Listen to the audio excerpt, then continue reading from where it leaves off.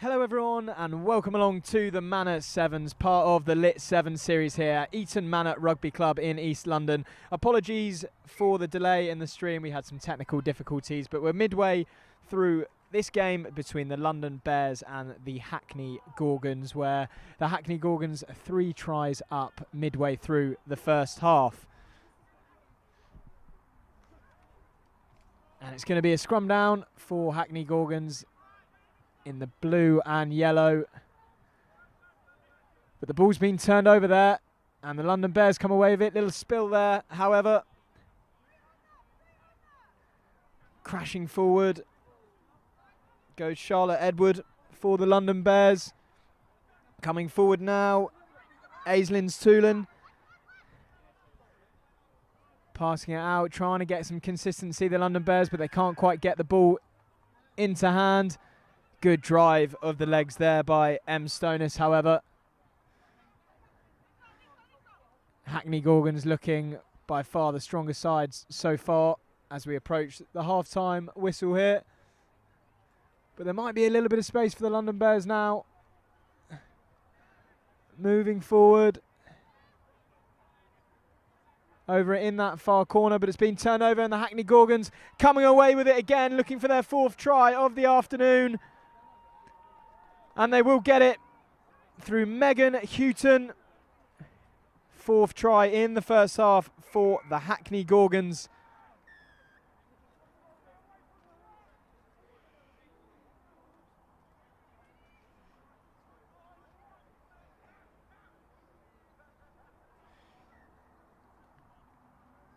And it's Josephine Pesprin for the conversion, which she gets. And that will be the half-time whistle here. Hackney Gorgens 4 tries up in this Women's Open game against the London Bears. And we'll be back shortly for the second half.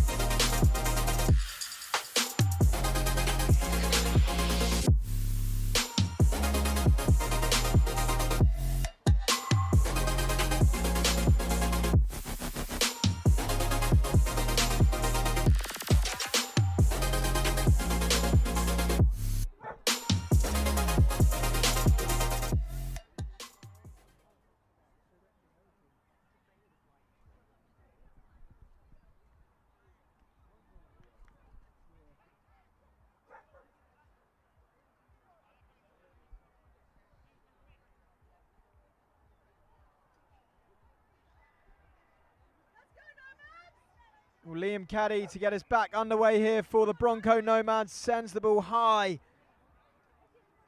Bouncing around, but they've picked it back up. No. Penalty given. Apache Sevens on the ball now, coming forward. Quite some first half that was by Apache. Fizzing the ball around, looking just as strong in attack as they were in defence, not even giving Bronco Nomads a sniff. Brilliant basics. Great passing. And they're coming forward again, looking for the break.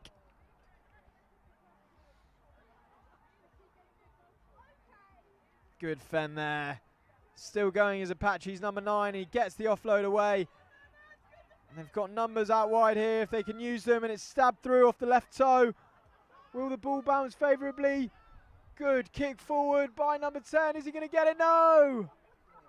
Some try that would have been. NRL style stuff there.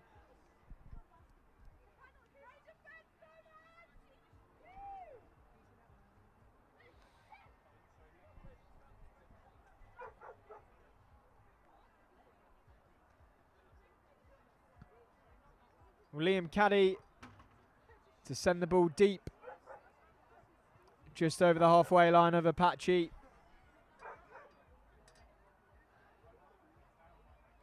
Great offload out the back by Apache, and the ball's gone back, so it's still theirs.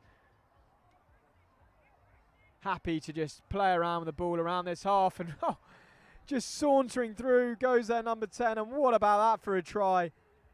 Patience, dummy, acceleration.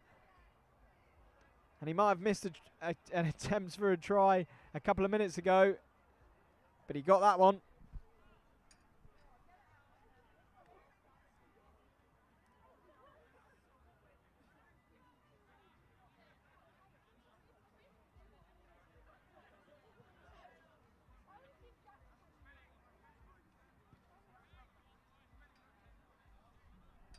And what a conversion that is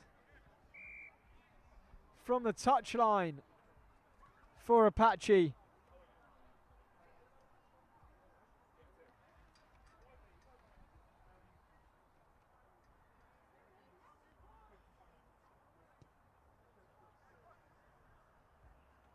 Straight out though, that one. And it'll be a free kick for Nomads.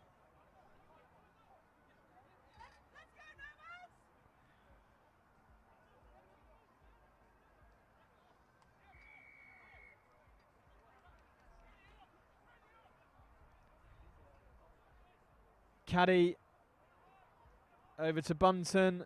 Bunton trying to go through, and Bunton's going the whole way. And there's one back for the Broncos.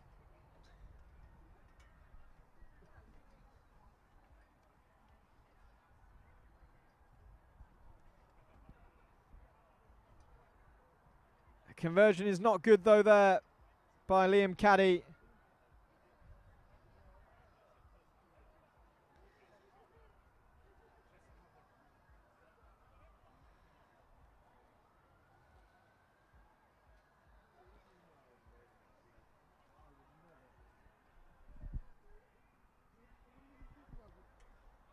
Caddy gets us back underway, sending it high over to the left.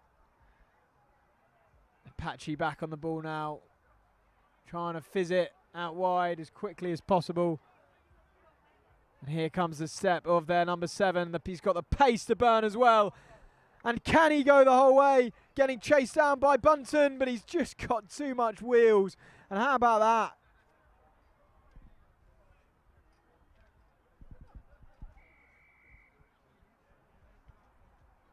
Fantastic score.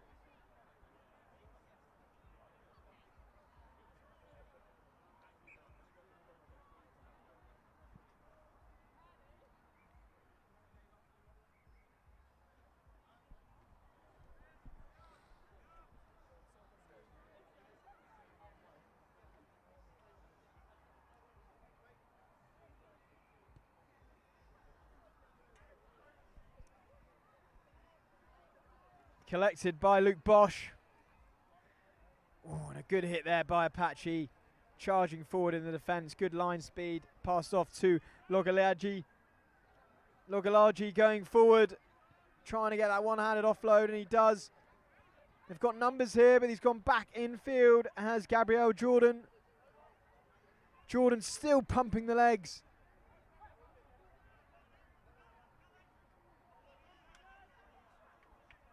And Aidan Berry stabs it forward.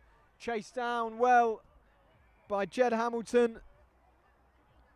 But it will be a penalty to Apache. A let off there. As we approach the final stages of this men's open game on pitch 1 here at Eaton Manor Rugby Football Club. Part of the LIT7s Series.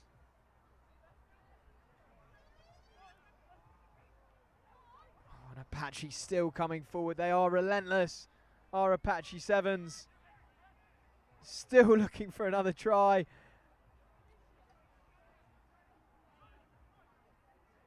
Offloading. And constantly this whole game making meters. And another penalty for Apache. 10 meters out. If they spread it, they've got... Oh, but he doesn't need it. He steps and he's under the post for his second try of the game. That Apache number 12.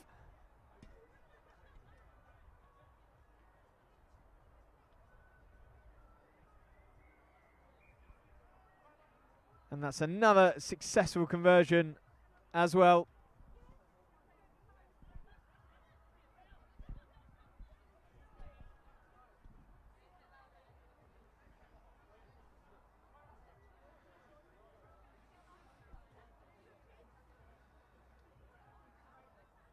Some performance this is by Apache Braves. They may have just lost in the final last week, but they're showing no effects of fatigue by that extra time. And they're going over for yet another score.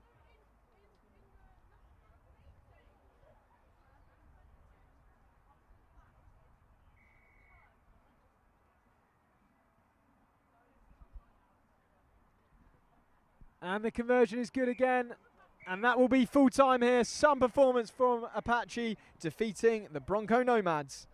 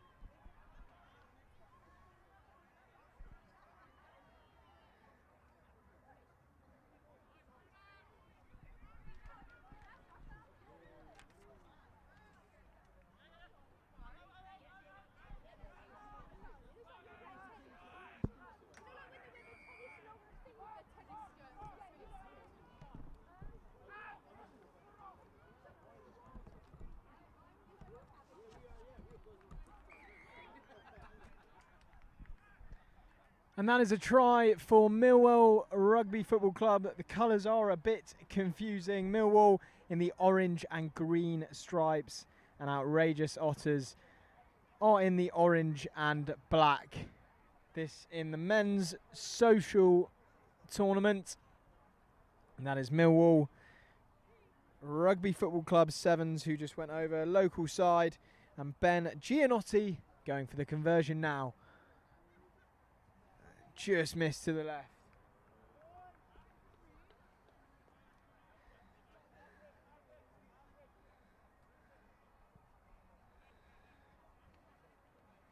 Well, this is a men's social Group B game between Millwall Rugby Football Club and the Outrageous Otters, both in orange. And Ben Gianotti to get us back underway for Millwall. Carried up hard. But the ball is dropped, and Anthony Mallin tries to get over it for Millwall. But it will be a Millwall Rugby Football Club put in here.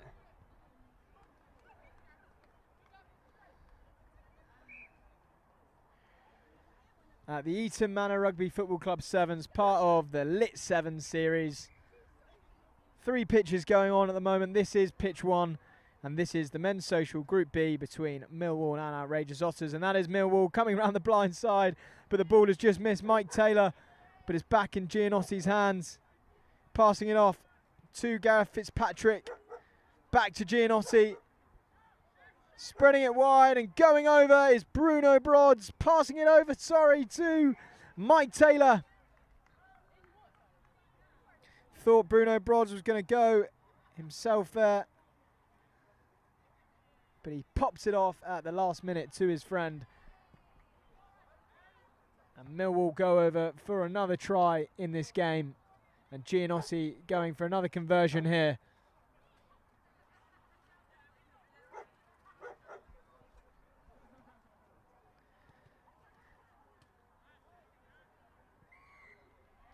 Conversion is good. Great conversion there by Gianotti.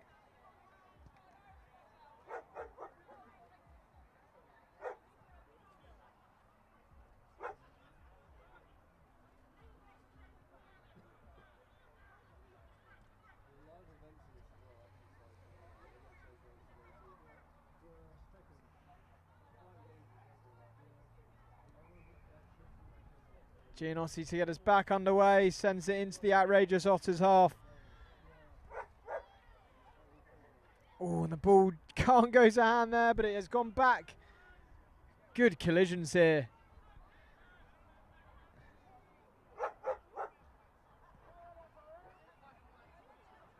Good tackle there by Anthony Mallin. Penalty for the Otters. Sorry, penalty for Millwall. Mike Taylor on the ball. To Gianotti. Gianotti going the other way, down that right-hand side. Passes it off to Mallin. Mallin once more over to Michael Turner to score his second try of this game.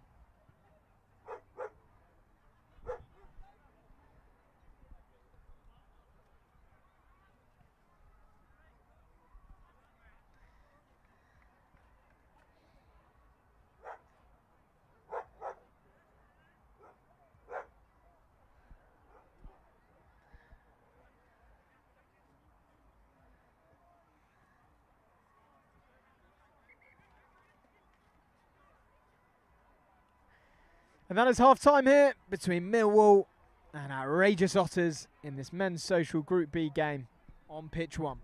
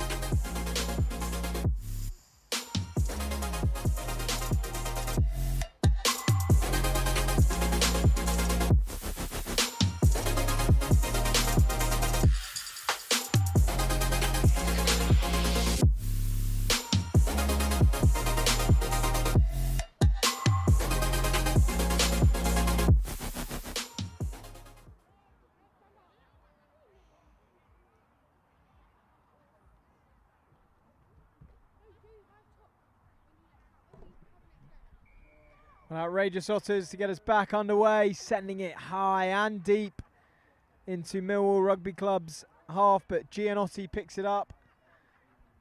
Passing it off to Taylor, to Marlin. Good tackle there by the Otters, but Gianotti coming away with it.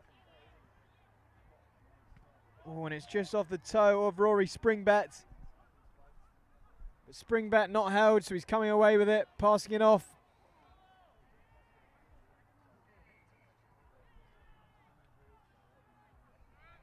And knock forward is the call.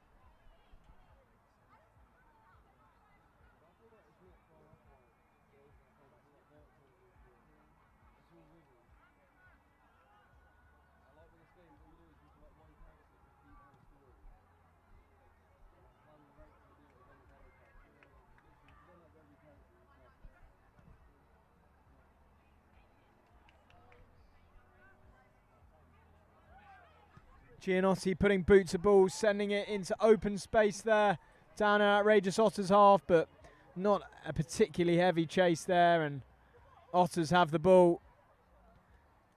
Charge down, and Gianotti with the ball, passing it off to Springbet. Springbet stepping, popping it back, but it goes back into the hands of the Otters. This is real social rugby now. Offloads everywhere.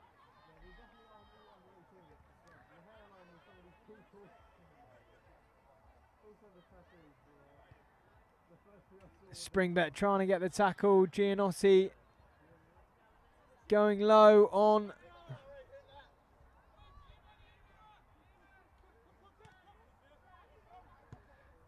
Booted down into the half. Good chase there by the Otters. Oh, and what a carry this is. Brilliant stuff. Taken off. Picked up and carried all the way off the pitch is Michael Turner. And now requesting a sub is the Otters man, who carried Turner from pretty much inside his own 22 over his dead ball line. And now will be scrum down Otters ball just in front of that Millwall Rugby Football Club try line. And I'm sure the Millwall boys have come down to this patch quite a few times, local side to the area, close to Eaton Manor Rugby Football Club, where we are today as part of the LIT7s Series, the Manor Sevens. Great atmosphere here today. And the Otters looking to score, coming round the blind. Oh, but it's been held up. Ball's fumbled backwards. Time to go into the corner. Has that been held up? Held up is the call. Great defence there by Millwall.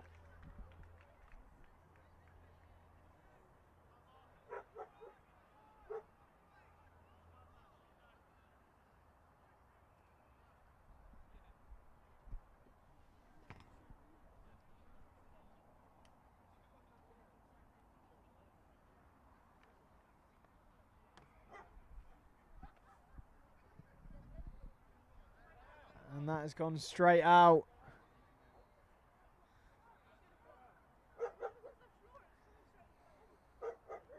Straight out by Ben Springbet, Rory Springbet, sorry.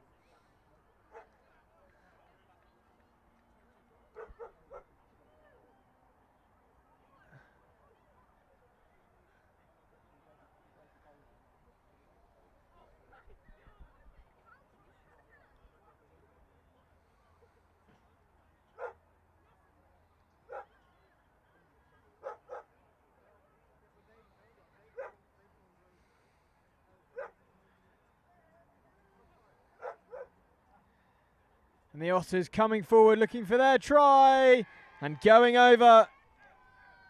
Can't say it wasn't well deserved for the Outrageous Otters in this men's social Group B game. But can they get enough scores to take the win?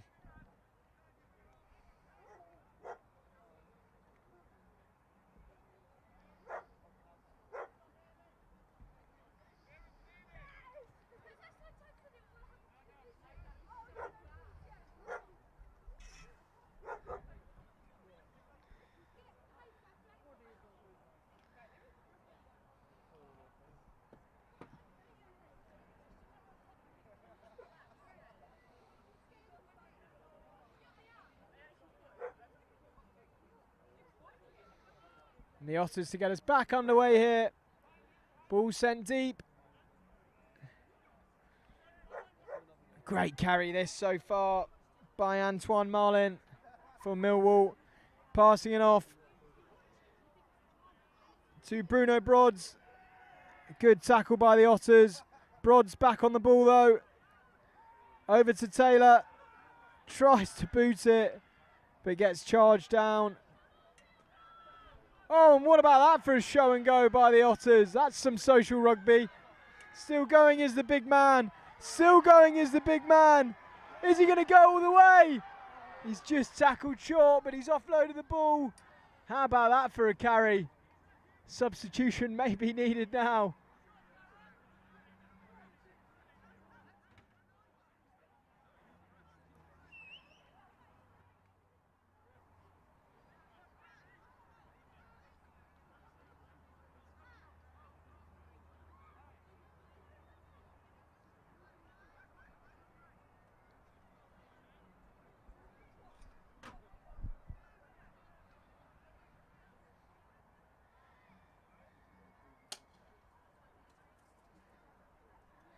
We'll line out here for Millwall. Well played there by Millwall. Oh, but the ball's just gone to ground. Oh, and outrageous Otters thought they were in there, but it's been deemed to have been knocked forward there.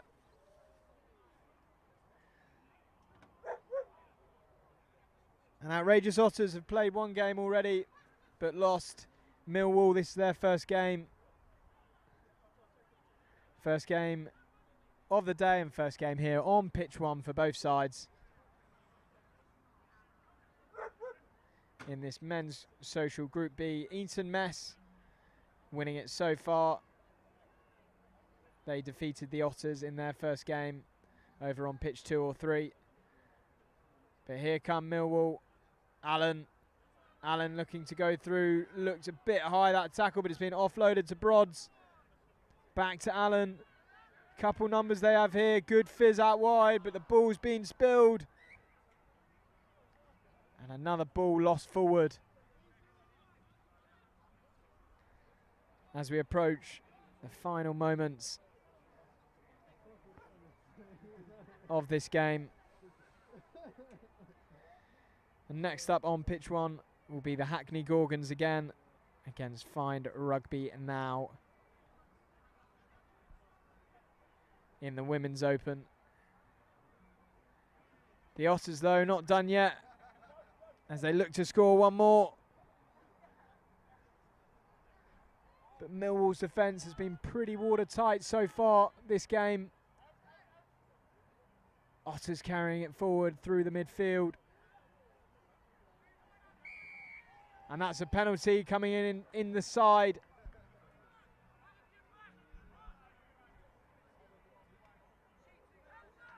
Taken quickly, it's a 2-on-1, and Otters go over. Simple as.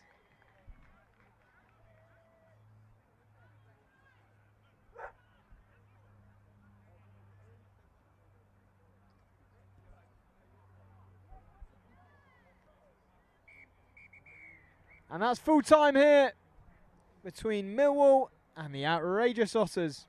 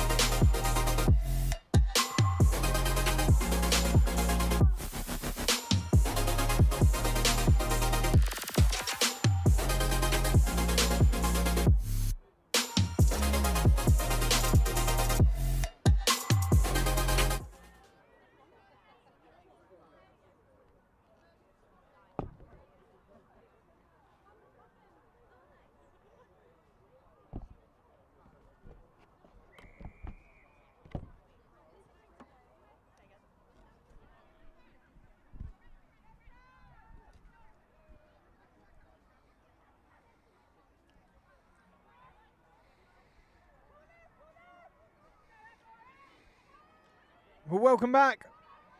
It's now Find Rugby now against the Hackney Gorgens. Find Rugby now on the ball now in the green and black. The Hackney Gorgens in the blue and yellow.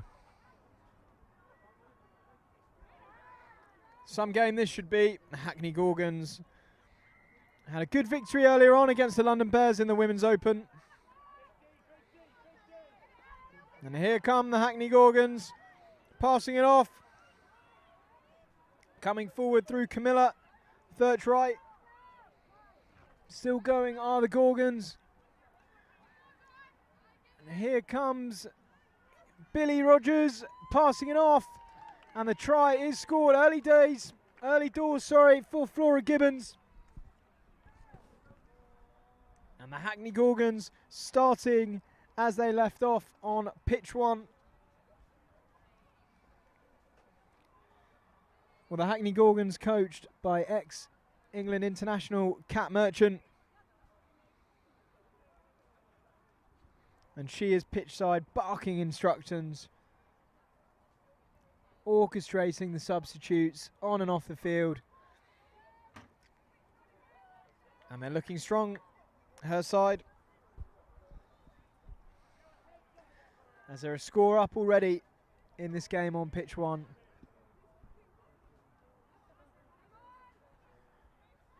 And Find Rugby now on the ball, coming forward.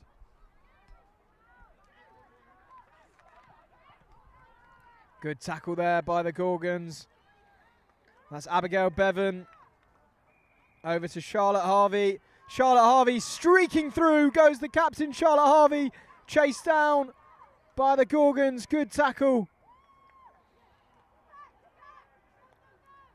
And it's a penalty for not releasing.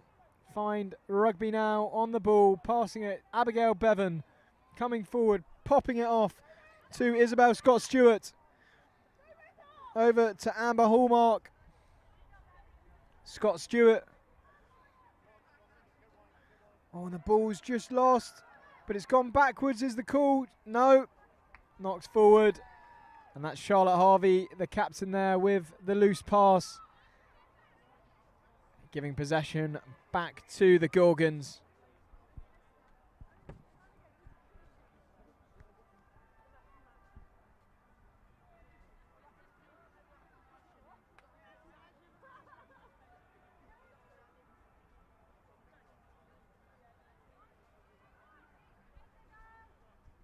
And streaking away for the Gorgens goes Carling Wu. And great line that is. Straight through goes Camilla Turchity. And straight under the posts for the Gorgens' second try of this game.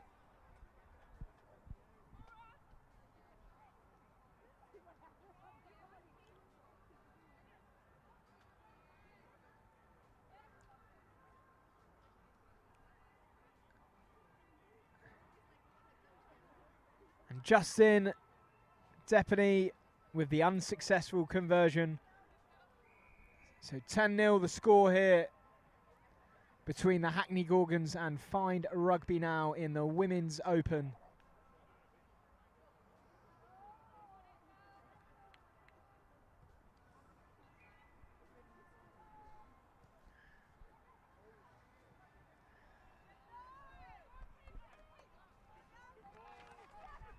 Good offload that by Find Rugby now as number 9, Hannah Kent. Holly Ross trying to find a little gap to wriggle through. Imogen Brown passing it off to the captain, Charlotte Harvey. Harvey trying to find a little half gap. Good offload, but the ball has not stuck there.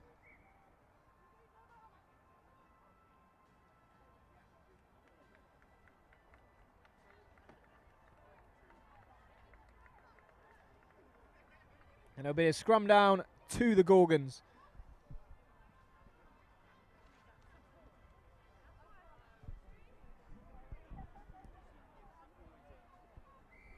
And Carling Wu with the put in. passing it back. And over to their speedster. Oh, and a good tackle that was.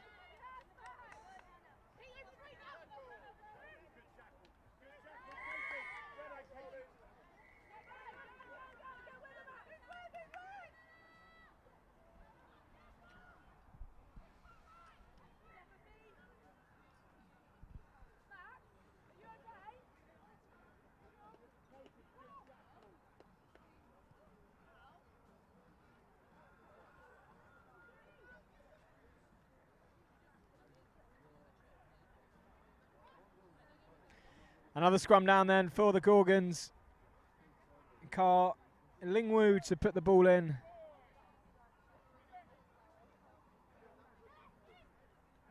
Lingwu off to Justine Delafie. Over to their speedster, Max Weissmith. But it's another knock on. And now Fine Rugby now will have the put in into the scrum.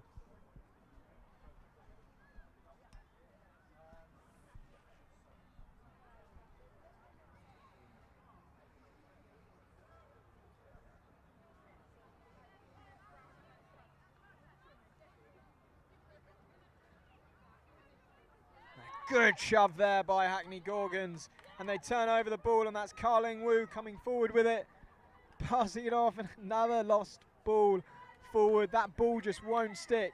But that is the half time between the Gorgens and Fine Rugby now.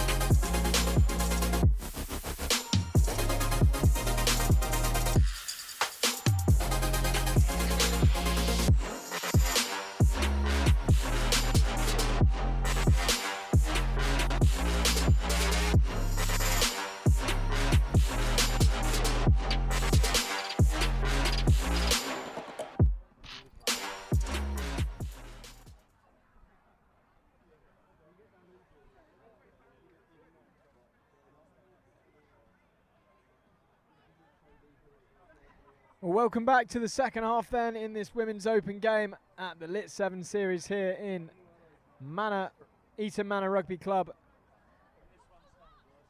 Fine Rugby now get us underway as the restart goes into touch, and Hackney Gorgens will have the throw in from the line out.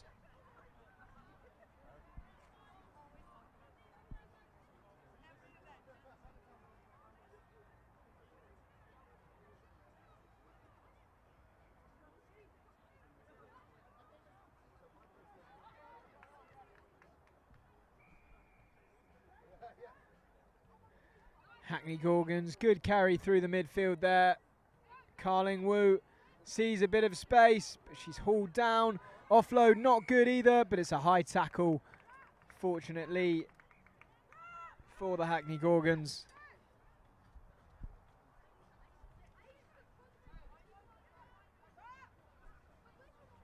Carling Wu over to Justine Delafini, passing it off to Max. And Max sprinting away.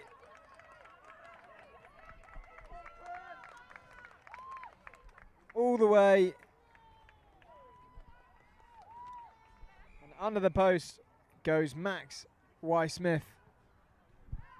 to extend the Hackney Gorgens lead even further.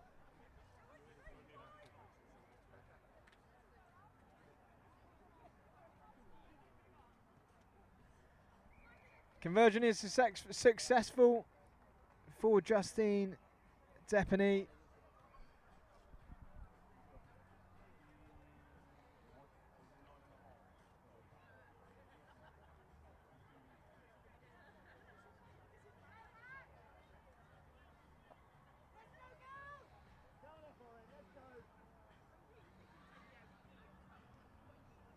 And Depany gets us back underway.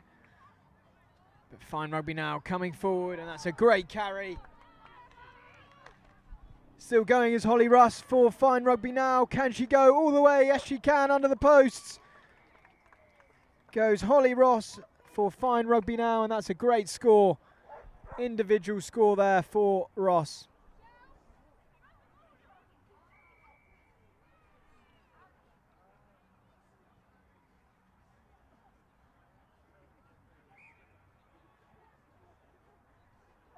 And the conversion is successful by Ross.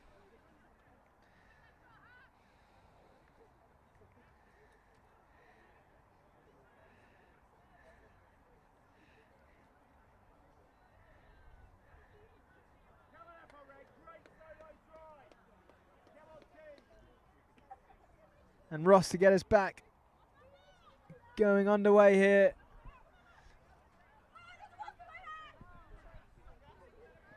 And good tackle there.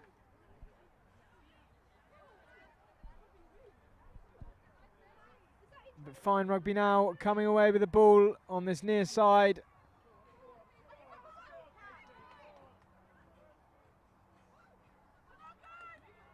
Ross, can she score another miraculous individual try? No, passing it off to the captain, Charlotte Harvey.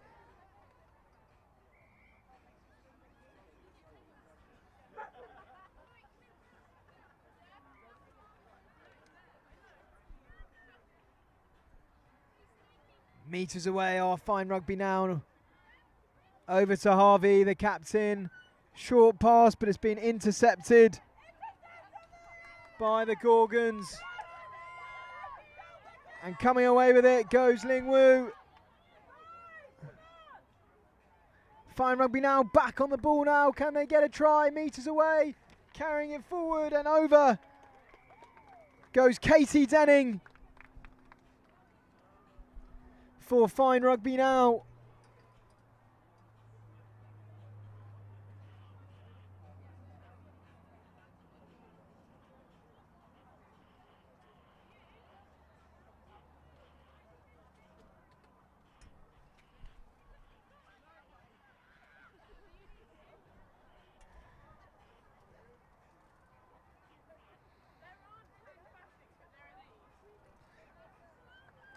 Conversion not good though there by fine rugby now.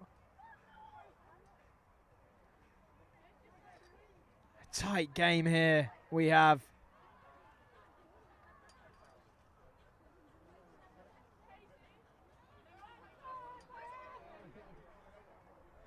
And the Hackney Gorgens coming forward through Justin Depany. Ball's loose though. Ling Wu picking it up. Passing it off to Flora Gibbons. Flora Gibbons trying to step round the outside. Has she got the wheels to go all the way? Yes, she does. Great score there by Flora Gibbons for the Hackney Gorgens.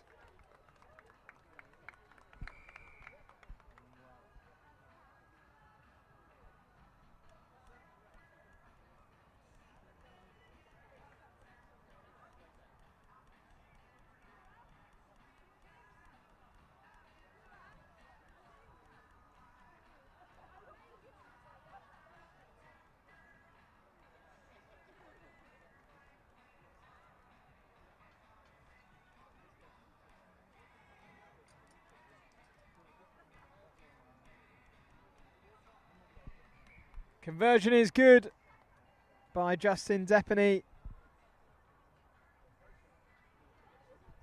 And the Hackney Gorgens looking really strong so far today in this tournament.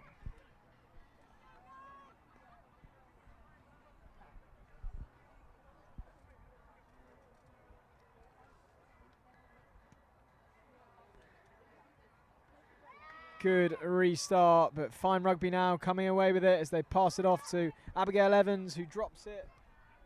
Deemed to go backwards, though, is the call by the referee.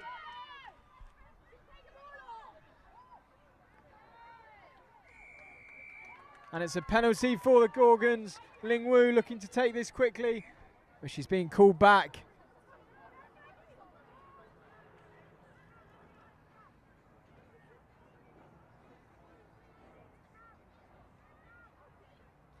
Depany passing it over to Turchity, but no, ball has gone forward.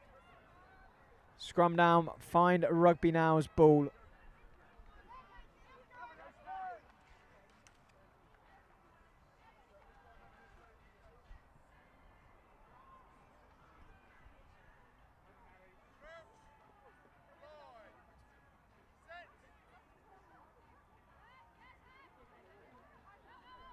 And fine Rugby Now coming away with the ball, passing it over to Imogen Duffy. Pereira.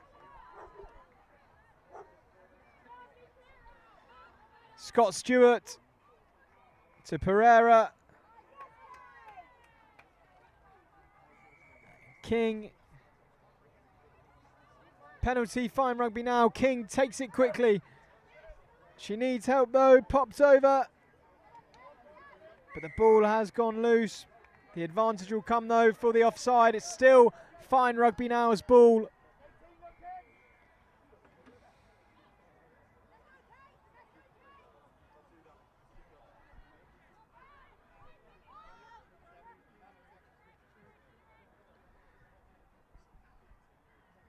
Duffy coming forward.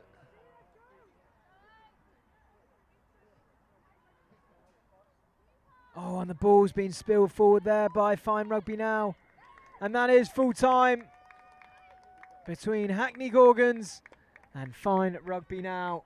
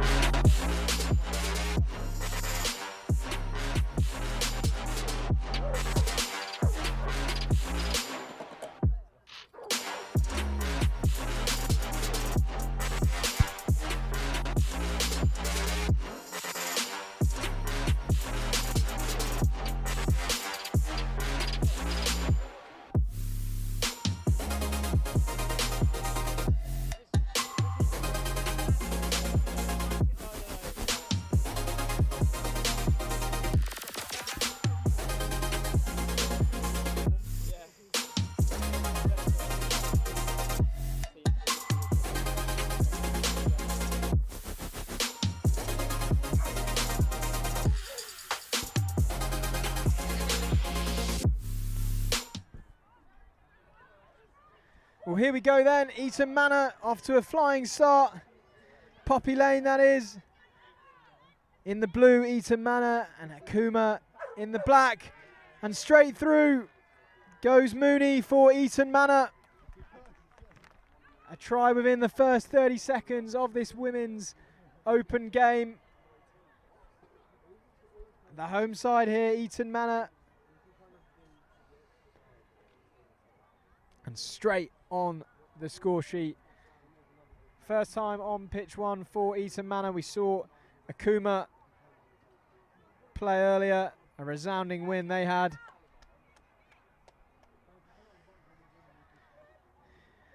And Mooney unsuccessful with the conversion.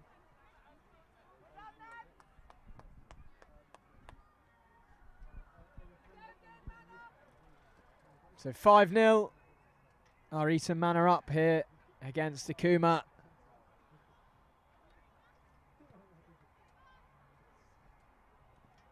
It's a good restart deep into the half.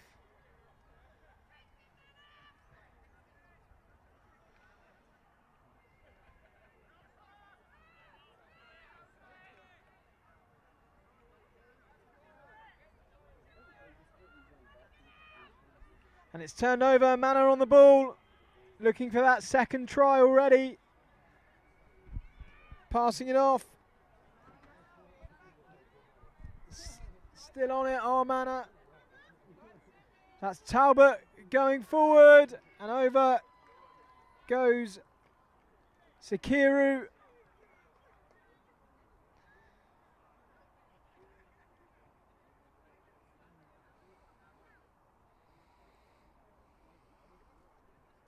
Second try in this first minute here for Eaton Manor, the home side. That home advantage certainly coming in handy here.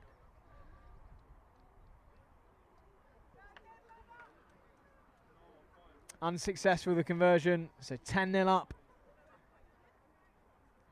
Our Eaton Manor.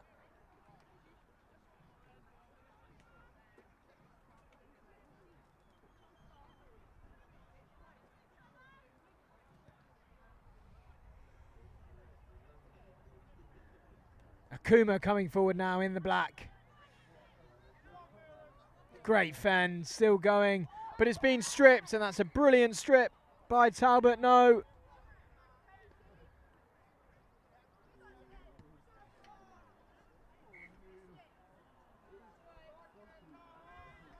And marching 10 metres for a bit of back chat there. Akuma.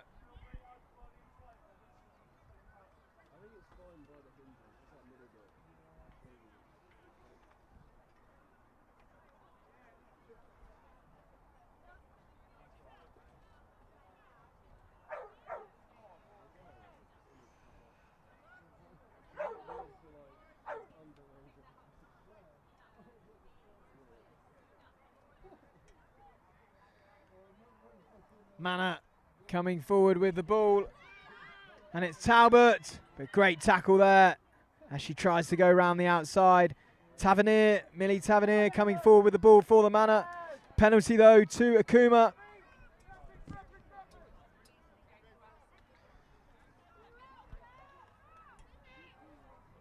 Good Bosch there. And still going our Akuma.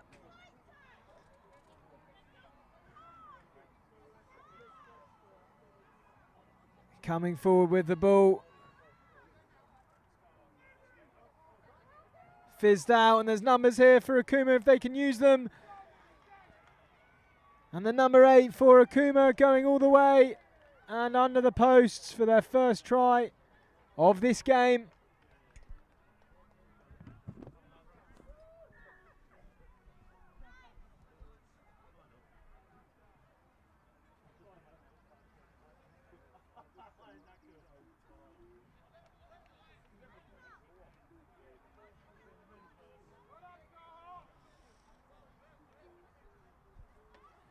And the conversion successful.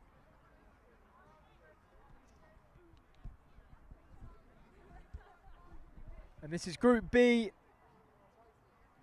of the Women's Open here at Eaton Manor, part of the LIT7s Rugby Series.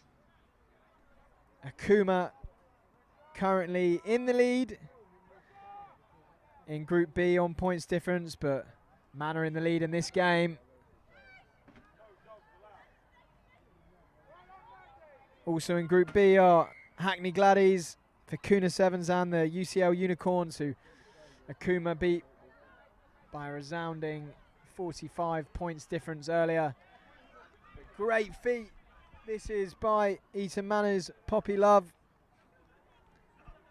Good pace. And that's Mooney carrying it forward for the Manor. Good seed to Edwards. To Talbot. Oh, but the ball's just spilled forward there by Sakiru. There's no blow of the whistle there.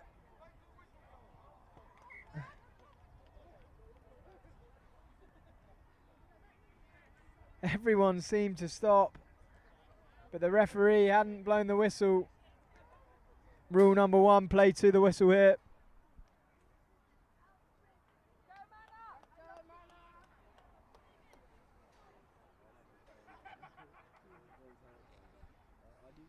Poppy Love's scrum half there for the Manor, but it'll be an Akuma put in. Trying to level the scores here before the half-time whistle. Going round the blind side are Akuma, running into a bit of danger. Good tackle by Poppy Love. Sakiru with the tackle, and here comes the pace. Can she go all the way? Tackle coming in, great covering tackle that by Talbot.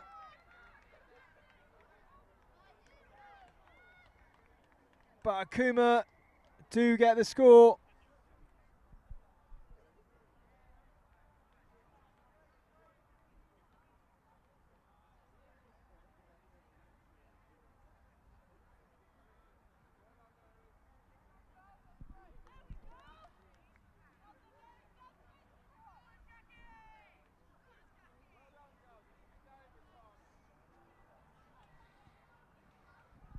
And the conversion is not good, and that is half-time here between Akuma and Eaton Manor.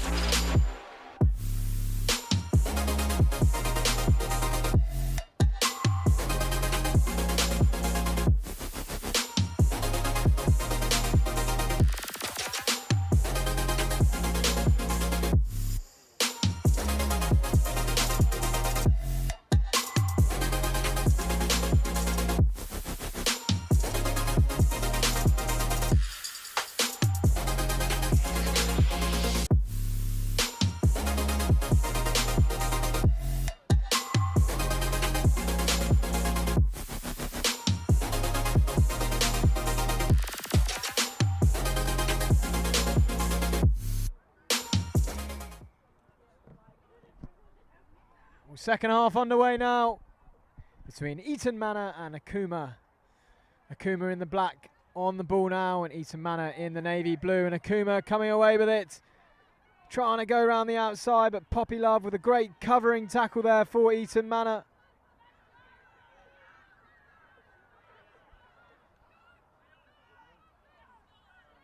And here come Manor, booting it forward, but it's been charged down. Bounce back to Sophie Edwards, number 13 for the Manor. Coming away with it, passing it off to Talbot. Trying to go around the outside. Great offload back to Talbot. Great pop offload. Great rugby this is by Manor, but it's been offloaded into the wrong hands, and Akuma come away with the ball. Round the outside goes Katie. And a great try that is for Akuma's Katie.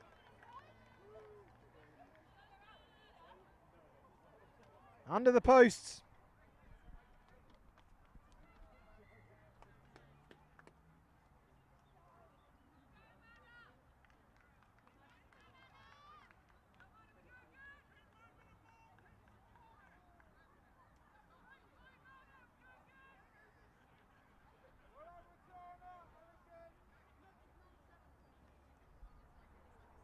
The conversion is not good.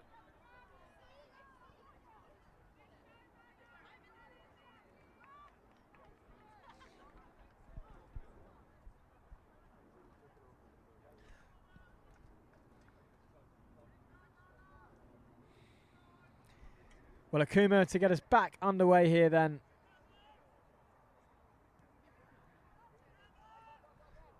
Good restart as Morrison comes away with the ball here for the Manor.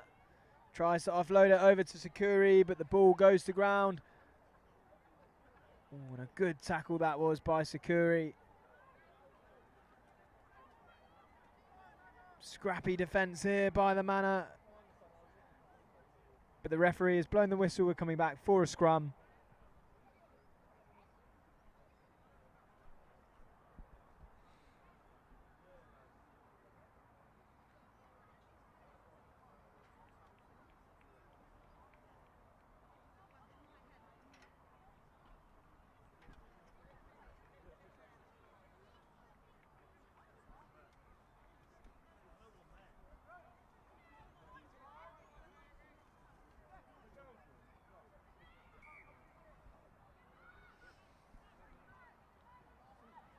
Poppy Love here, taking the quick tap.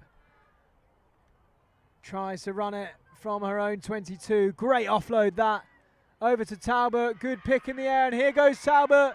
Can she go all the way? She's streaking away. Is Tanika Talbot. And she's under the posts.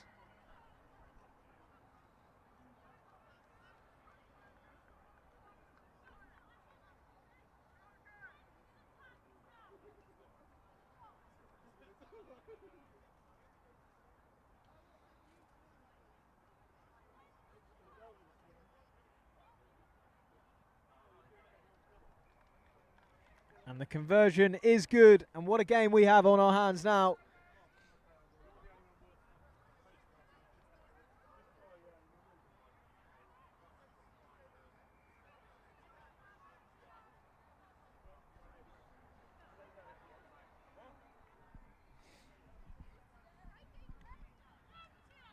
Well, Poppy Love to get us back underway here for the Manor.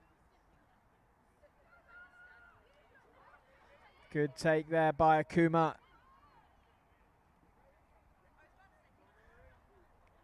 Top of the table, Group B Women's Open clash this. Whoever wins this, you'd have thought, goes through as the top of this group.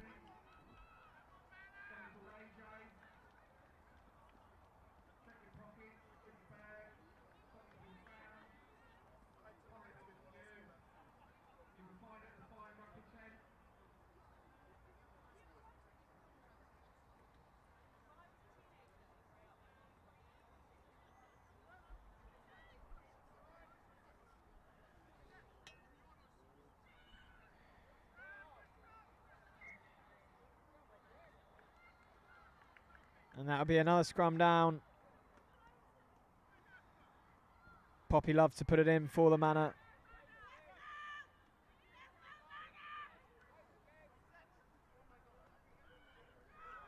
Poppy Love there on the ball, passing it off to Sophie Edwards. Sophie Edwards coming forward. Edwards over to Lancaster. Lancaster popping it off over. Oh, and the ball's been spilled forward there, and Akuma coming away with it. Good tackle there, good defence, but there's a bit of space there for Akuma if they can utilise him. What an offload that was! Great rugby this by Akuma. And they're still going round the outside. She's going off Sakuri, number 3 for the Manor. Makes a good covering tackle.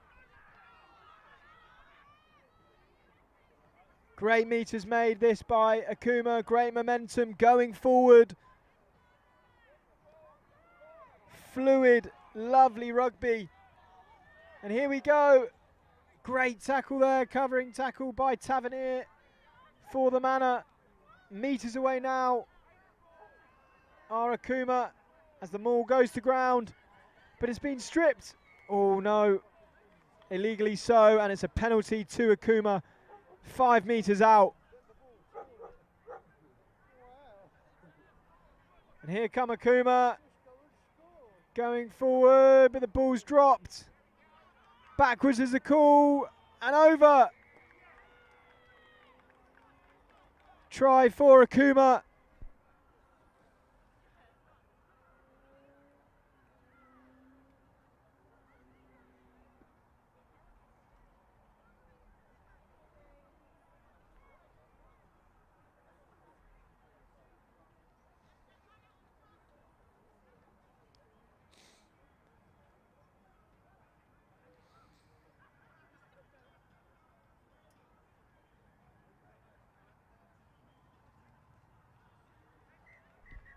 Conversion is good, and that is full time here between Eaton Manor and Akuma.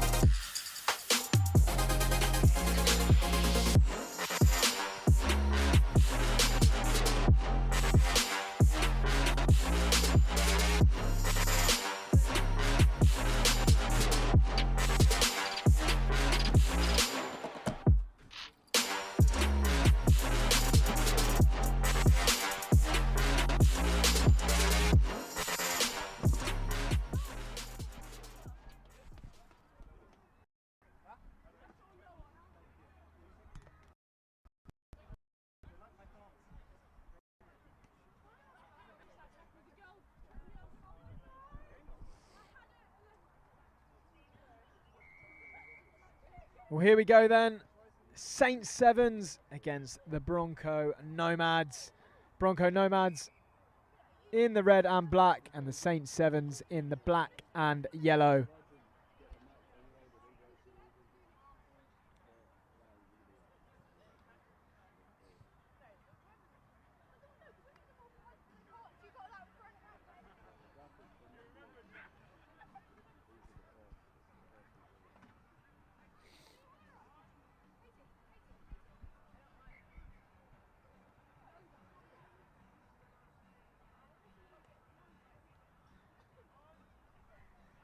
Well, Saints with the put in here.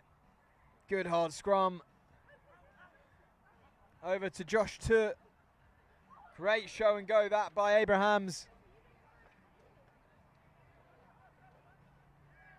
And round the outside goes Josh Tutt. And he's over. Dots the ball down. A great score that by Josh Tutt. Round the blind side. Caught everyone at Nomads unaware. And he's over for the first try in this pitch one game between the Saints.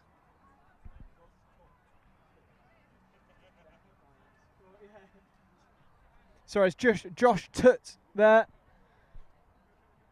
Not two. And Josh Tutt with the attempted conversion too, which is not good. But Tutt's there with the first score of the game between Saints and Nomads. 5-0 are the Saints.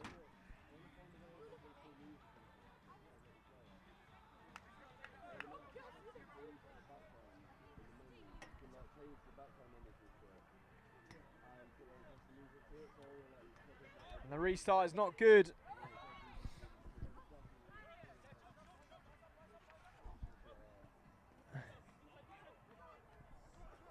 And the Saints back in position, a bit scrappy there.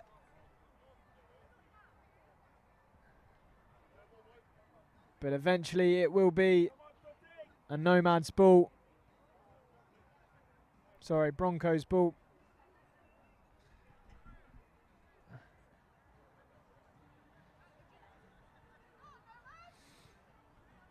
Bronco Nomads with the put in here. Luke Bosch to put the ball in.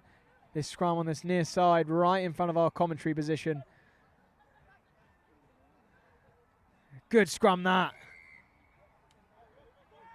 But it's a penalty to the Nomads.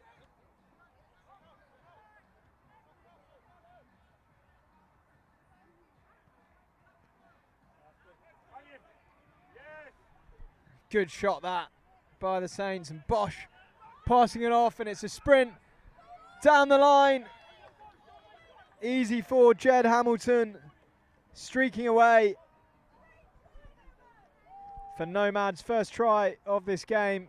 Jed Hamilton.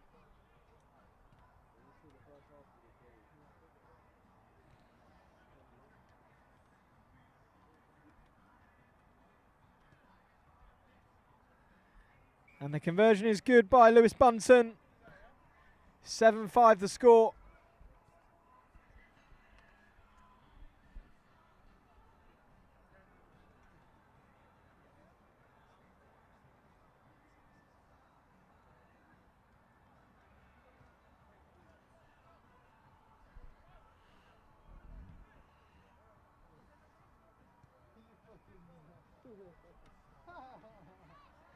Taps back by the Bronco Nomads.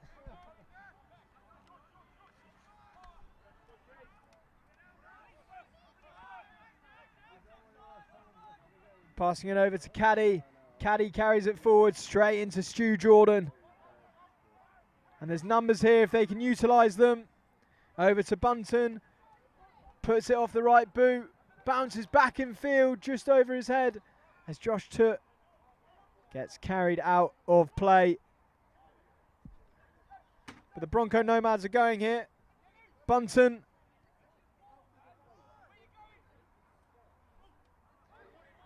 Senakariri. Shipping it out. Caddy. And we'll come back for the penalty for the Nomads. Over to Caddy, who has Ward outside him. Over to Bosch. 2-on-1 here. Jordan. And Gabriel Jordan spills the ball over the line. And what a calamity that was.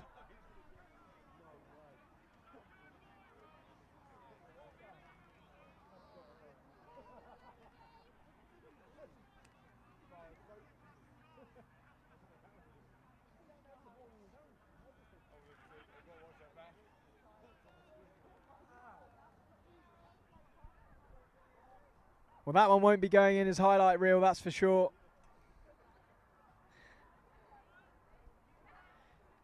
Scrum down, Saints ball there, right in front of their line. Fizzed out to Tut. Opts to pass it. Great step that by Abrahams. Still with the ball, Abrahams not held in the tackle. Offloading it to Tut. Back to Tut. Good step off the left peg. And again, Abrahams. Some fast feet in this Saint Sevens side. Stu Jordan tries to carry it forward. Great offload that as well by Jordan.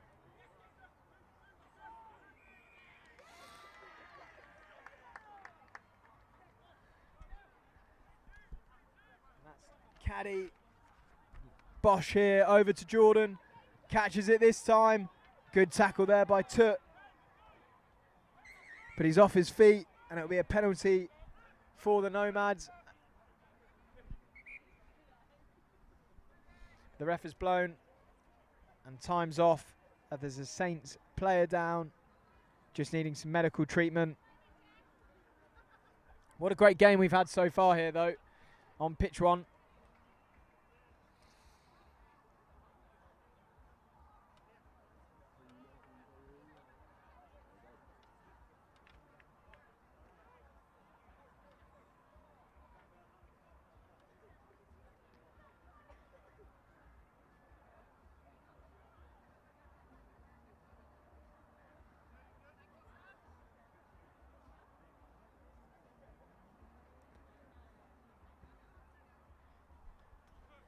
I think we're nearly just about ready to get back underway here.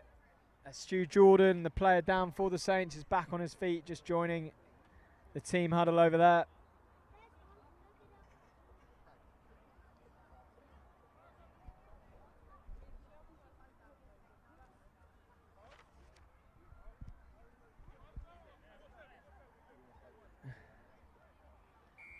And Matt Lagalagi passes the ball off to Caddy. Liam Caddy dumped. Lagalagi spins it off to Bunton. Over to Penachia. Another penalty and a card shown for the Saints.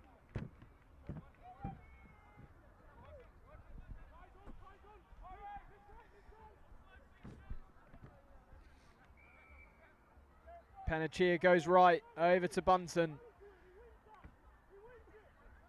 Bunton tries to go through the middle, offload to Panachia, and Panachia streaking over under the posts.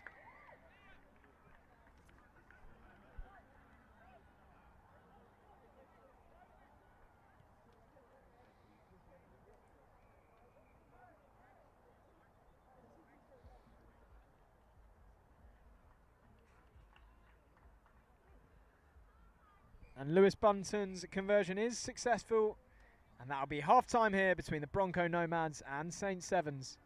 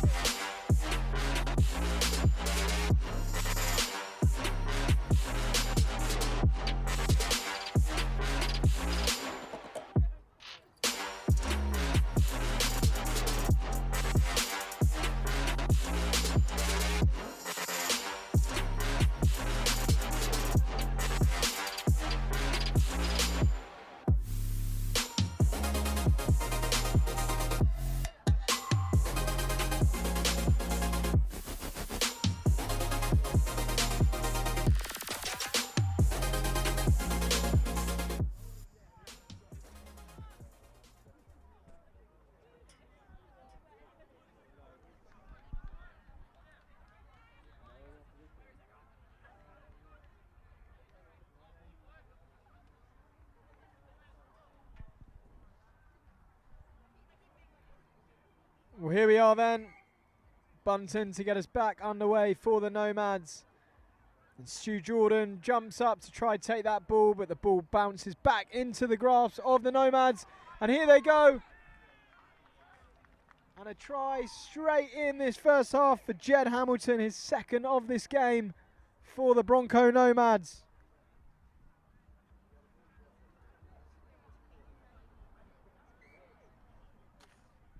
Conversion is good.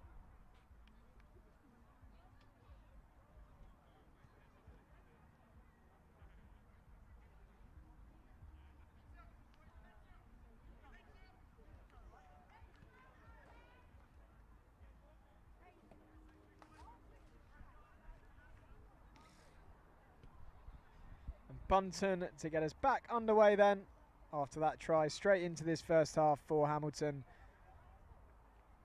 And the Saints spill it again, and it's back into the arms of the Nomads.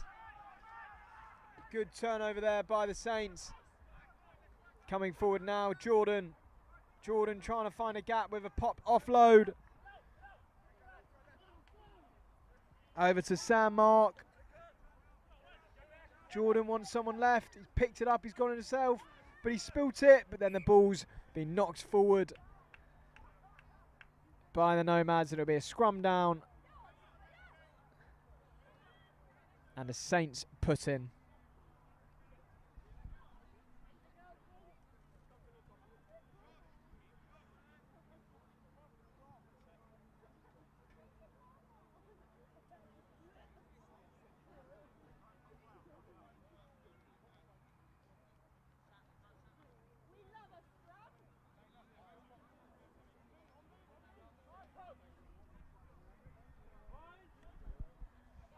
Oh, Alex Spring to put in the ball here for the Saints. Fizzes it out. Over to Chris Brown. Chris Brown on the ball here for the Saints. Streaking down the wing was Venge. And Chris Brown picks it up. And they're still in possession are the Saints. Venge passing it over to Spring. To Sam Mark, to Stu Jordan, but he's dropped the ball forward. And it'll be a penalty coming back for the Saints for an offside.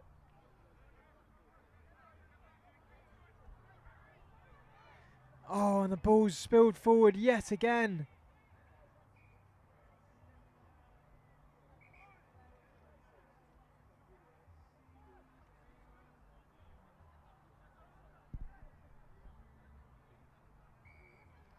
Penalty to the Saints again for an offside. Spring over to Chris Brown, to Jordan. Jordan carrying it forward, looking for that offload to Brown. Brown sees the post. Can he go all the way? Yes, he can. Straight under the post goes Chris Brown for the Saints.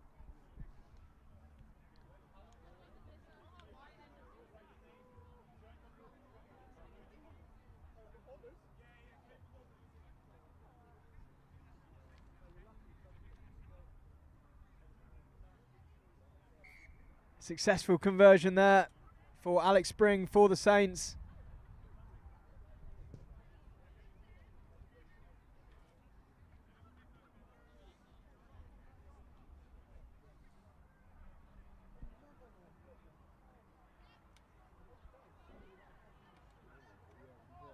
Alex Spring to get us back underway here. And the restart's a pretty perfect one, high and short.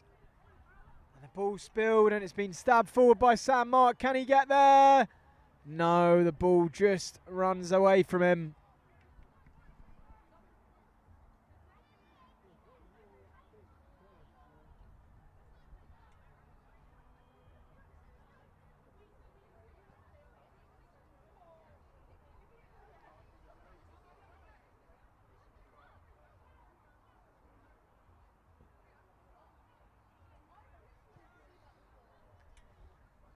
Ball's pumped down into the half of the Saints, and Alex Spring picking the ball up here.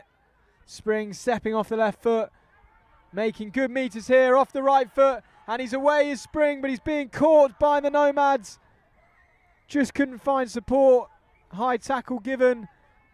And a card coming, I think, here for the Nomads as well.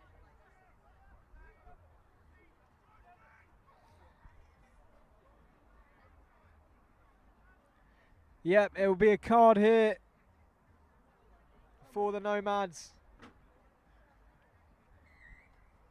And Saints.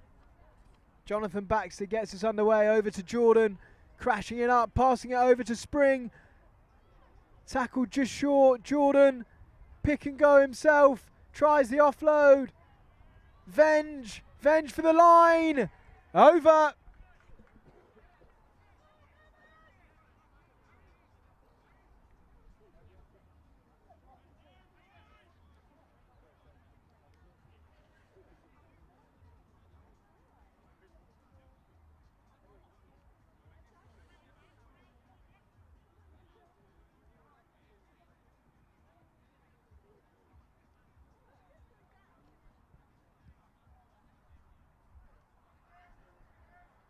Conversion not good there by Alex Spring, but Saints moving away with the game now.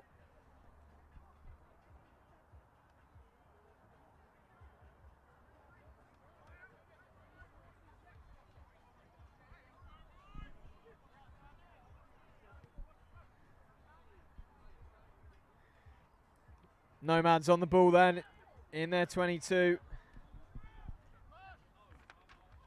Luke Bosch over to Gabriel Jordan.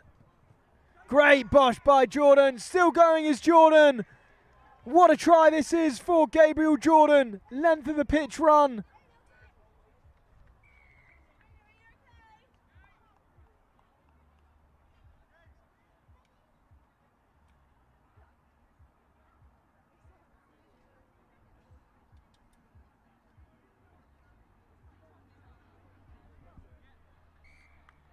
Conversion is good by Gabriel Jordan as well.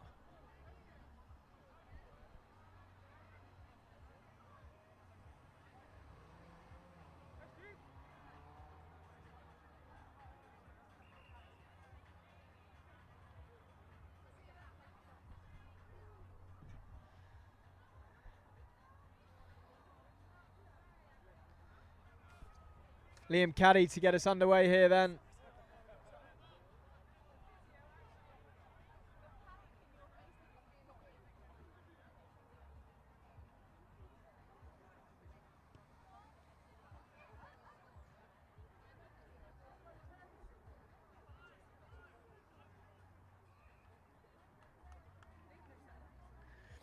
And the ball's been lost forward there.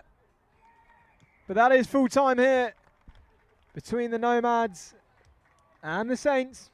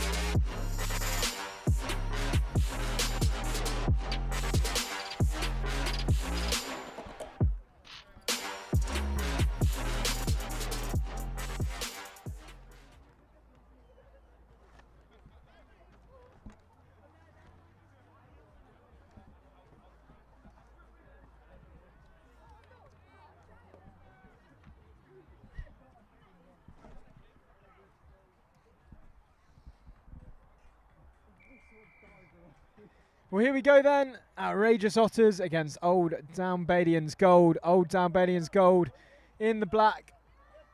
Outrageous Otters in the orange. And Old Albanians Gold straight away going through. And it will be first try of the game for Old Albanians Gold.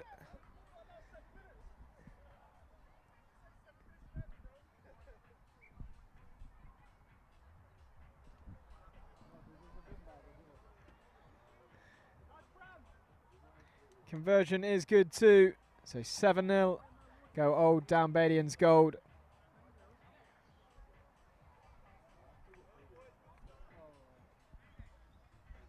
In the men's social lead. And Outrageous Otters have played already on this pitch, losing to Millwall. Now they're playing Old Albanians Gold, who send the restart high. And the ball's going to run out of play. No, the bounce of the ball keeps it in. And Outrageous Otters coming forward, but the ball spilled. Trying to get over it are the Otters. Little shape up for a kick. But here they go. Boot to ball. And it's Zach McCleng going after it. But it's been covered well. And McClenaghan isn't able to get the ball. And Old Albanians gold. It's hot stepping through.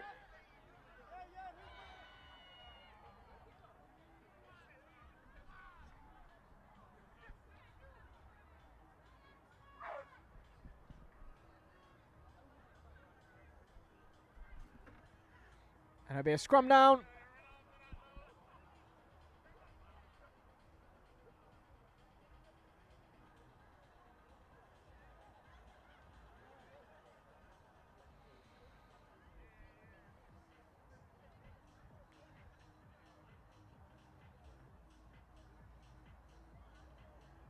Outrageous Otters with the put in. Zach McClenaghan to put the ball in. Oh, and it's a good tackle there by Old Albanians gold. Picked up by James McVelia. Coming forward now is David Mead. Over to Ganley. McClenaghan to pick the ball up. Tries to step his way through, goes McClenaghan. Penalty for the Otters. Taken quickly by Lewis Board. Still going is Lewis Board.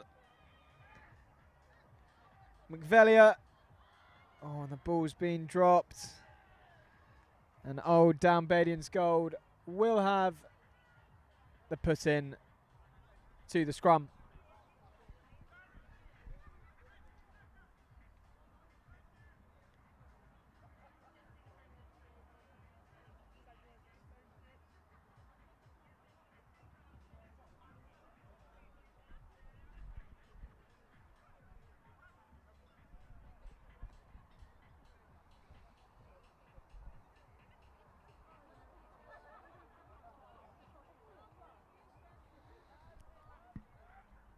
Old Albanians goal coming forward then inside their own 22.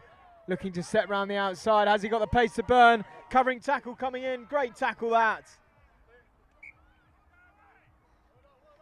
And a great tackle that coming over was Joe Ganley, the captain. Ganley managed to tackle into play.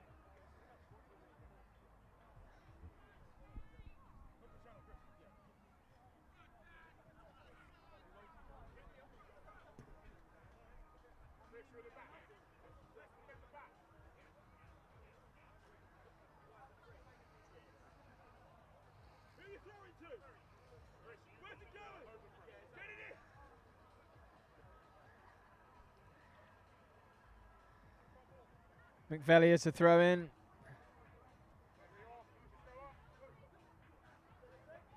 Good take that. Ganley. And there's a bit of space there. And it's being exploited by Joe Smith, but can he go the whole way, Smith? Yes, he can, over for the Otters.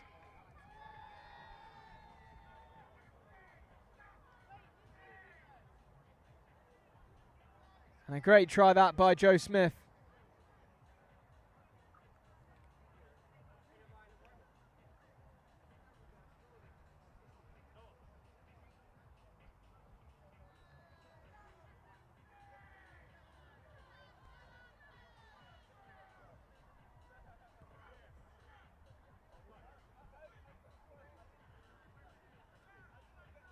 And the conversion is not good.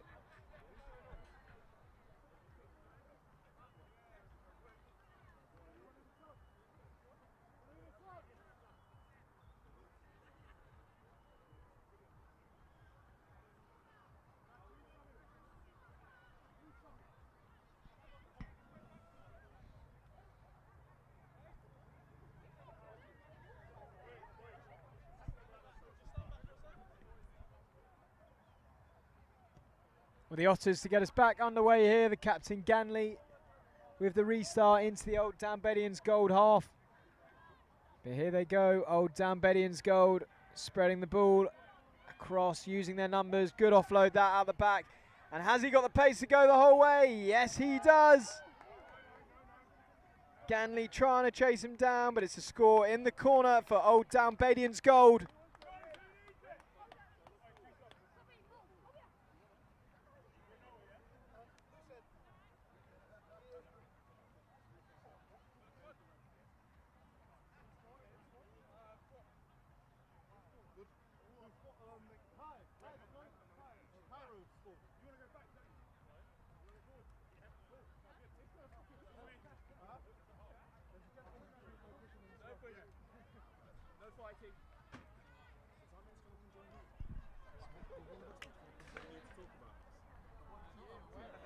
We don't have a second mic, so I don't think we'll. You don't have our registration. No. So I just wait. Half time here between Old Albanians gold and Outrageous Otters. Do you not have team sheets? No. You don't have a team sheet. Okay.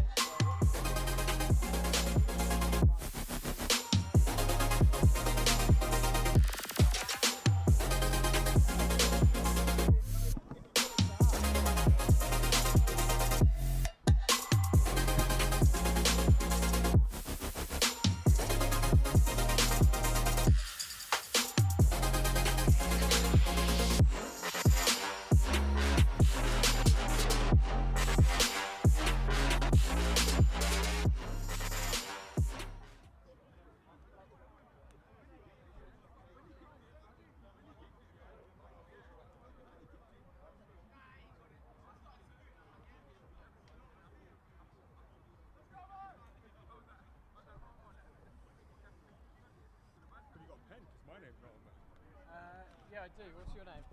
Frank Saki. Frank Saki, Onar Sevens. I don't have a number, but you'll recognise my face now, won't you? Yeah. You'll get the most showers out of anyone. Fingers tightly crossed. No worries.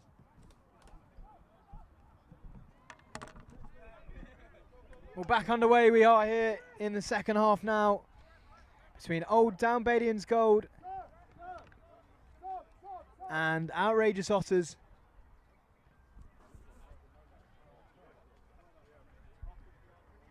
And the good news is I've just been handed the team sheet for Old Albanians gold.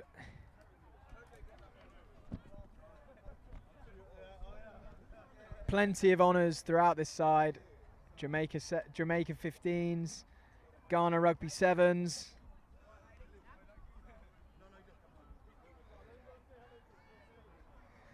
But the Otters on the ball now in the orange and black.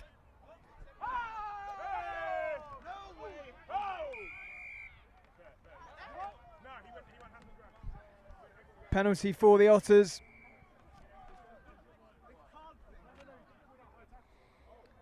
McClanahan taking it quickly out the back door to Max Davis. Over to Board. Good shot there by Old Albanians gold, and they come away with it now. Spreading it out. The speed on the wing. All the way. Goes Anfei White. And it's a try for Old Albanians gold.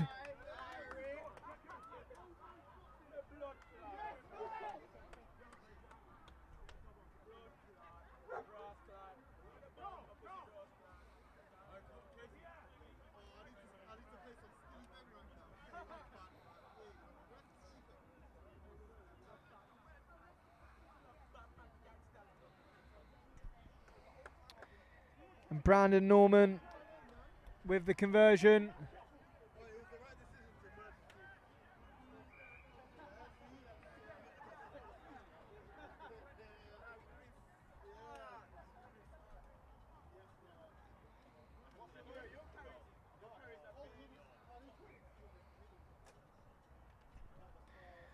Well, Noah Jarvis to get us back underway now. Over to the Otters. Good carry that, good collision. McVelia. And here we go, it's the captain, Joe Ganley. Lewis Board coming forward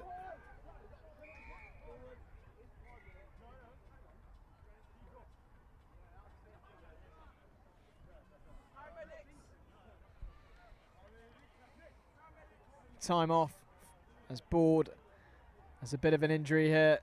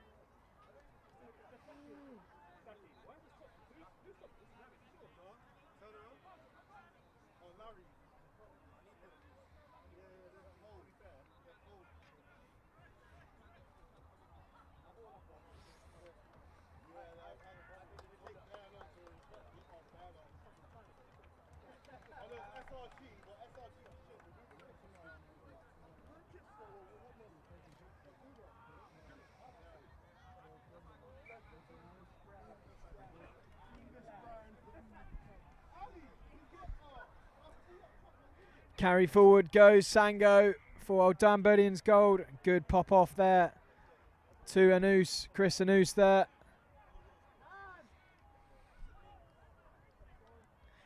Corti passing it off to Triana. Little bit of a space there for Jarvis, going under the post goes Noah Jarvis. Another try for Old Albanians gold.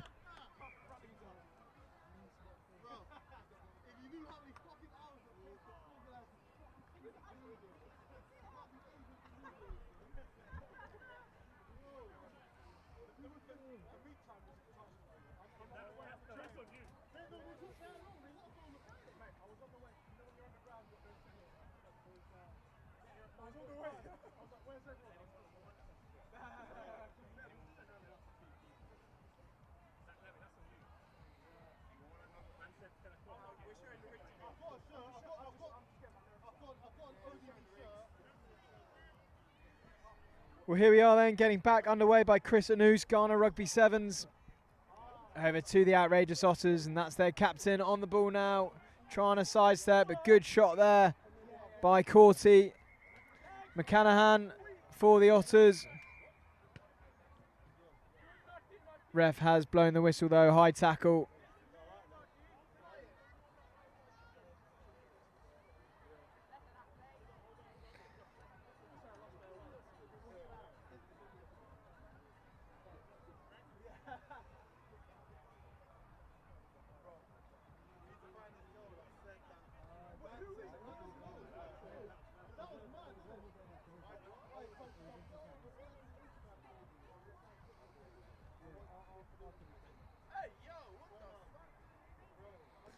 McCanahan slices it,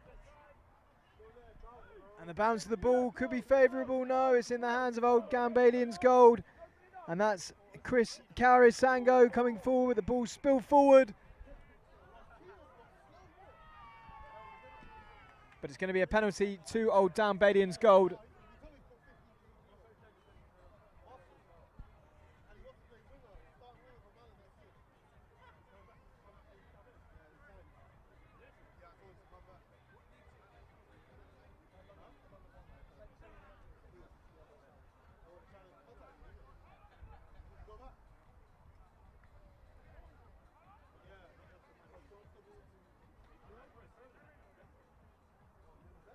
Sango popping it off.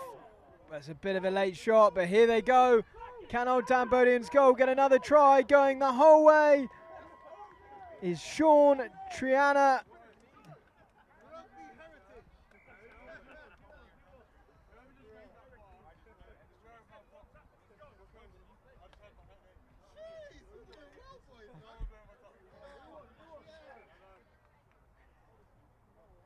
And the conversion is good.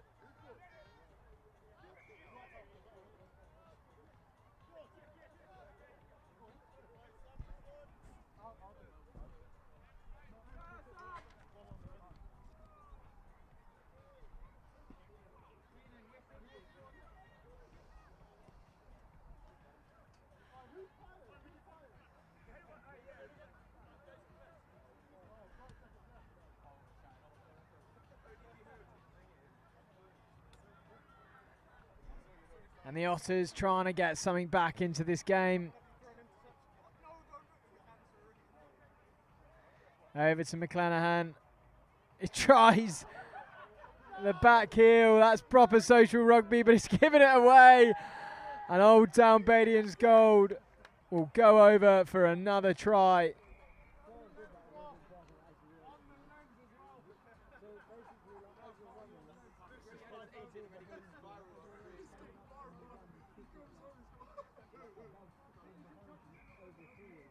And full time here then between Old Town Badians Gold and Outrageous Otters.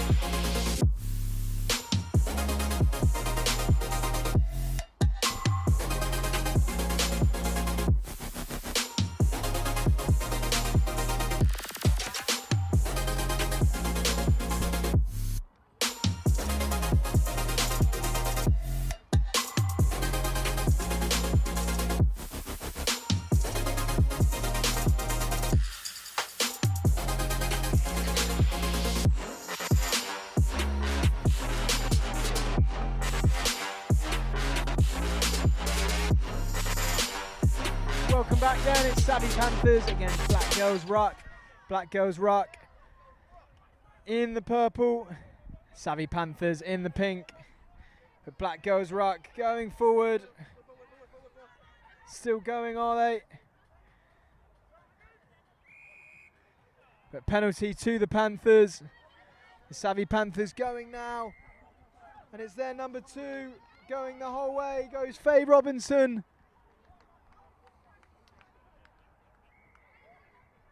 Great try there. And the first try of the game goes to the Savvy Panthers. We've had a good day so far here at Eaton Manor Rugby Football Club. The Manor Sevens, part of the LIT7s Series.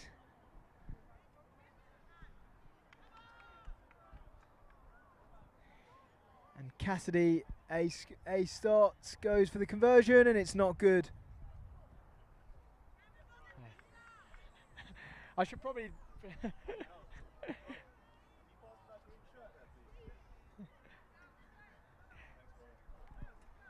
Well, Savvy Panthers here to get us underway, and it's a start.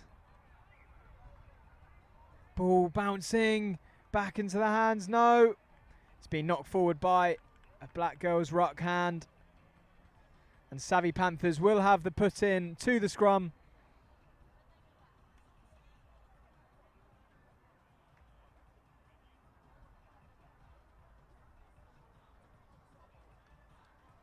Plenty of games still to come here as we approach the halfway point of the day. In this women's open game. Savvy Panthers here. Ball over to their number 13, Holly Williams. Coming forward. Good fend by Cassidy A. Scott. Passing over to Abby Knight.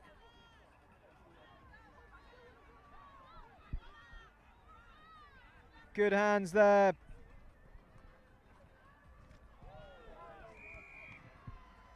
Penalty there for a high tackle. Abby Knight going forward, passing it off.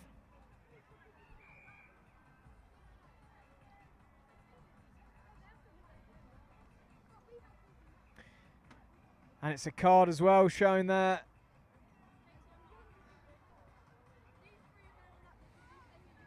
Abby Knight passing it over to Holly Williams. Holly Williams over to A-Stott. A-Stott 2-on-1 here, but she's going her own. And A-Stott goes over.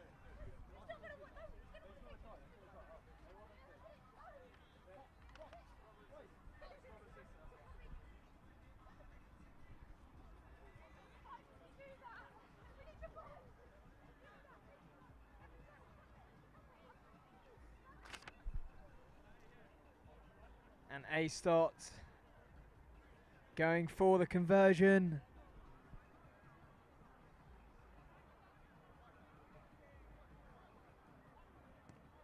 Unsuccessfully.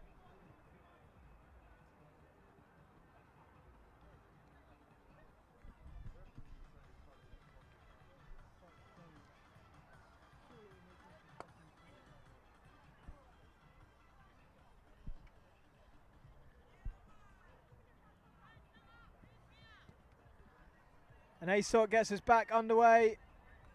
And Black Girls Ruck, can they get something into this game? Savvy Panthers, the stronger of the two sides so far. The ball's backwards, still in Black Girls Ruck possession. Oh, but they've just knocked it forward, and Savvy Panthers will have the put in to the scrum.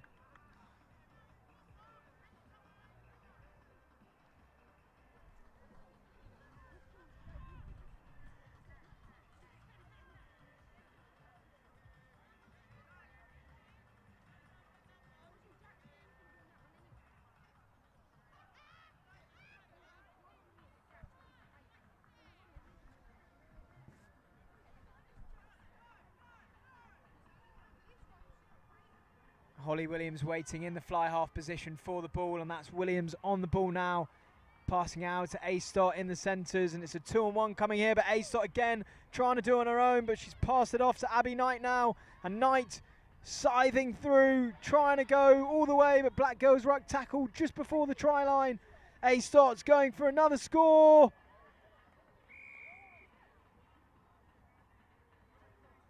And it will be a penalty coming and a card for Black Girls Ruck.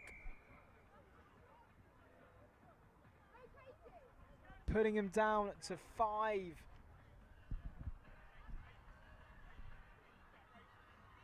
And it was a penalty try given, in the end. So no conversion was needed. 7 points given.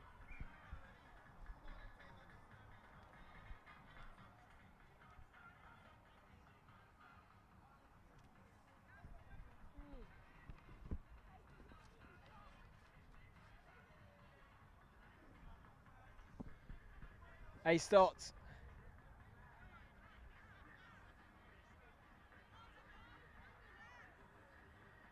And again, Savvy Panthers relentless in their defence. Black Girls Ruck, I don't think, have been in their half yet. Good tackle that by Joe Bucknell for Savvy Panthers. And they're forcing them back, are the Panthers in the pink. And it'll be a penalty to the Panthers. Williams over to A-Stot, over to Knight, dotted down, and it's another try for the Panthers.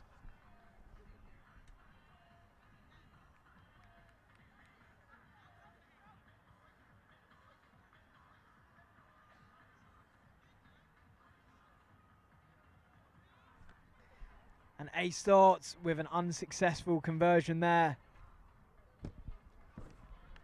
Savvy Panthers putting forward a quite sizable lead now.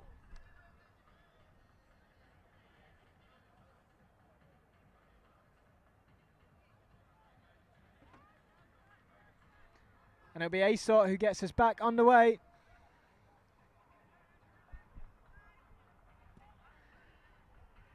Into the Black Girls Ruck half.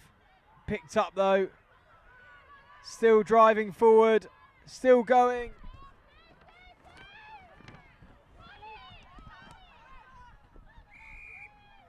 And not rolling away, so a penalty for Black Girls Ruck, and that's Bernita taking it forward. Bernita still going, but it's a good tackle by the Savvy Panthers, but now still on the ball. Indy. And that's Benita. Good carrying by Benita for Black Girls Ruck.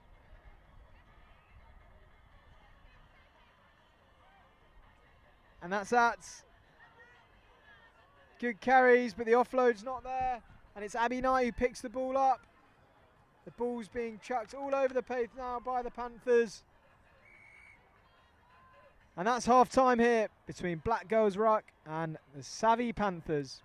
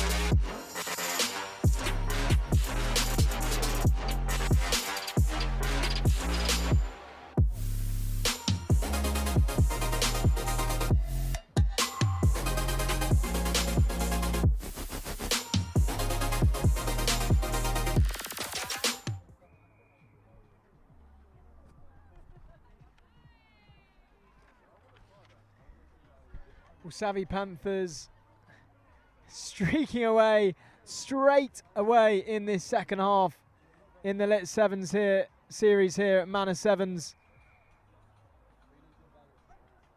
And that's Eva Pobjanhimo who goes over. And A-Stot looking to add the extras. Oh, and she hits the post.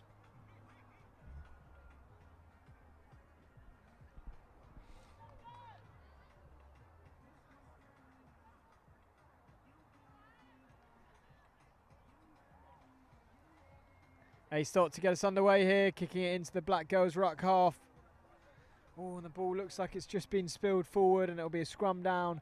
Savvy Panthers ball, and Savvy Panthers, if the result goes the way it's looking at the moment, will be joint top of their pool with the Hackney Gorgens.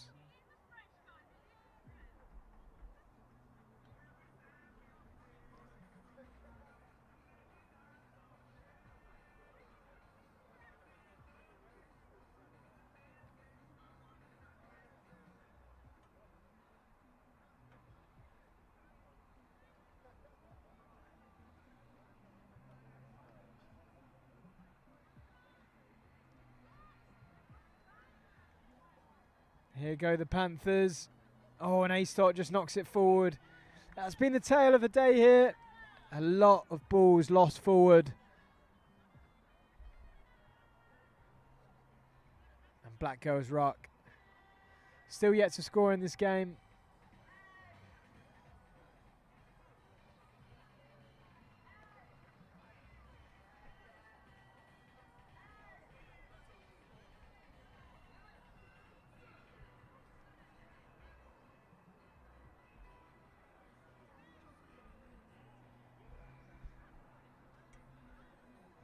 Black Girls ruck win that scrum, and they're coming forward now.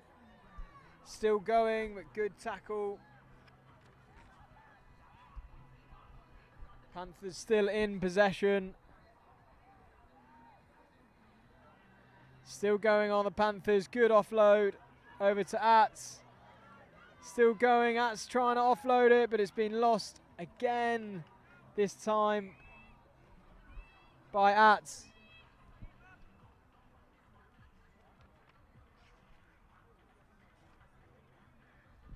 The Savvy Panthers coached by Finn Kelly and James Phillips.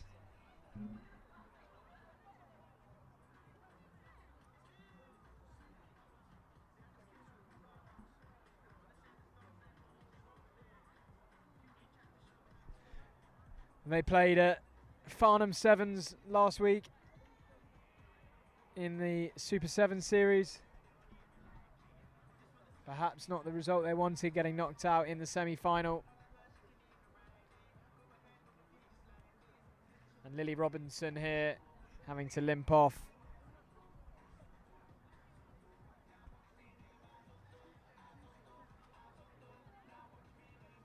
But Garcia with the put in here for the Panthers.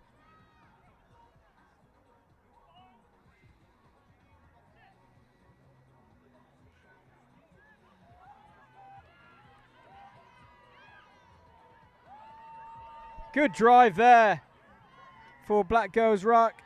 And they've got the ball here. They're coming forward. Good carry this by Noosa. Noosa is still going, but she spilt the ball forward. Great drive that initially by Noosa though.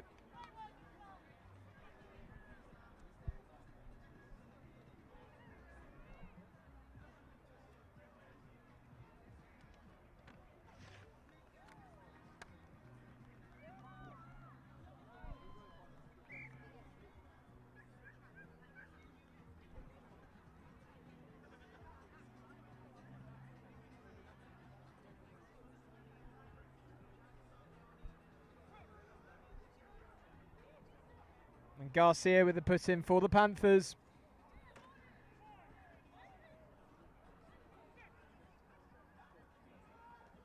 Back with Garcia over to A-Stot. A-Stot drifting across, passing it off to Knight. Still going is Knight. Can she go all the way? That's Abby Knight streaking away. And second try of the game for Savvy Panthers number 7, Abby Knight.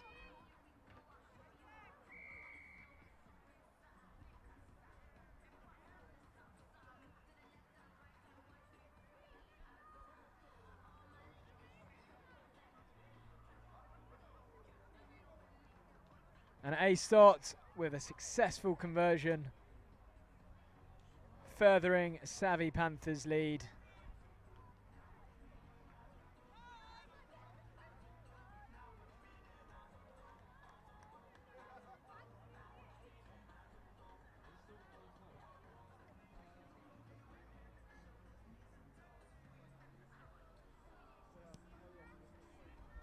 A-Stot getting us back underway then.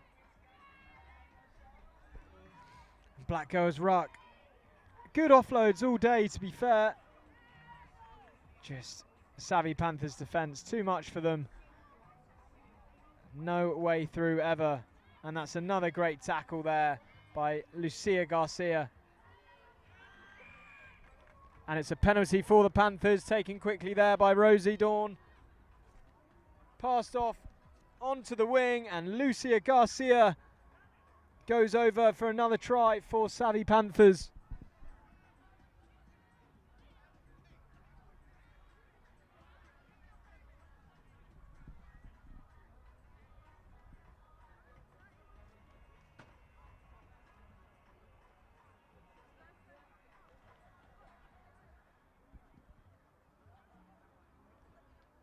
And the conversion is not good there by A-Stot.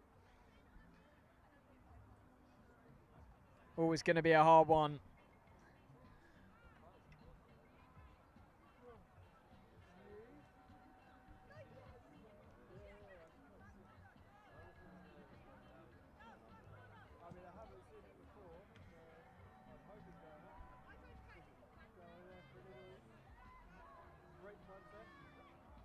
Oh, and it's just spilt forward there by Black Girls Ruck again. Handling errors, costing them whenever they're in possession. But it's been a great atmosphere so far here down at Manor Sevens, part of the LIT7s Series. Lots of food trucks, lots of people having a nice time, lots of good music, and more importantly, lots of great rugby.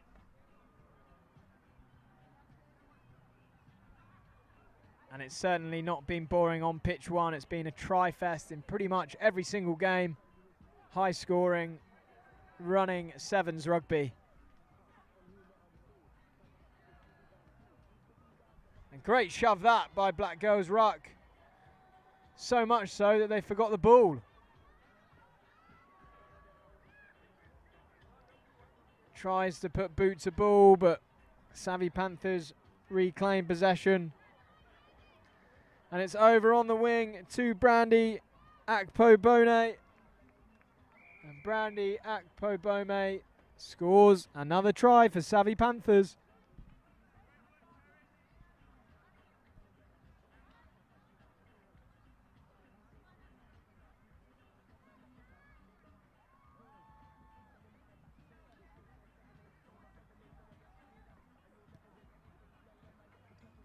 Oh, and it's off the post, and that's full time between the Panthers and Black Girls Ruck.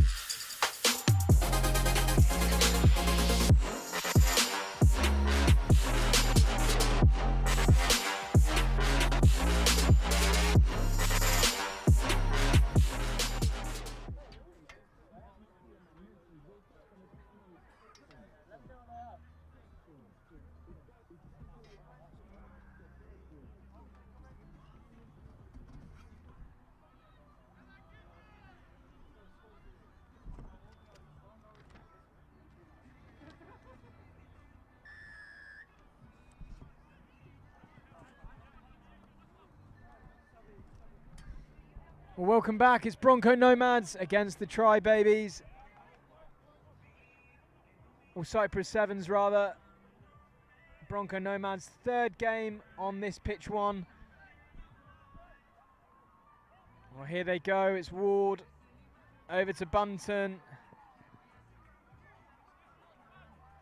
Trying to crash through is Bunton, but he's being held up by Cypress Rugby. Good drive there by Cypress.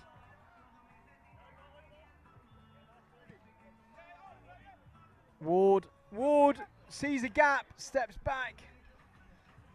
Bosch over to Jordan, but the ball spilled.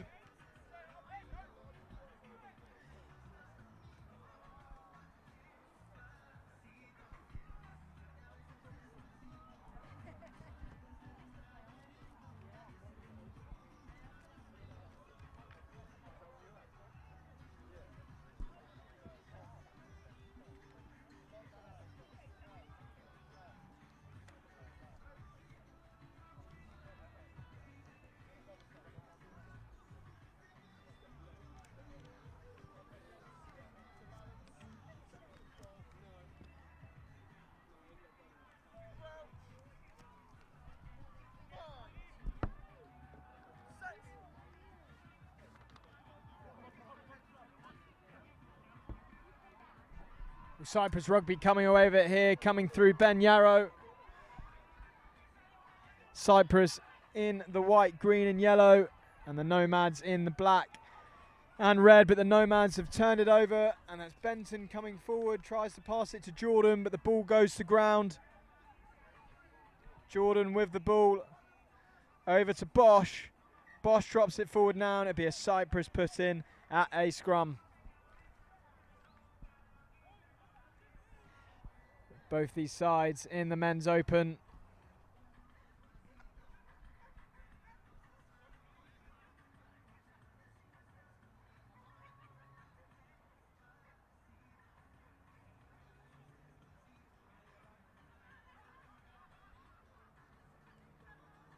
And the Nomads have played two, lost one, won one.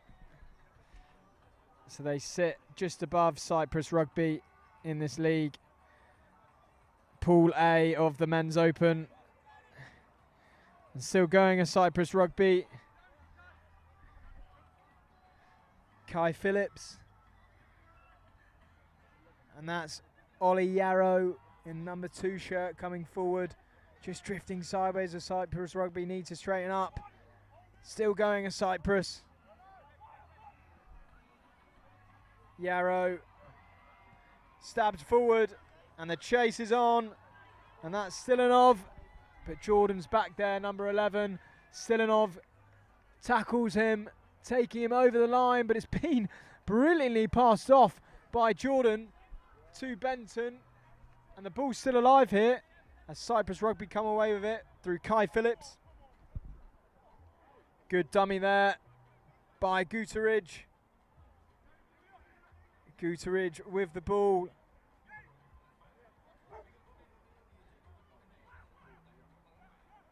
Ward passing it off, and great little show and go that. And is he going to go the whole way? Yes, he is. Jed Hamilton. Great kick hitch there by Hamilton, and he's going to go over for the first try of this game.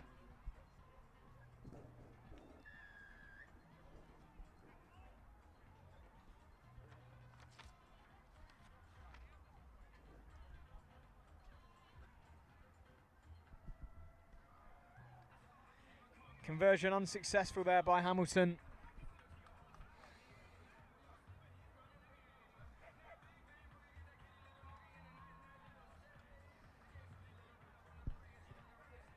That's Liam Caddy to get the Nomads back underway.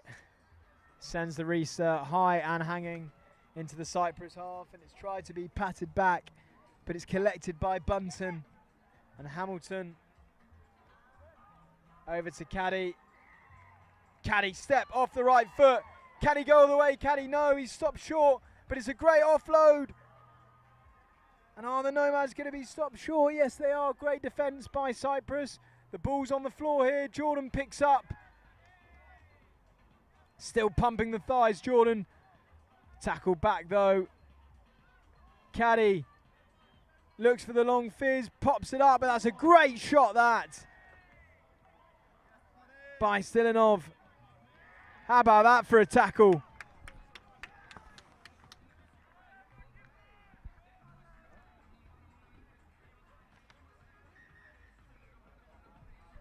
And it'll be time off as Jordan's just down injured here.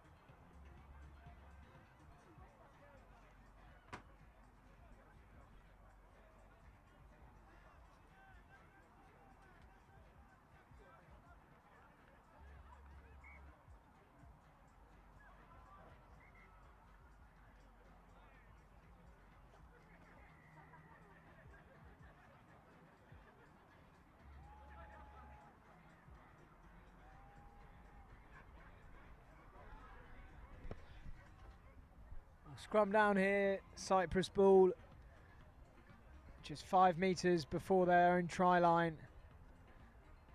They look to run it. And still going. Do they have the pace to burn? No, stop short. And it's going to be a penalty for a high tackle. Taken quickly, and here comes Cypress. Stilinov.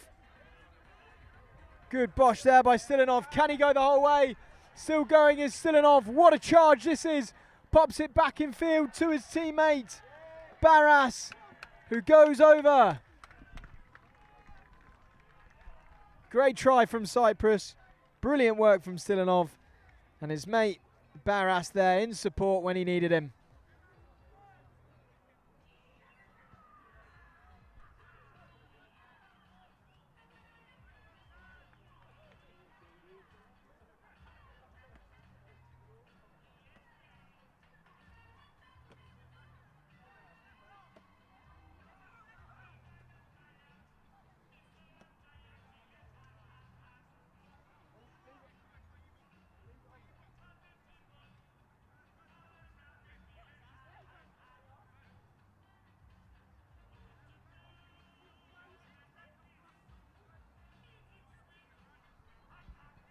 Will Cypress get us back underway here? It's Ben Yarrow who sends the restart high, but it's in possession with Bosch for the Nomads.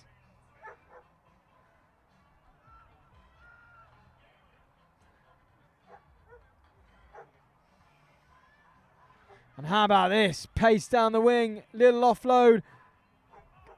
Oh, nearly some brilliant inventive football skills there. And that's half time between Cypress and the Bronco Nomads.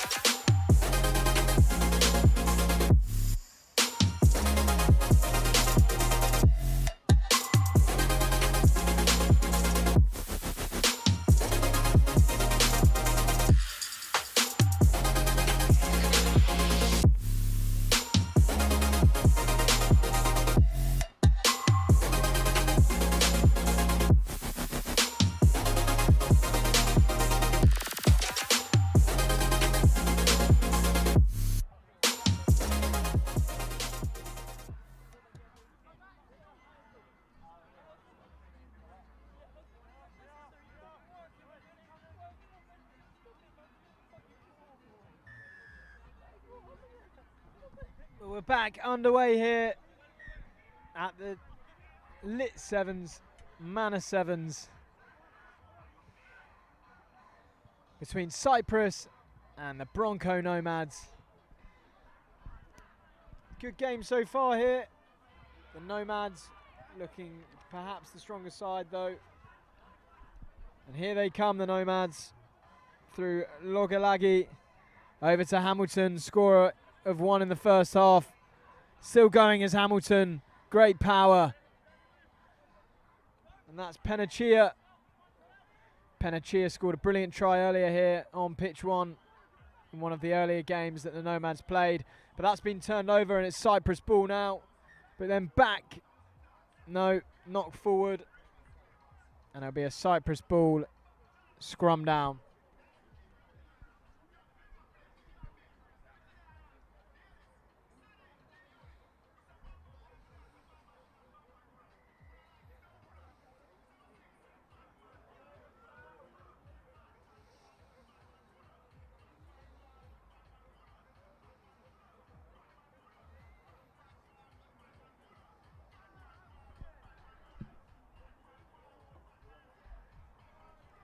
Well, Cypress with the put in here. It's Kai Phillips to put the ball in, and he gets it back, does Phillips.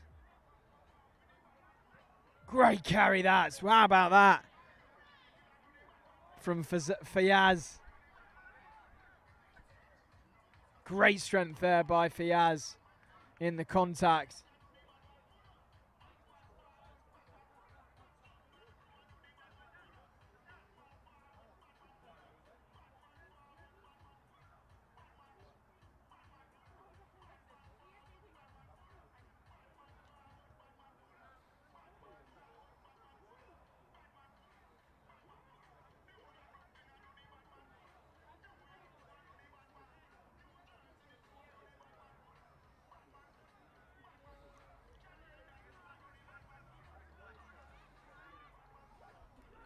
Here we go then, it's Fayaz again.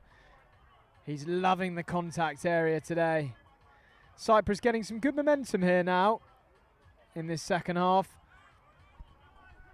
And that's Yarrow. Yarrow still going as Yarrow.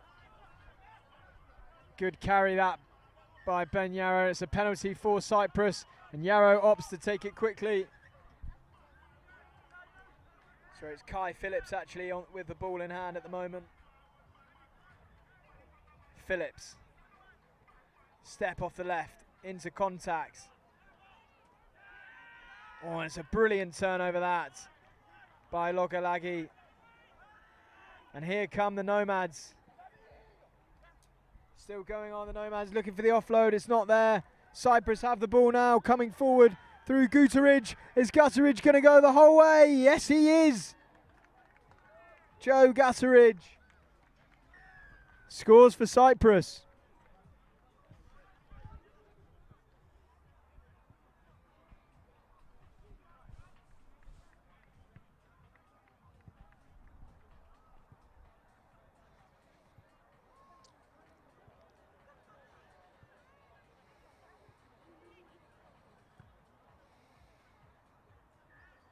And the conversion's good by Yarrow.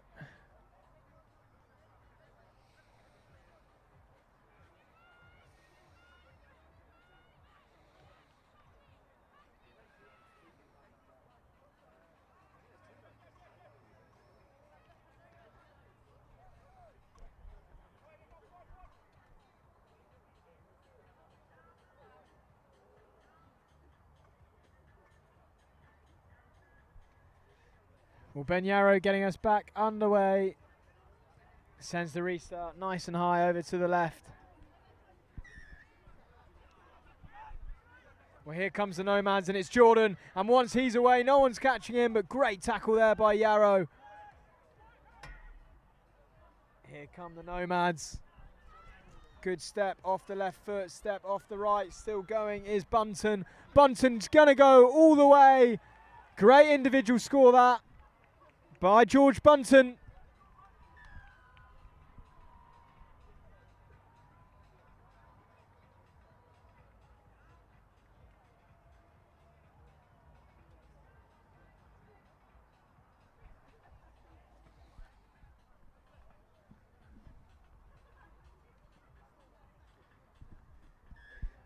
And the conversion's good too by George Bunton.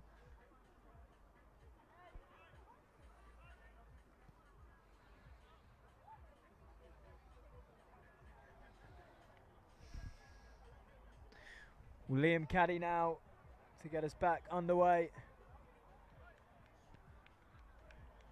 Sends it high.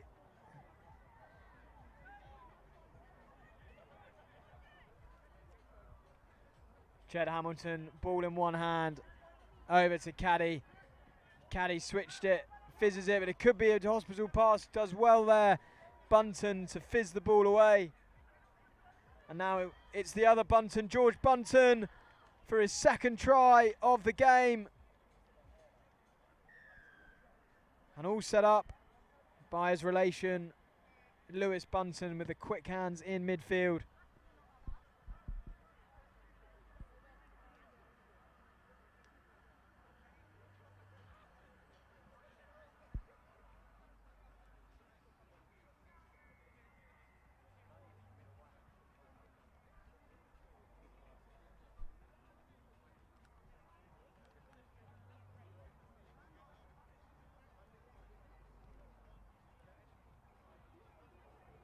Conversion's not good.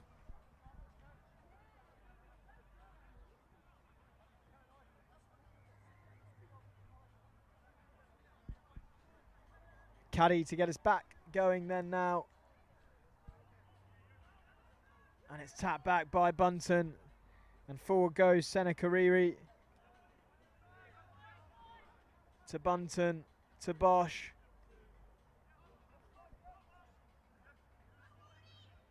Oh, and the ball just down to ground, but Bosch has collected it. Running backwards is Bosch, Senecariri. Caddy. Going backwards here are the Nomads, but they carry it into contact now. Bosch sends it forward for Jordan to chase. It's a pretty perfect kick. Will it bounce up kindly for Jordan? No. He's dropped it forward. But no knock on given.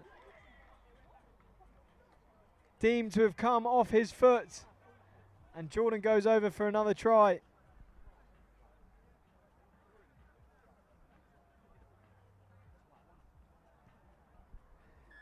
And the successful conversion too, and that's full time between Cypress and the Nomads.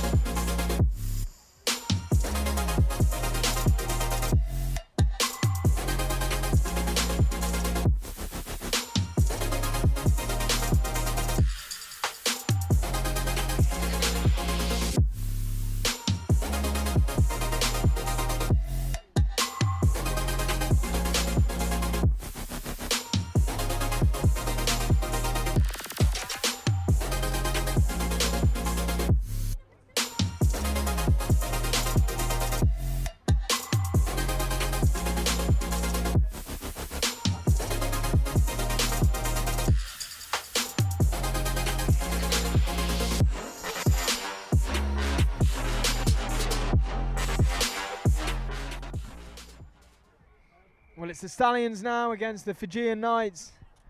Fijian Knights in the pink and the Stallions in the green and white. The Stallions on the ball now. Good step. And that's Tom Fitch going forward.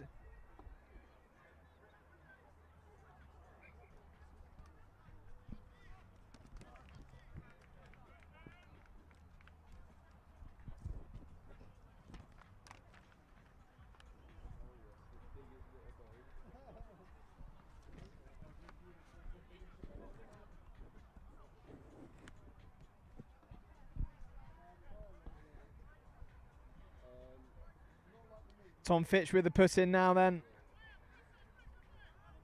Fitch carrying it forward, passing it off to Alani. Alani going all the way into the corner. And is that given? Yes, it is.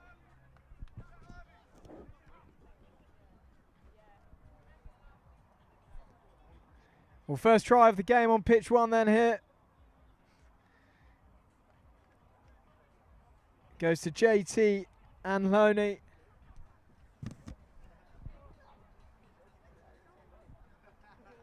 Tom Fitch with the conversion attempt.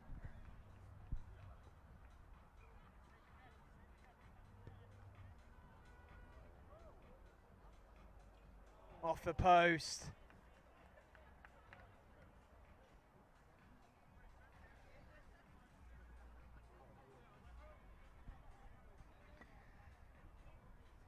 Fitch to get us back underway then. Little short restart, brilliantly executed. But the referee not happy about that. Well, it would have been a great move there, Fitch to Bello.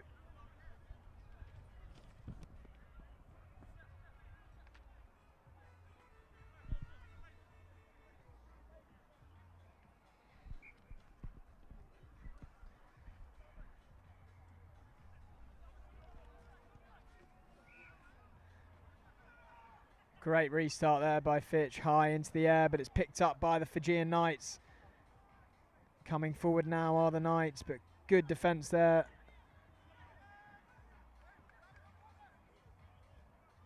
The Knights trying to hot step their way through, get a little break there. And that was Drani Dallo for the Knights who made that break, number 4. Passing it across, and here comes Raiki. Raiki has good hands over to Wara. Wara's coming forward now.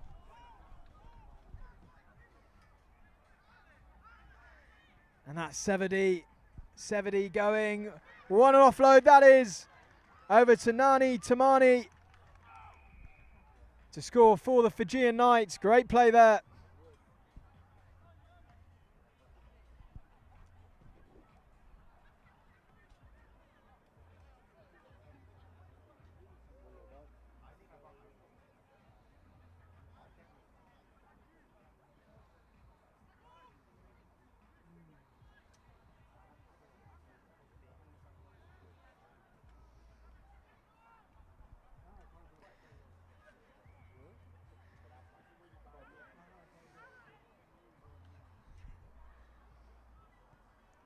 And the conversion attempt by Sevedi is unsuccessful. 5-5 then now between the Knights and the Stallions.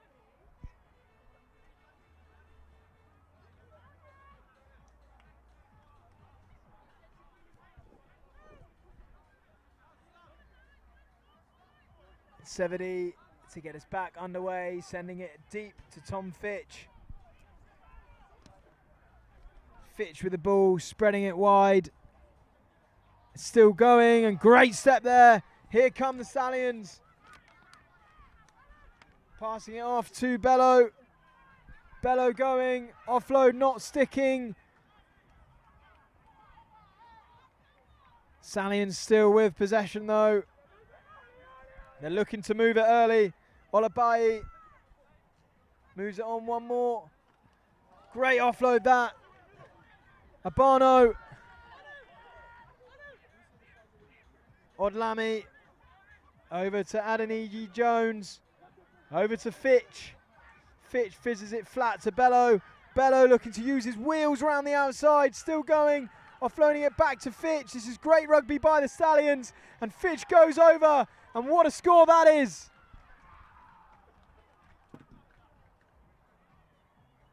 Oh, but the line, the referee gave the try, but it's been pulled back as the line's official is not happy with that.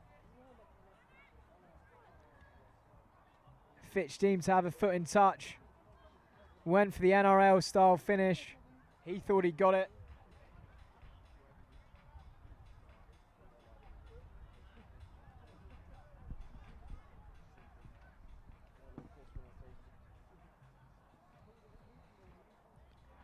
With the Fijian Knights with the line out. Bit of pressure here for the Knights.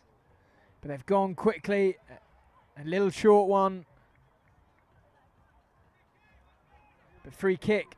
Fitch takes it quickly. Tries to pop it over the line. And over go the Stallions. It's Rich Adeniyi Jones. Second try for the Stallions.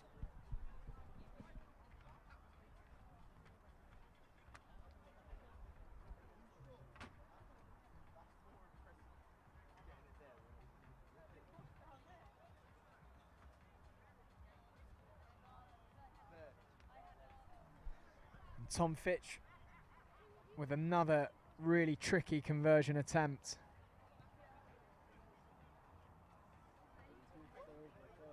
Oh, and that one's unsuccessful too.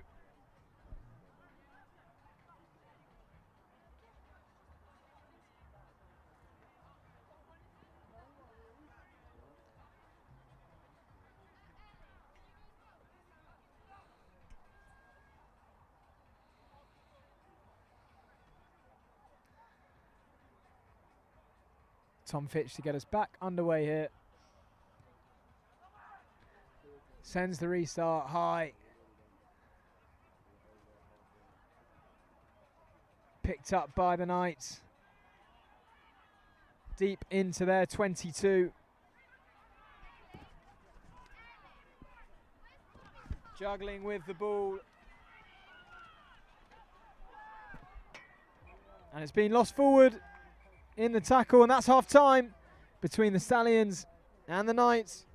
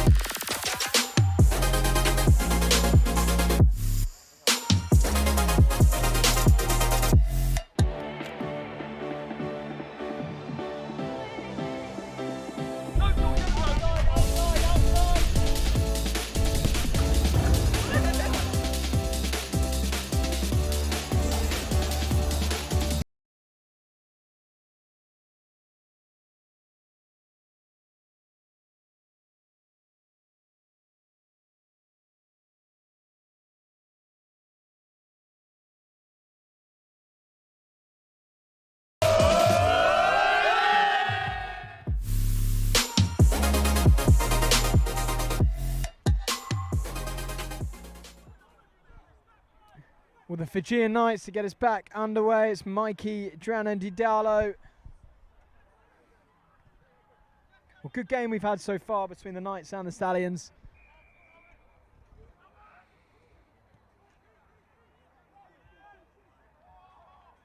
Fitch on the ball. Fizzes it out. Bit of a late shot there on him as well. But here they go, the Stallions, trying to scythe their way through the Fijian Knights' defence. And we're going to come back for a penalty. Fitch takes it quickly. Or tries to, but the ref's not happy with that one.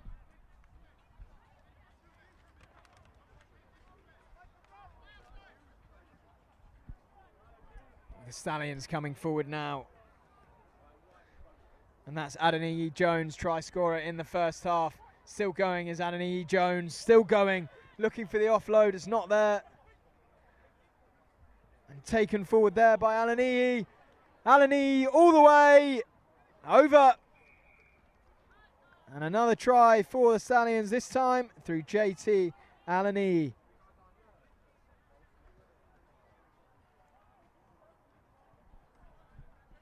And it's yet another tricky conversion for Fitch. Unsuccessful with the last two, but will he be successful with this one?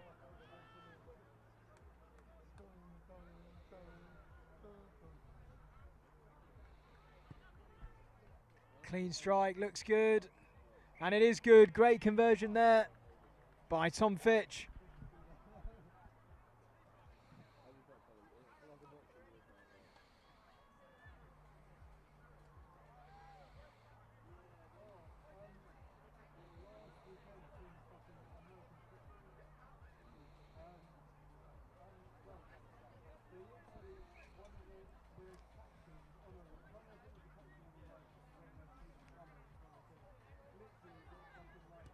Nice high restart by Fitch. They've been perfect all day. The ball's bouncing around. Oh. Bello would have been in there, but called back by the referee. Tap forward, knock on the call. And Fijian Knights will have the put in to a scrum.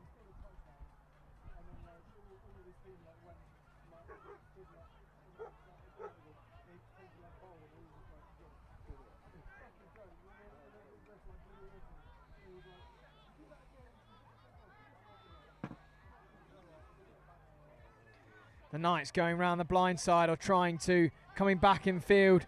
Fitch trying to strip. And he has. Great play by Fitch. Over to Lipidi, to Bello. Oh, and Olabayu just falls over his feet. If there's quick ball here, Stallions have the numbers, but the ball's spilled.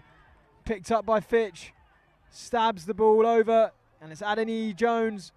Takes it, steps outside, great step by Adeniyi Jones, needs the inside support which is coming, and it's Odom Lamy over for a score for the Stallions, their fourth try of the game, and what a score that was.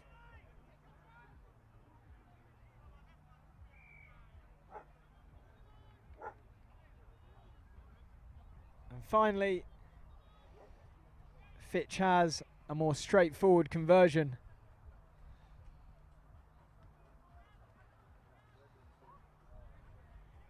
Never in doubt.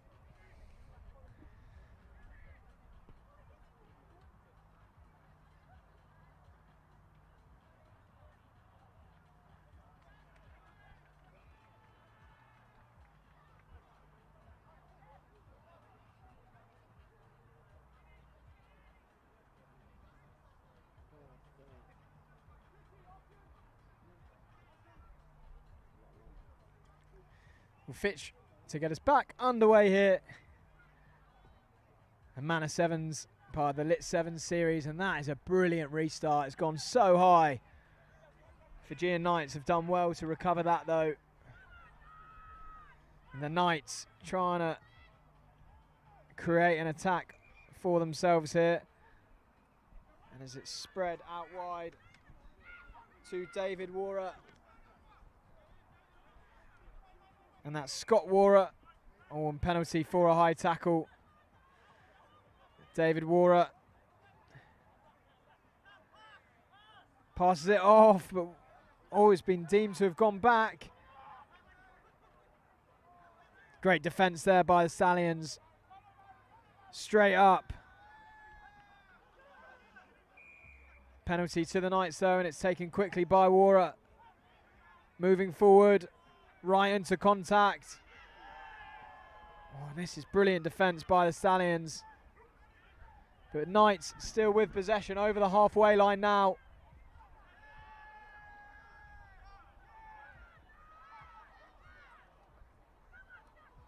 Good carry that by Shuti.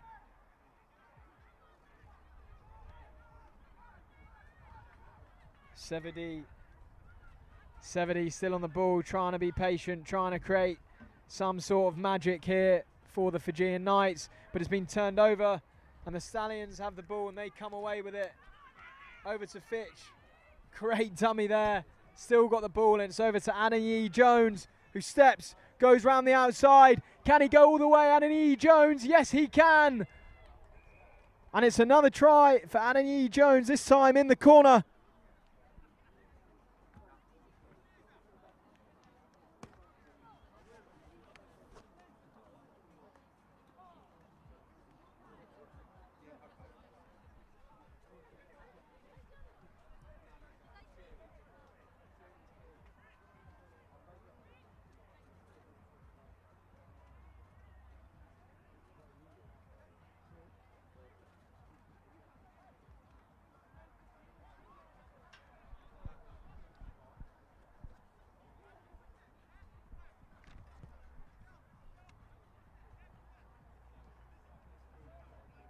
Unsuccessful conversion there though by Fitch.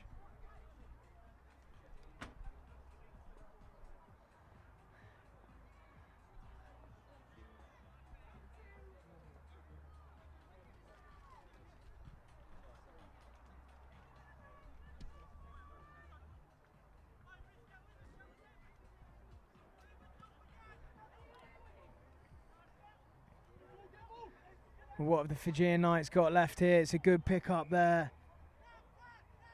Penalty coming.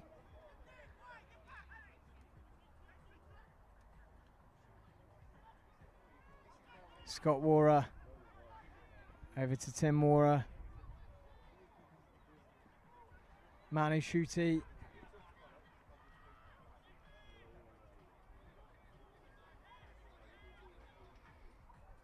And it's great round the outside. Still going. That's a great recovery tackle, but it's Samson Shuti. Penalty to the Stallions.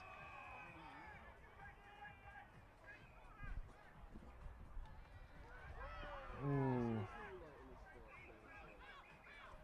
Bit of argy-bargy here. Tensions boil over. There's two sin bins.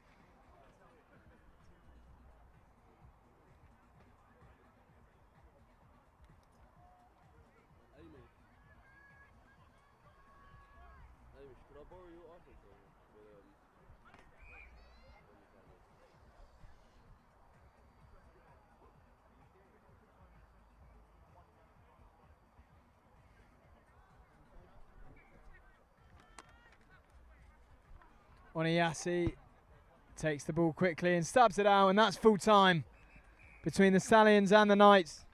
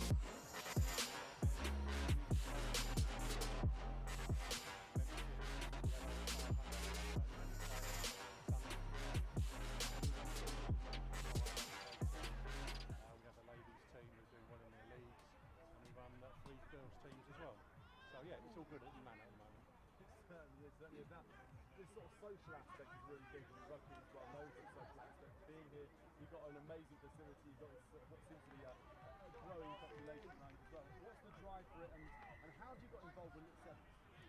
I think it started, you know, our members are massive, you know, we've got amazing volunteers, you know, we've got displays for our members, and, you know, it is fantastic, and, you know, we've got two members, well, one particular, Nick Gorgens, started this, it was a bit of a dream to start his own sevens tournament, and, you know, we ran it for 2 years, independently, and, you know, there was an opportunity with LIT7s, and, you know, and the rest is history, really, and I think it's a fantastic opportunity for the club and LIT7s to be part of the series. It's amazing, it's an amazing day. Fantastic. Yeah, it really is. There's so many people here enjoying themselves. The quality's pretty good as well throughout. And some decent representation. Cypress have got a representation here as well. So it's bringing some people far and wide that may never have heard of the club before.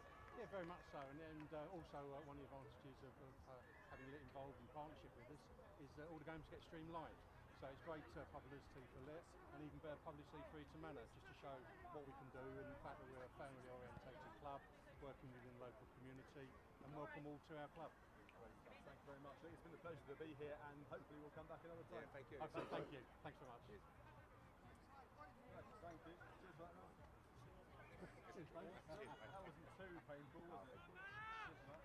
Just a lot of airbrushing and narrowing. Oh yeah, loads of that. For me, I sucked in as much as I could. It's about another 14 stone. You've done well. What was going on. I thought I was going to have to get the old beef about to use a lack of oxygen. No comment on any of this. Yeah, 10 stone there and 20 stone here, yeah. Listen, base for radio, me. Base for radio, mate, you know?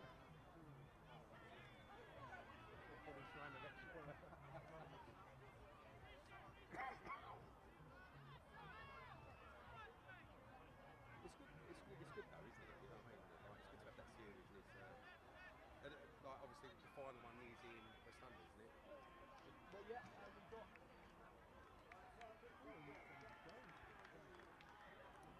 I think it's Egham.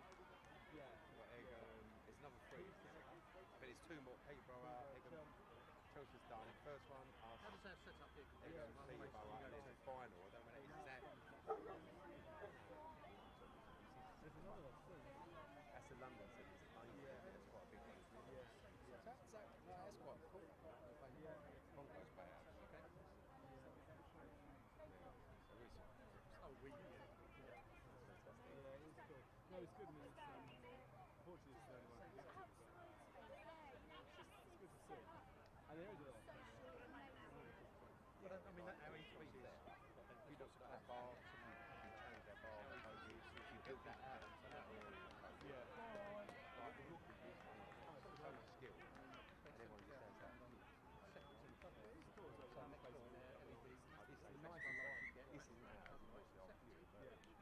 So it's about offering players incentives not to come get the other 25 50 game there. So come down there, play good standard rugby, and good facilities. no, this is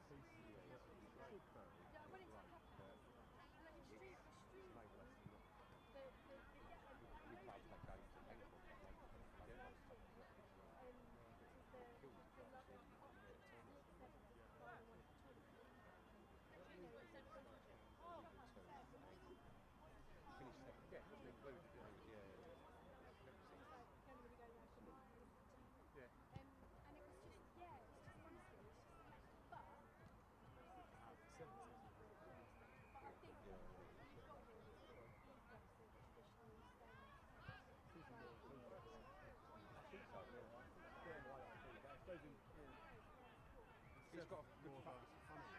Yeah. I mean, there's less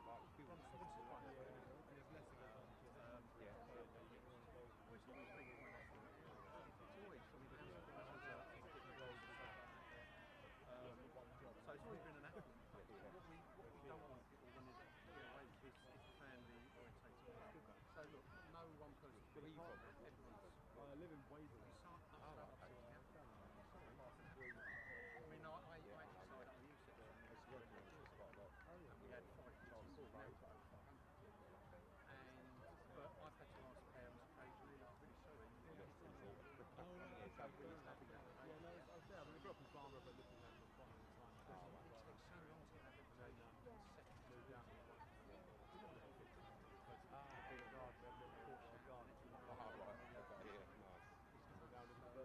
right in the sticks. Yeah, we do miss it. We miss even those Accessibility to everything, yeah. we live right on the corner of Stanford. Yeah. But Friends beat us down that way. We live right on that sort of Newton Road. Yeah, Right by your convent. So it's great. After school kids there. that's it. We used to go for water. No, I mean, it's a hurling and she's one of them. She's so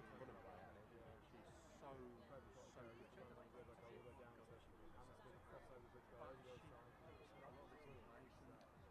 Easy to run hard now. We don't need people walking around having a good time.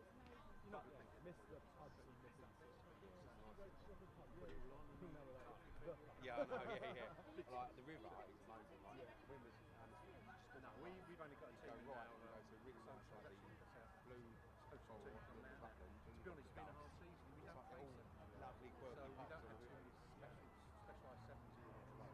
So we're just Would you actually work for a mixture of. I'm freelance. Oh, right. Freelance is the second one. Right. We're not.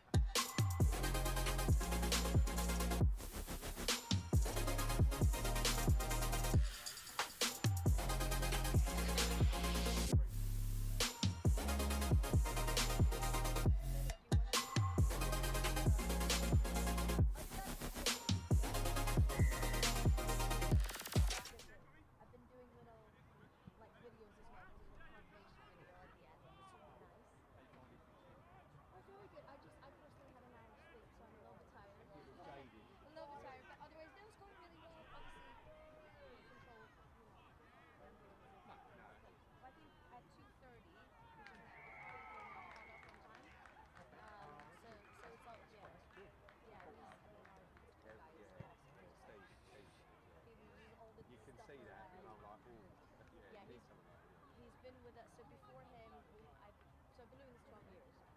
For 11 or whatever, 10 of those or 11 of those years, we had different guys that did it. As soon as we got him involved, and also as soon as we moved to Torn 5, that helps. world of difference. It's a paid thing, but it's so good because everyone can just access it on their phone. Whereas before we used to have like Google spreadsheets, and then you'd set. In the end, we did sort of in the last couple of years start sending like we had a QR code, and that made things easier. But now you don't even have to send anything. You're like, go on Torn 5, search this. It's all on here. He switches it all up. Ah, good. I went into the clubhouse and it was on television. I was like, that's amazing. I got a little video of it. Did you really? Yeah. I should put ball on it. I was like, that's so good. It's brilliant. And the ball boys and girls are doing They're right. meetings. I think we've gotten some. I'd love to get a photo. Something yellow card. Really? Thank you very much. Well, I don't know if they could hear it from there, but did you see our little? We've got a commentator right here. This commentator. Yeah, he's Is he up there? He's somewhere. Oh, He went up there. maybe he's Still gone. commentator. He's probably Maybe he's gone for lunch. That is wicked. Oh dear. I see the Chelsea a bit low. Yeah. Having a Much little bit better. on that is such. Well, you know what happened at Chelsea? No?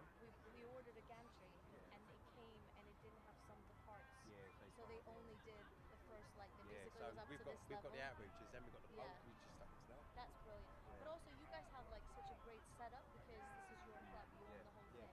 I think Chelmsford it's like a shared space. So we couldn't set up the gantry in advance why we put the Yeah, very thing smart. around. Yeah. Everything was really well organized. Like, Tasha's been fantastic, like really good. I think everyone's super happy.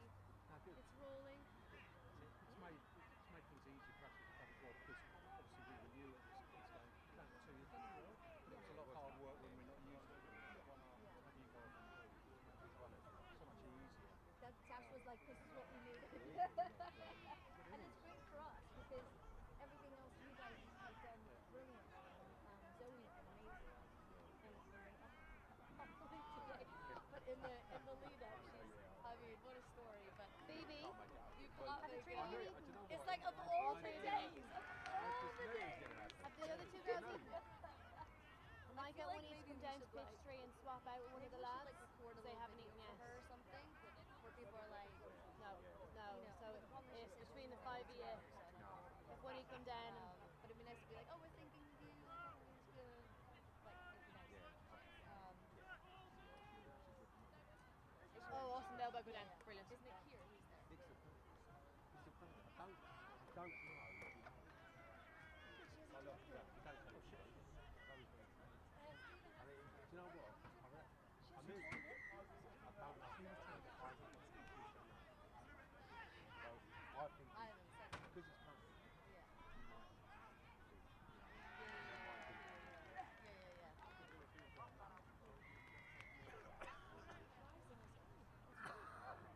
What, like, yeah, we've got loads of like interviews and stuff that we've done, and we've collabed with you guys, so they've been walking around.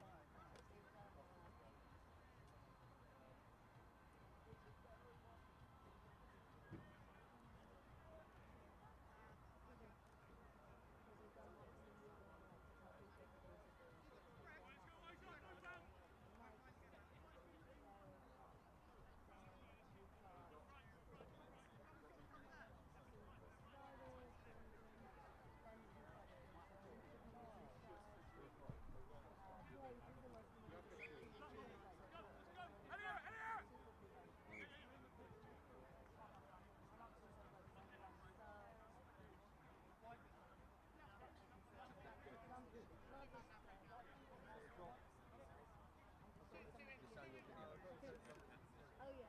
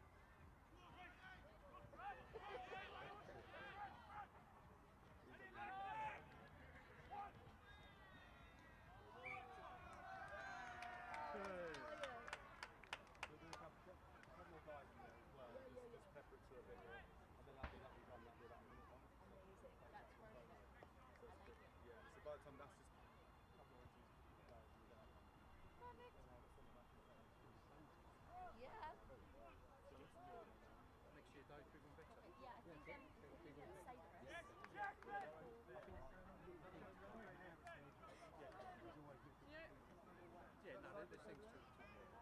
you know where Phoebe's gone? Cypress are doing the sort of lighter green with Cypress on their back. Down there somewhere. Oh, No, that's not them. No, that's not it. They did, because they did camp under the then it was music there to say one go. Yeah, they moved. I was going to have a bit of a debrief and there was like pumping music going on. Oh, I did say one thing that I think next year, there's a guy I know for all of us who hired something like £200 quid. He comes in the day before. He sets up a loudspeaker around the theatre. Okay. Leaves the show and records back and forth and then everyone can do all the so interviews. just PR. Yeah, We can do that. We've got people who can do we that. can do that, yeah. You can speak Stallion. Yeah.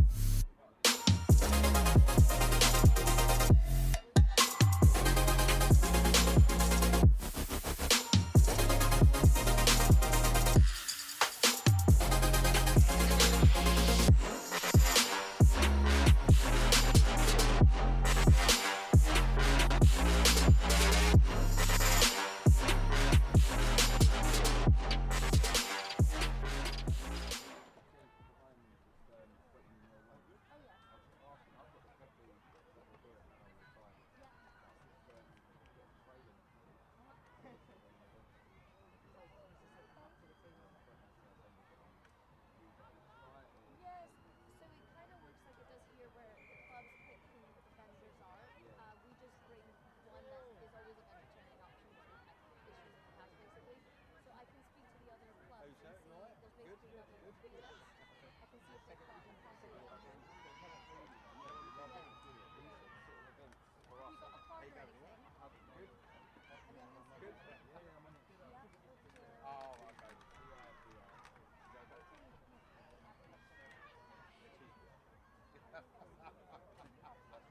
Someone did recommend us. South African guy, working with Naked a few years ago. I'm sure that we've talked. So maybe we asked if you were going on town when we learned or something. I remember looking at the photos. This is the first time I've had any mobile set. I Ah, haven't ever had a mobile set for years. maybe that's what it was. Yeah.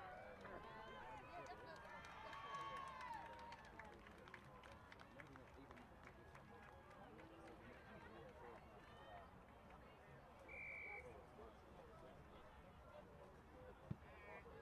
That was actually nice. We've got the only one thing is we've got next week this big stadium event, and I talked to them before about the coffee setup. Because when I went to go visit them for a football match, they had like literally one guy on the little table, and I was like, this is not going to work because it starts at 9:30 a.m. It's not like 3 p.m. kickoff. So I told them we wanted a bigger setup. They haven't come back to me. Are you available next Saturday? I'm literally due to get it end of following weekend. Okay. I heard you this. I'll mention it to Yeah, exactly. I really wanted to get it ready for today. Yeah, right. Try it out. Test it. Are you excited? Sounds fun. It's a lovely little venture, that's good. Because we've got two sites at one time, and people always ask, and we have done a couple of mobile events in the set. We want to set it all up. It'd be great to pull it in on real. It's all good. That's awesome. It's nice to know that we're investing in it.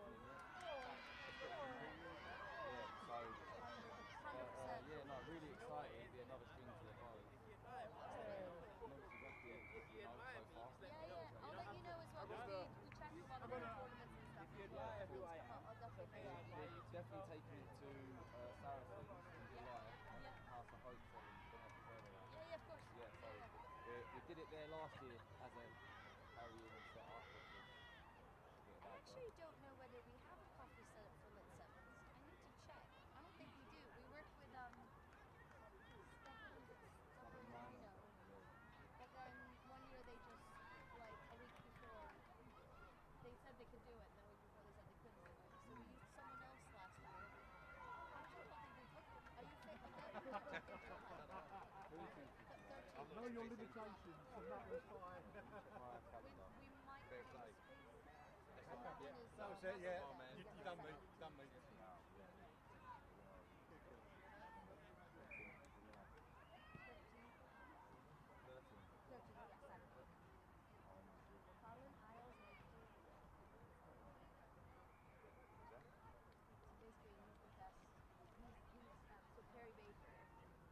Oh, yeah. LIT7s, like best on his play.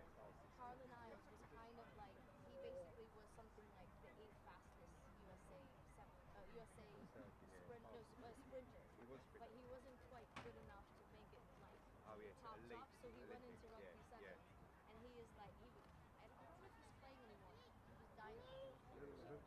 Horrible in defense. Not tackle. But if you give him the ball, he will Fill up himself, really pacey. You couldn't stop him. He did sort of fade away, didn't he? He was just as an athlete. Not necessarily as a rugby. You watch him score. Behind you. Wish I could be that fast. Got a nice arm, it must work out. Or if you just remotely in any way. I'm here. Six to right, you're right. No, not that far. So how will you be able to Yeah, I'll shoot you a message. I just need to check with my team event. And I was going to say, did Cash didn't get her polo shirt? I've got it. She would never wear it because I've offered it to her twice. Oh, did you? Yes, I have. I asked her. I was like, she was like, I didn't get one. I told her, I said, I've got all the shirts. There's one for you, extra small. No problem. As long as I've gone through them all. There's the smallest, the biggest is 2XL. And this, I think the small is the smallest. There's no extra. Thank you. I haven't gotten one. I will message you. I'll just chat to the team and see who we've got because I know we have a chicken thing. I know we've got the Mexican stand. We're supposed to have Malaysian, but and then we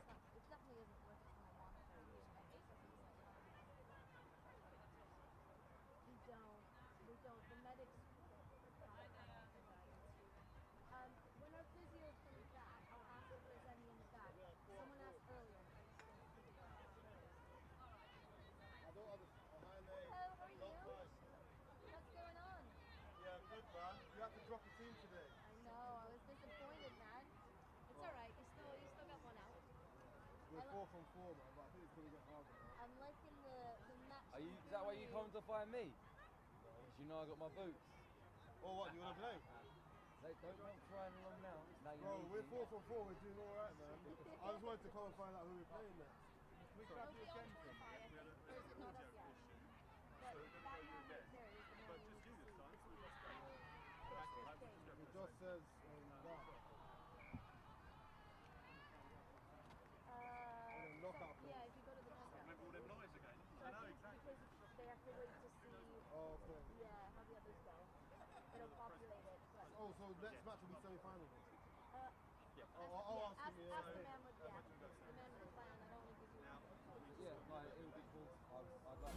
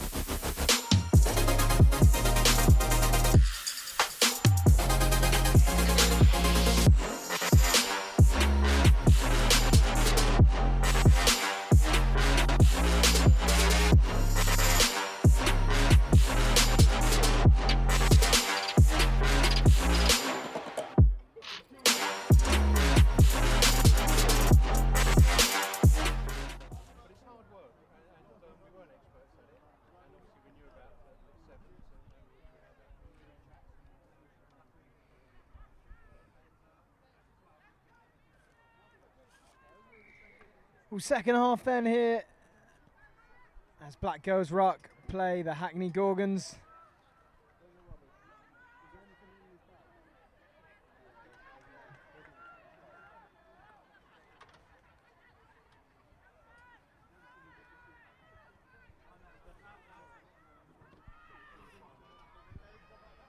Black Girls Rock coming forward with the ball now.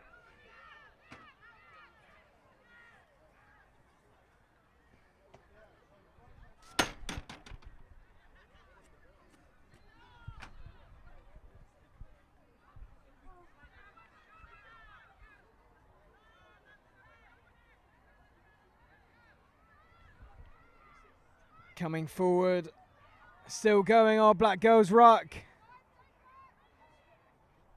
in the purple and navy against Hackney Gorgens in the blue and yellow.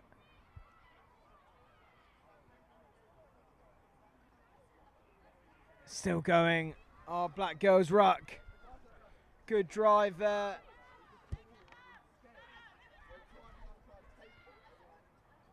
Popping it off. Good drive forward into the 22 now. Penalty given though.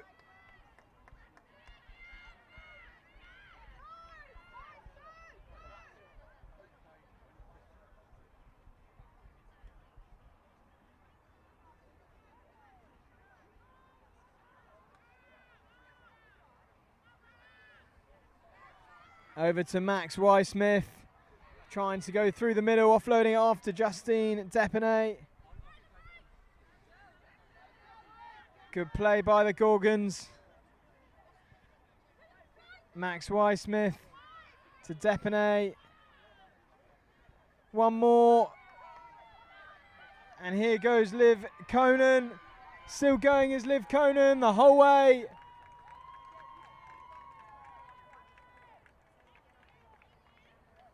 Under the post goes Conan for the Hackney Gorgens.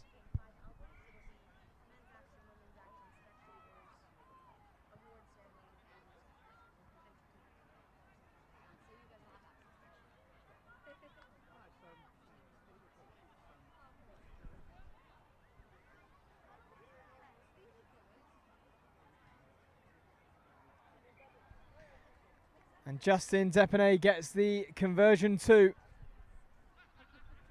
add the extra points.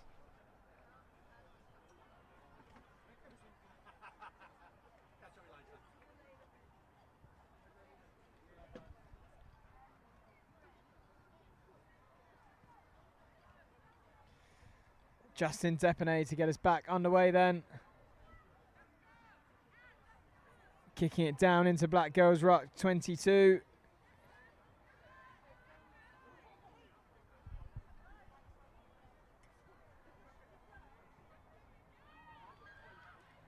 Oh, offload just goes to ground, but the ball's still gone backwards, so it's still alive for Black Girls Ruck.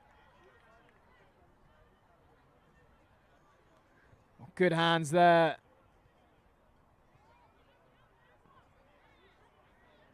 Hackney Gorgens think they're over this, coached by ex-World Cup winner Kat Merchant. Good line there by Black Girls Ruck. Turned over though by the Gorgens. And Ostis with the ball now. Offload's not on. Still going. Max Weissmith fizzing the ball across to Houghton. And Black Girls Ruck are away. Chased down though by Gibbons, who makes the tackle. Now it's Weissmith in broken field. And Weissmith is going to go all the way. And another try there for the Hackney Gorgens.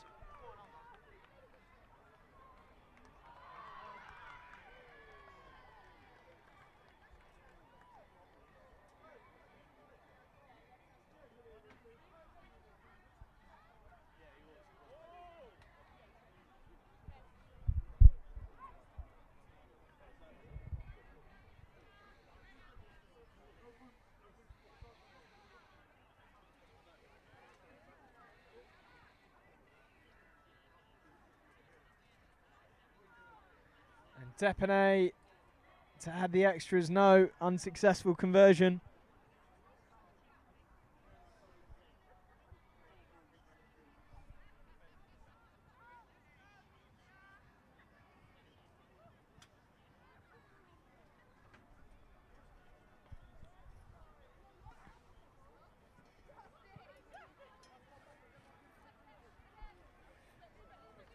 Oh, and it's been picked up by Black Girls Ruck, and they're taken out into touch, sorry.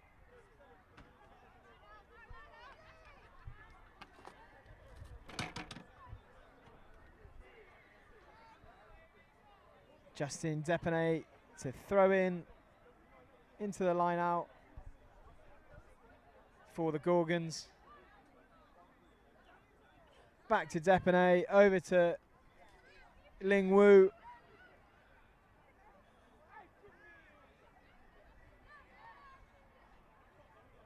And here goes Flora Gibbons. Can she go the whole way, Gibbons? Yes, she can.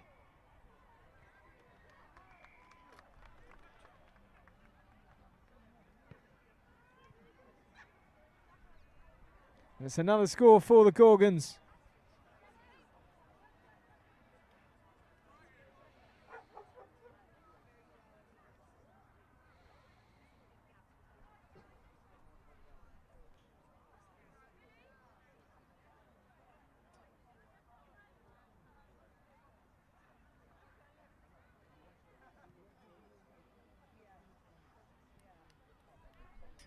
Unsuccessful conversion.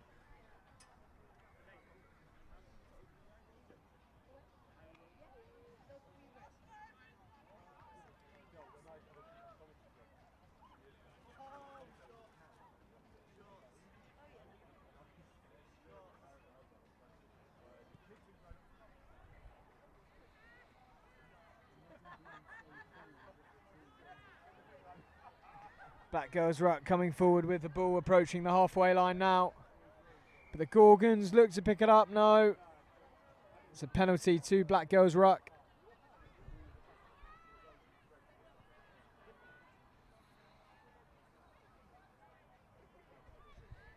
Black Girls Ruck coming here. Good carry.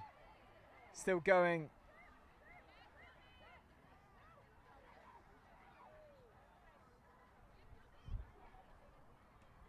Good offloading by Black Girls Ruck, but the ball probably needed to go there. No, still going. Passing it off. Are they going to go over for a try? So close now.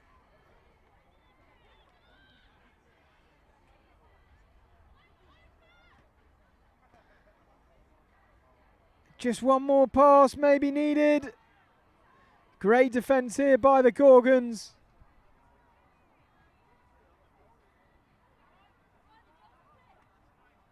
And the Gorgens have stripped the ball. Oh, and no, it's been picked up. And it's a try for Black Girls Ruck.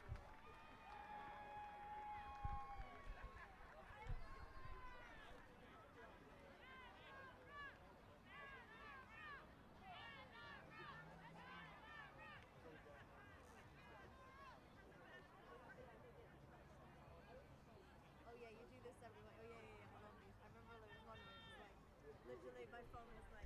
And it's an unsuccessful conversion, but that's full time between the Gorgens and Black Girls Ruck.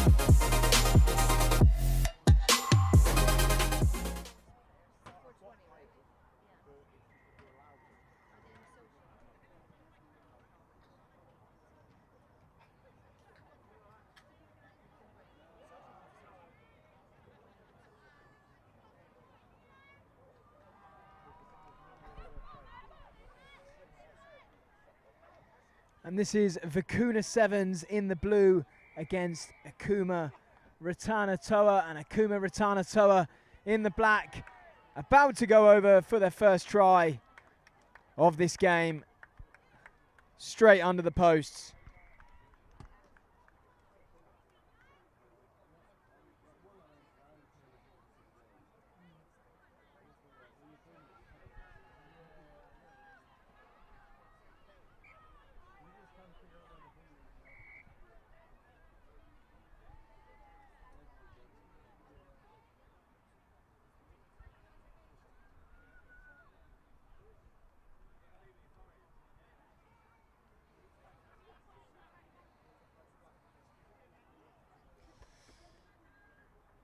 So Akuma with the first score in this game, Group B of the Women's Open here today at Eaton Manor, part of the LIT7s Series, as the sun comes out, and it's a knock on there by Vuna Sevens, but Akuma Rattana Toa still moving forward, still going for the second score, deemed to have gone backwards, and they're over again.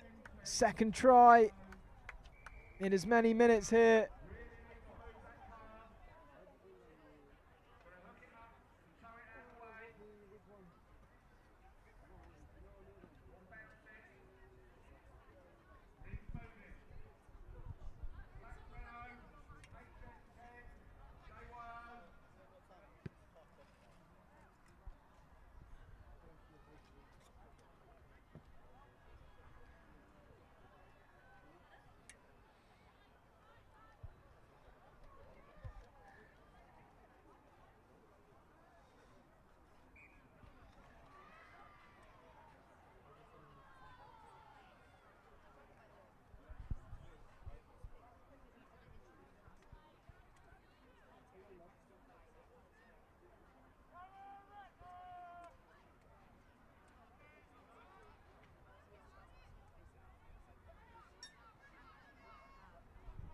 And it's just been knocked forward there by Vuna, as Akuma Rattana Toa regain possession and move forward. Still going are Akuma Rattana Toa. Third try coming for them, and they're over. 3 tries now for Akuma Rattana Toa in the first 2 minutes of this game.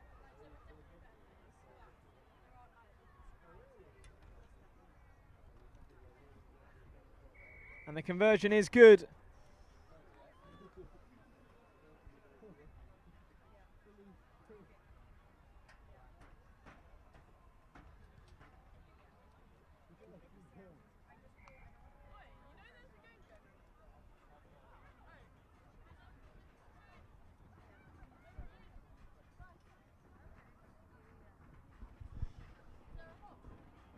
Oh, and it's been knocked forward by Vuna there. And it's back in the hands again of Akuma Rattana Toa. Step off the left foot, still going are Akuma Rattana Toa. Pops the ball off, still going, looking for yet another try, their 4th try of the day, and they're over again.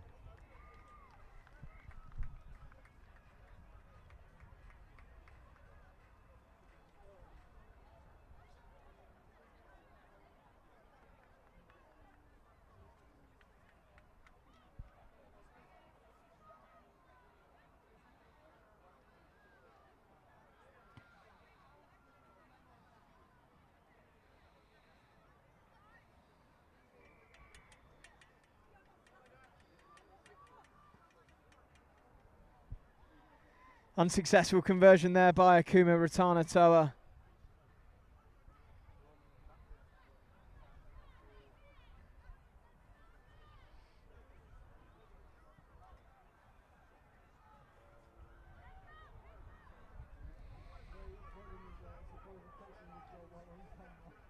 Vuna picking up the ball, still haven't been able to break into Akuma Rattana Toa's half.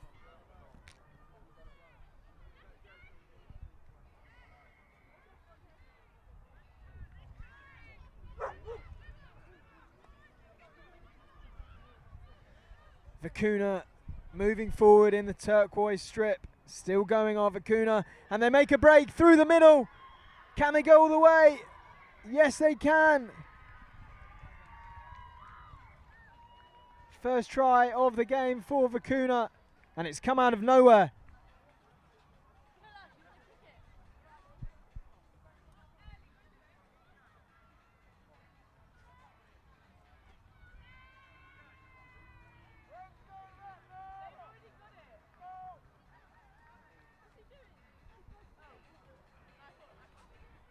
And the conversion's unsuccessful there.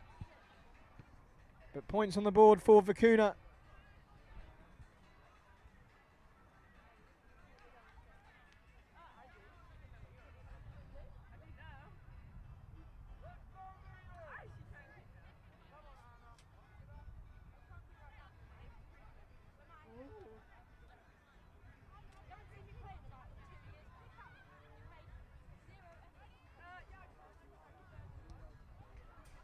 Vuna getting the ball underway then. Akuma Rattana Toa coming forward. And here come Akuma streaking away, looking for their 5th try of the game in this women's Group B game. And it's scored.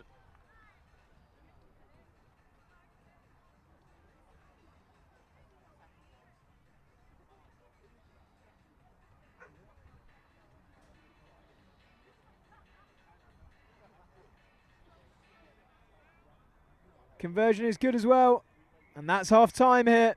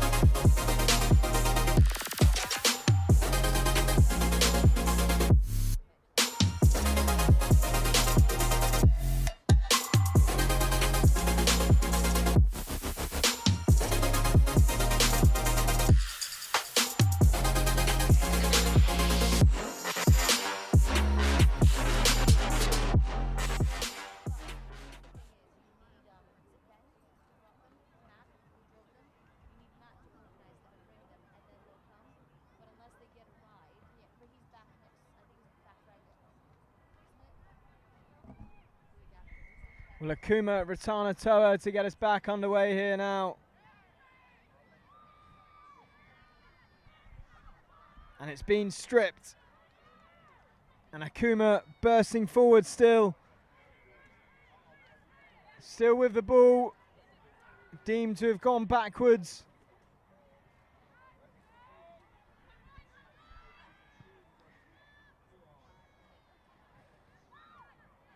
Still going our Akuma. One more pass needed, and it's on the wing now, and it's on for the 6th try. Great tackle there by Vuna though, popped up.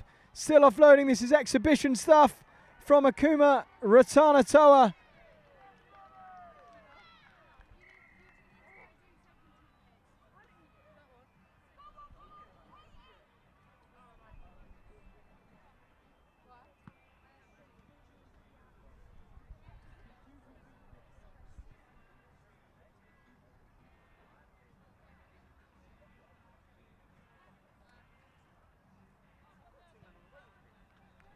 Conversion's good as well.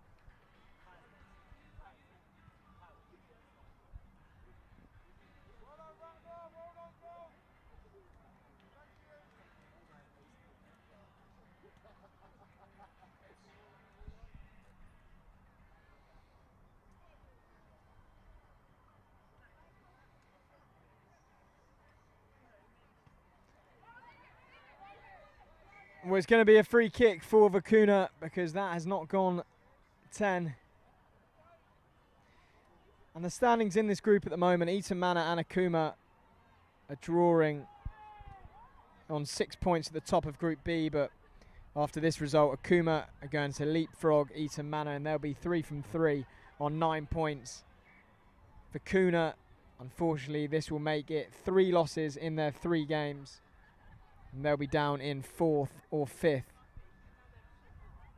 tied with the UCL Unicorns, who also haven't been able to win yet.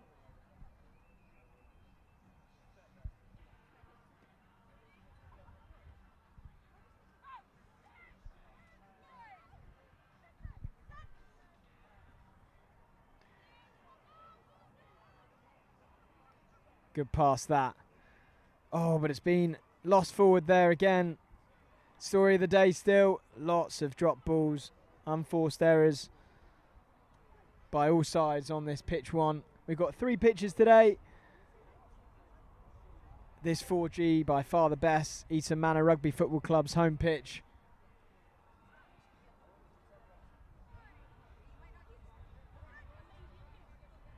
Put in by Vuna, but it's a good scum by Akuma, Rattana, Toa.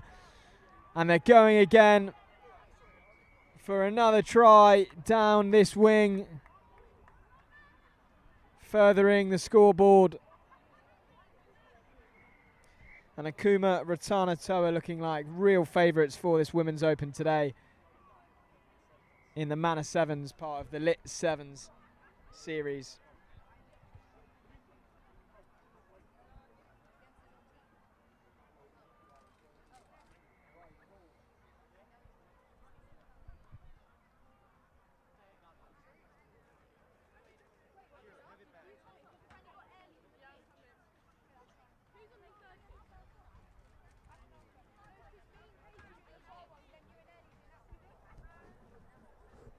Well, Akuma to get us back going now then, after they scored their 6th or 7th try in this game.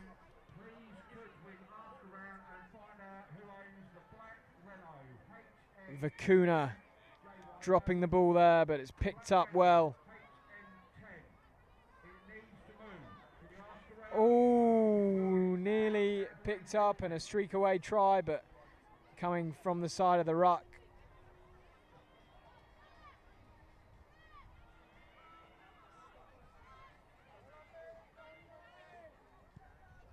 And it's been booted forward by Vuna, deep into the Rattana Toa's half, and it's a great kick actually, still going all the way. How about that for a kick?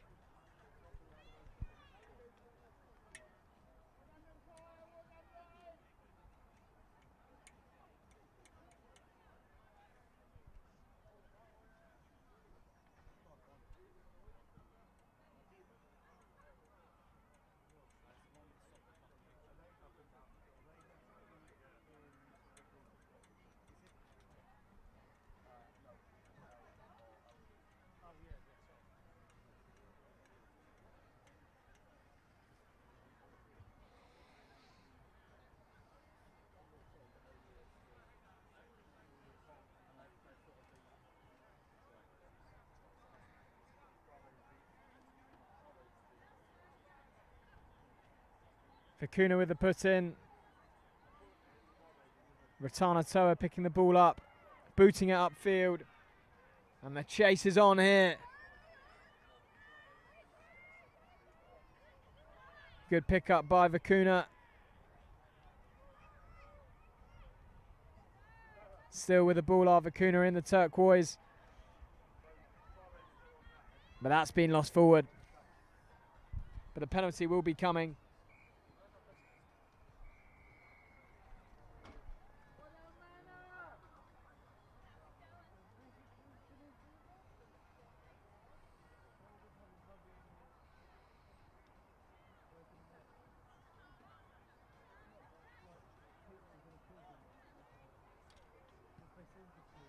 And it's an up and under.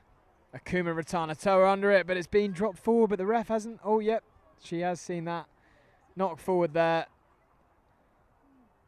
Scrum down in the final stages of this game.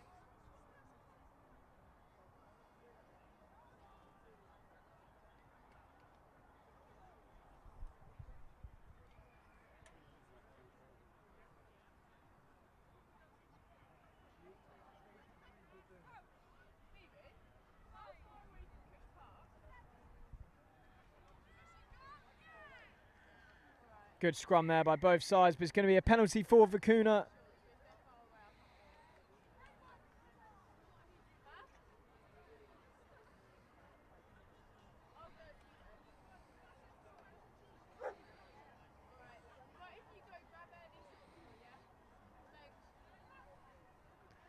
Good carry there. Still going. Good offload as well.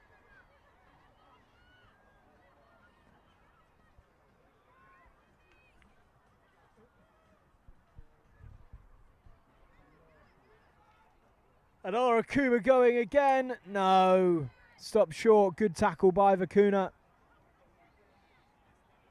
Akuma Rattana Toa have numbers on the right then. Can they close out this game with one more try? And here they go. Charging all the way for the line. Is she going to be caught? Yes, she is. Oh, but shrugged off. And a great try there.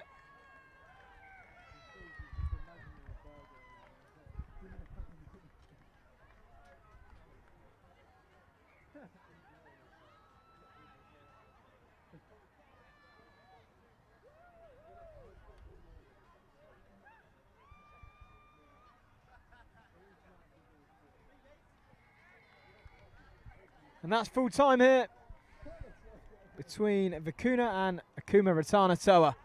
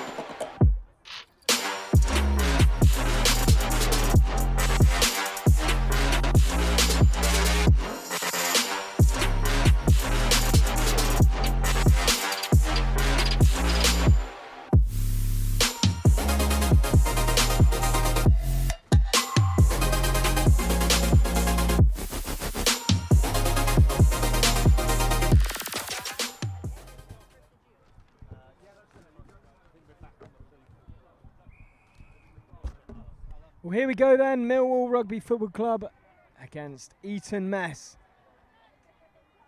And that's Ben Gianotti. Millwall in the orange and green, Eaton Mess in the white and blue. And Eaton Mess coming away with it straight away. Looking to fizz the ball out onto the wing. Good step inside, another step inside, and an offload. Great try there straight away for Eaton Mess. In the men's social group B.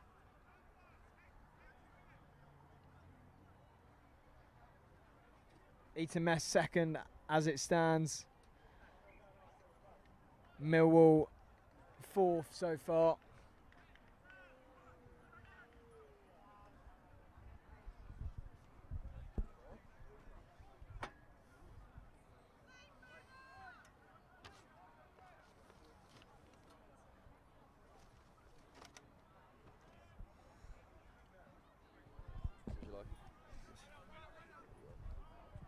Eaton Mess with the restart. Penalty to Eaton Mess as well now.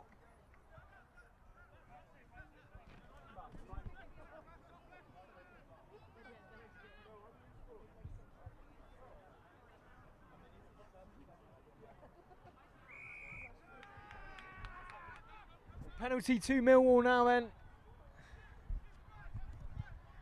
Sheck Pallet, the coach of this local side. Haven't had to travel too far to Eaton Manor Rugby Football Club here in East London.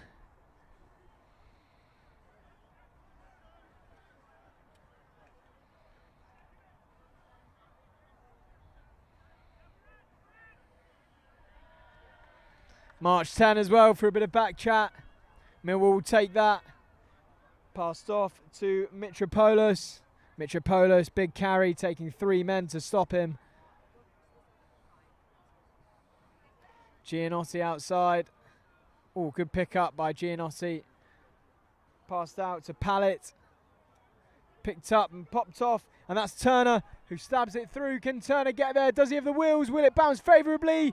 Yes, it does. Great try there by Michael Turner for Millwall Rugby Club.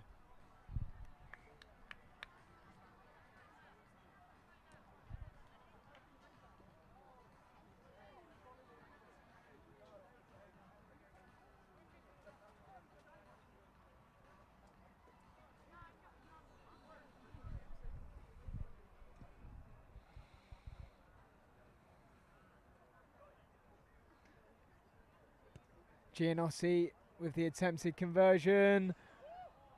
Oh, and it's off the bar. But I think that was given as over. Great conversion. And Springbet, Rory Springbet gets us back underway with the restart to Eaton Mess.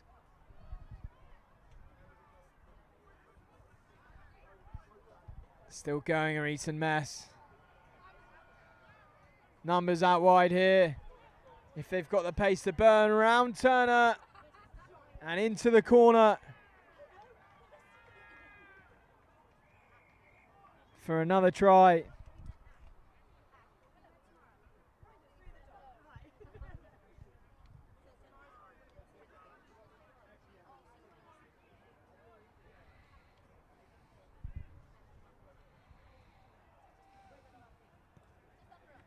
Successful conversion too, straight down the middle.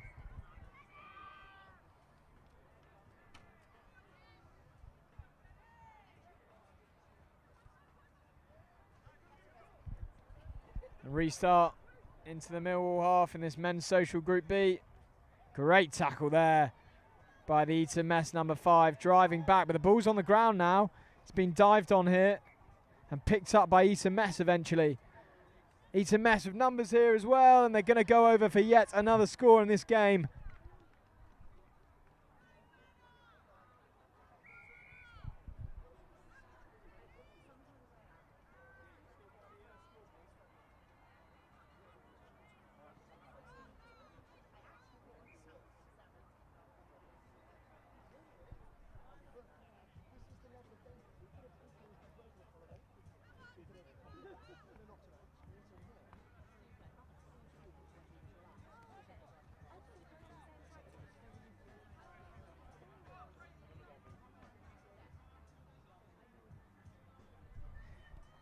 Restart's good there by Eaton Mess, but it's tapped back and oh no, Eaton Mess going to pick it up again. No, it's a bit scrambly, the ball here. It's gone everywhere, but it's picked up by Pallet for Millwall. Pallet passing off to Gianotti, who gets stopped again. Penalty though to Millwall in the orange, taken quickly by Springbet. Offload.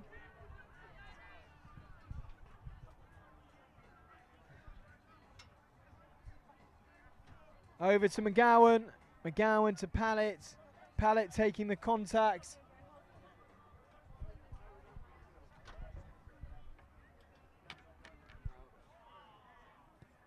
Stabbed forward though by Mess, and it's a chase for the ball on the line. if it's going to stop. Oh, it's just run out over the dead ball line.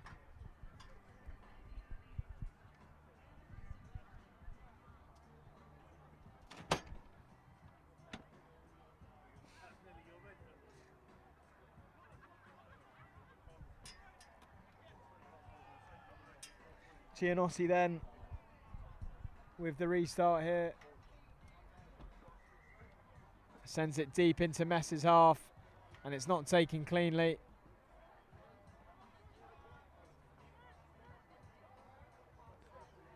But here they come, Eaton Mess with some powerful runners.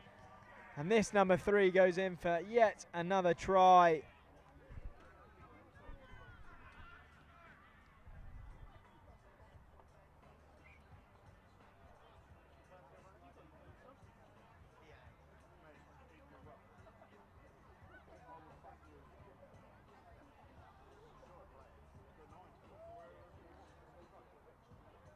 And the conversion successful.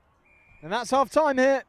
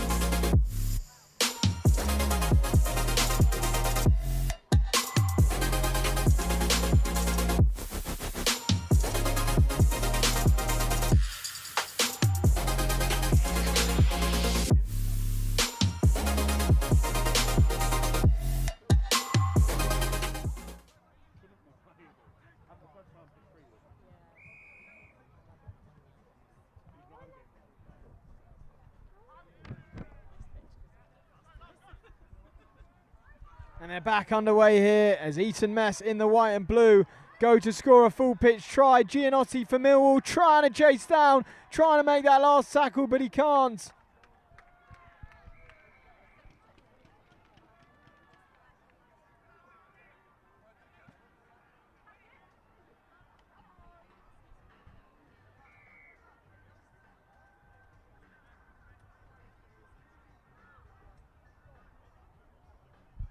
Conversion's good.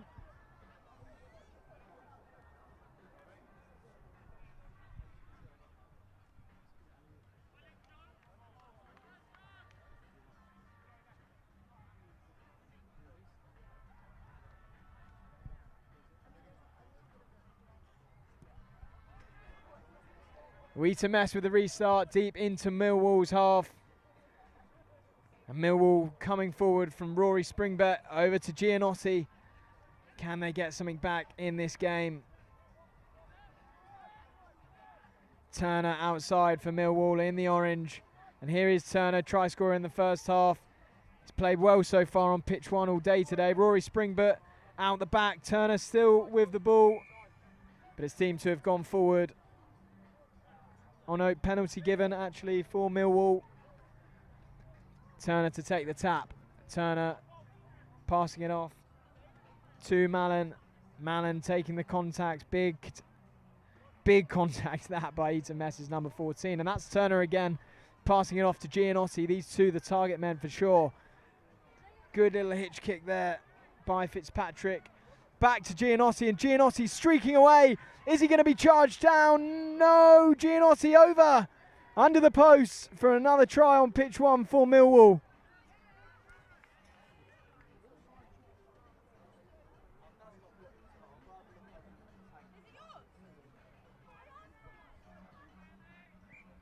Conversion's good as well by Giannotti. So 7 points back for Millwall.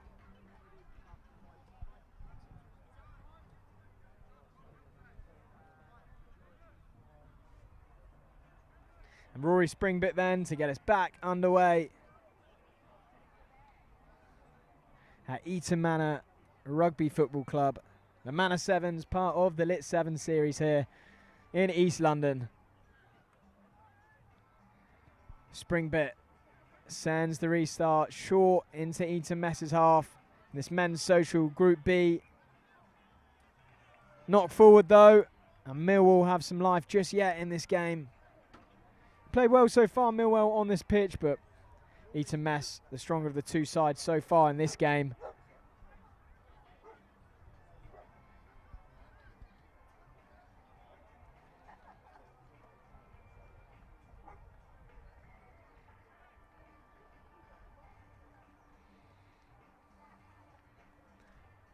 The put in from Antoine Mallon. Mallon going himself is Mallon, sees a little half gap, going through into Eaton Mess's 22 now, still pumping the legs is Mallon. Springbit acting as 9 now. Fizzing it out wide to Turner. Turner taps the ball back, still going. Turner shrugs off one tackle, takes down the second. Still going Turner, he's juggling the ball all over the place, but it's deemed to have gone forward in the end.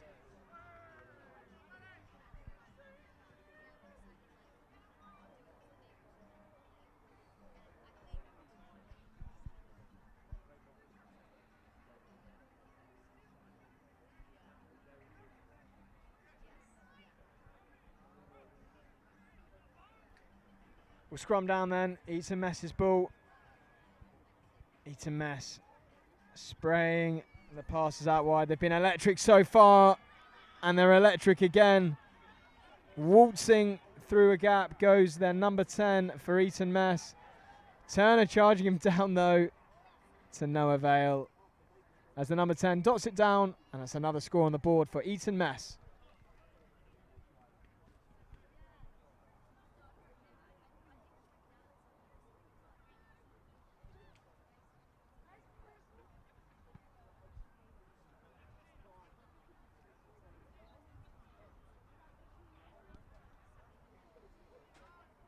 Unsuccessful conversion there, but Mess extend their lead.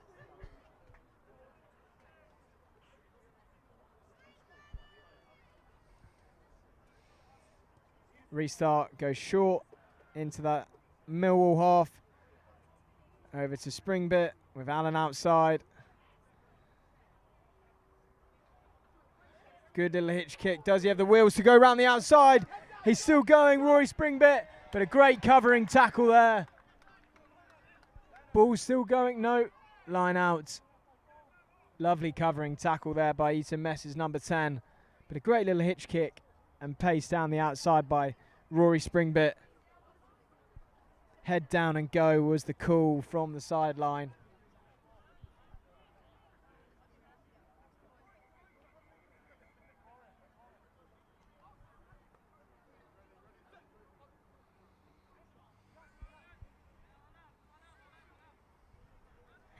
Ball going out wide for Eaton Mess. Do they want to score again? Yes, they do, and they're still going. Gianotti's in the backfield, though, trying to mark the man, but it's been pushed over to Eaton Mess's number 10 for his hat-trick try. And a great diving one it was in that corner.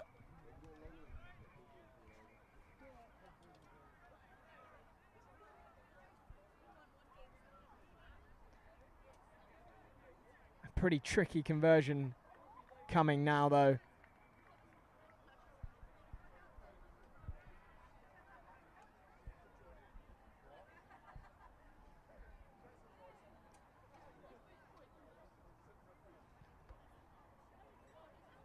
And that's unsuccessful, and that's the game.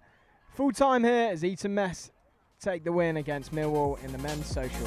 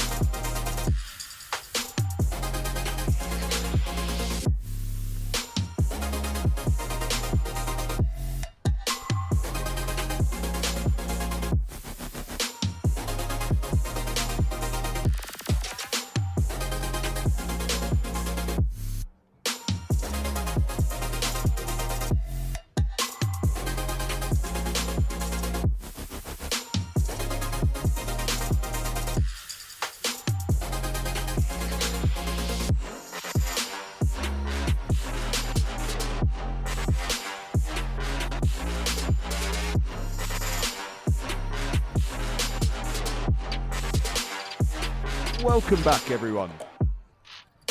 We've got players back out on the field, and we've got a change up here in commentary as well. Hamish Percy's done a sterling effort through the day.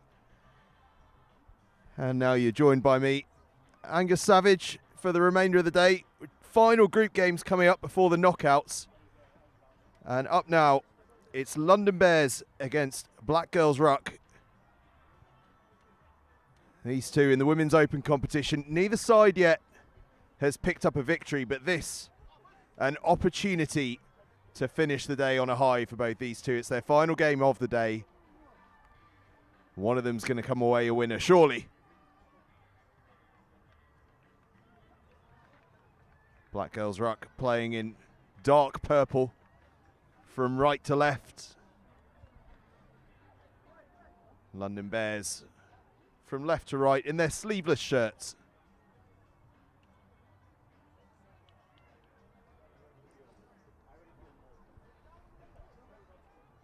I have to say, as I pulled in, I've got very lucky here from a commentary perspective. I've pulled in as the sun started to break through the clouds, set for a perfect evening here in northeast London as Black Girls Ruck get us underway with the short kickoff. And London Bears look to take it on, offloading through the tackle. Doesn't go to hand, but already we can see they're going to want to try and keep this one alive.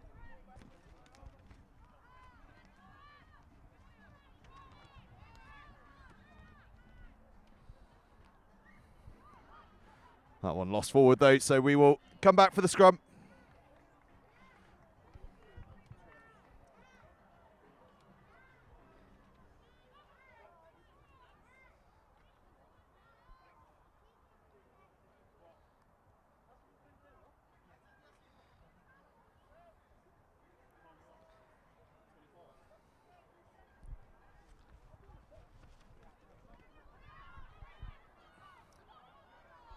Ruck up to the 22.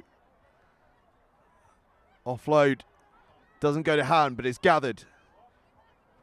Has that been ripped there by London Bears? I think it might have been. In fact, the referee's going to pull us back for a knock on and we'll have another scrum.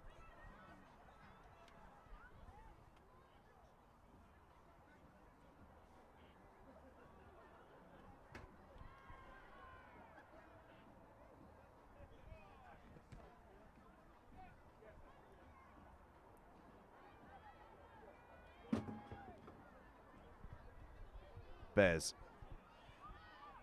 Passing through contact. Is there a bit of space on the left-hand side?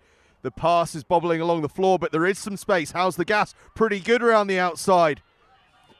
Burning around here go London Bears, up beyond halfway. They're going to streak all the way home, are they? There's corner flag in cover, but it's not going to get there. London Bears go coast to coast.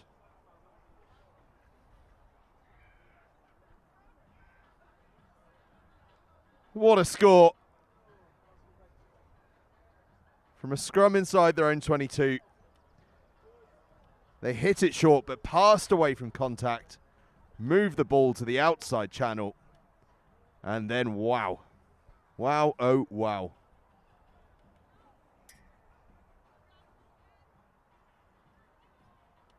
Pace to burn on the outside there. Absolutely fantastic. Conversion won't go, but it's a 5-0 lead for London Bears.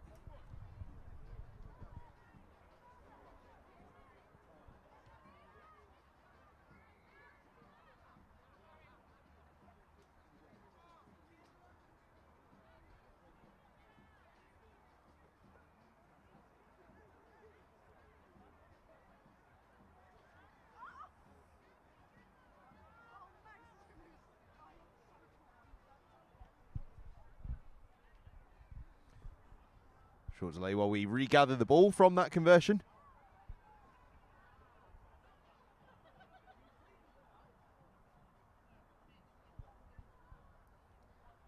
So it's London Bears in this shootout to see which one of these sides can pick up a first victory of the day that have the early advantage. 5-0 they lead, but Ruck go round the outside. Could they hit straight back? If this pass sticks, then they might. Doesn't go to hand, but it's gathered. And away, it's Newser that goes. And it doesn't take them any time at all to level this one up.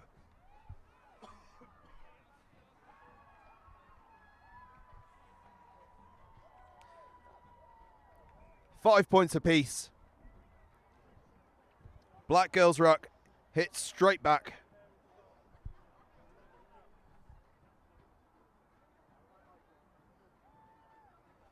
And we've got a little bit of a game on our hands.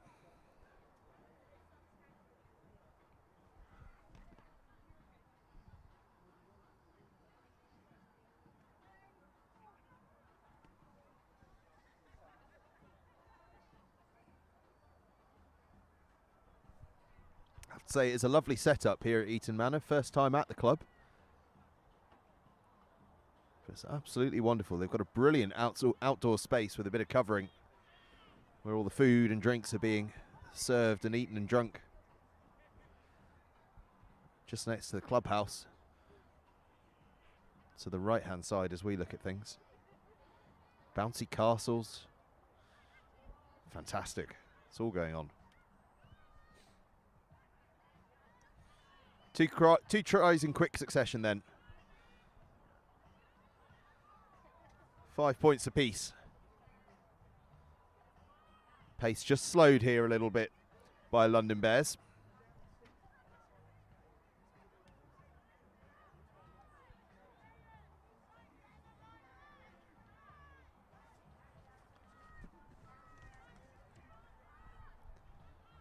That ball is loose, but it's gathered. And then loose. Still loose, but that's offside. And the penalty is given.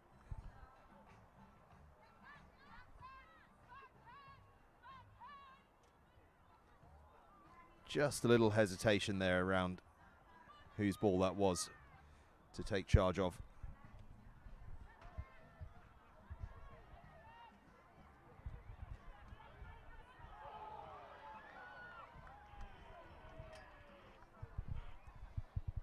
But Black Girls Ruck take advantage from the penalty and get across for their second try of the game, and it's a second for Newser as well, the number 3. 2 in quick succession for her, and from 5-0 down, they now lead 10-5, conversion to come.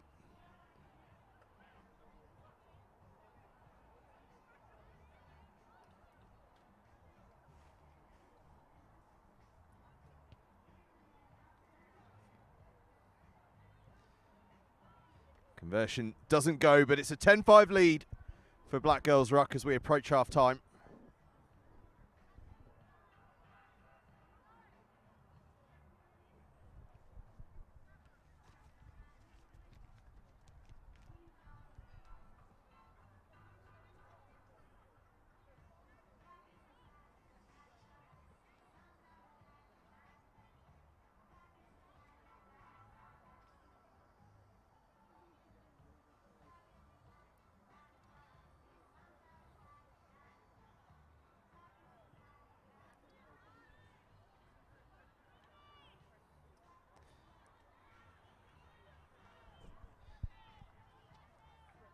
Can London Bears respond quickly?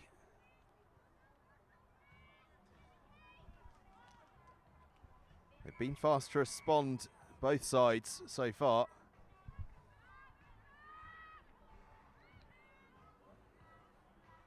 And on this occasion, it's a penalty for London Bears. Referee with another long look at his watch.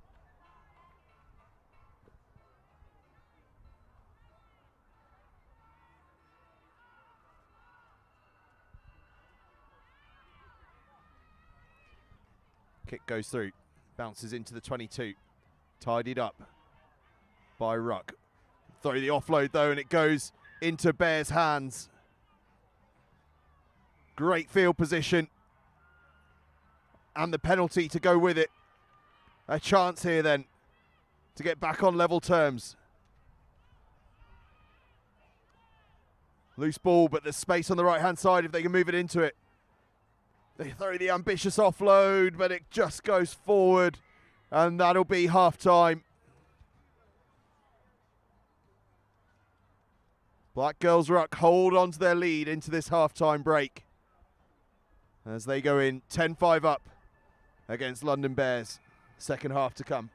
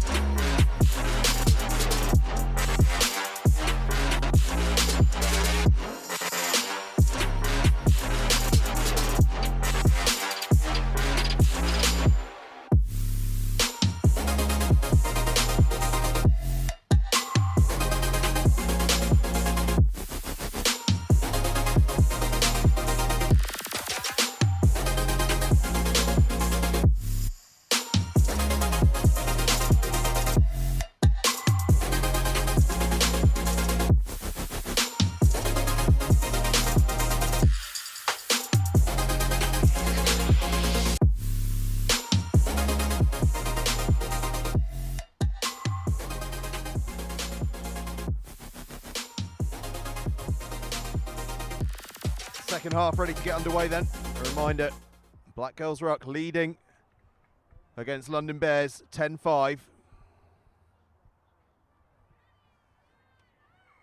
It's been a cracking first half of action. What's the second half got in store?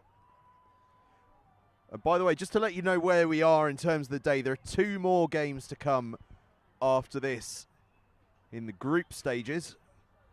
And then we move on to the knockout stages at 5 o'clock. Neither of these two are going to be in those knockout stages, but I'll tell you what, they are going to end by putting on a show. Black Girls Ruck get away for their third try of the game. Perfect start to the second half. And a 15-5 lead.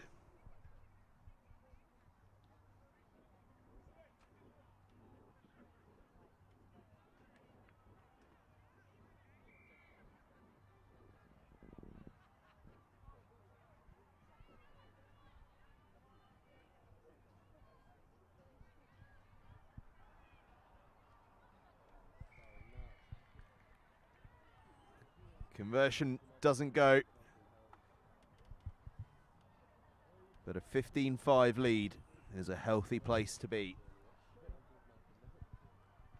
These two, by the way, not only had similar results, similar scores as well. Just 2 points on points difference separated them going into this one.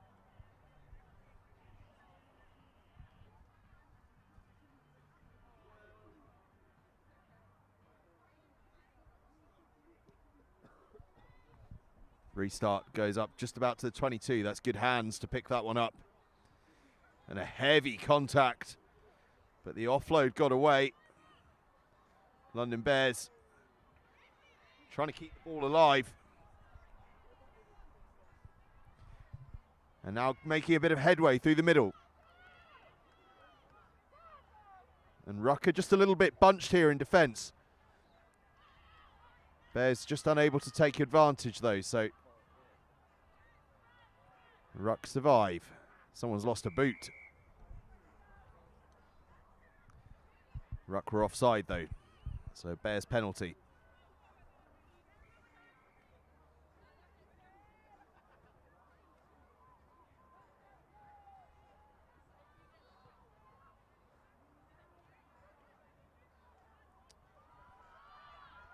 Oh, and Ruck Bears rather, have engineered a bit of an overlap here. If that ball had just been in front of the on-rushing player, they might have found some headway.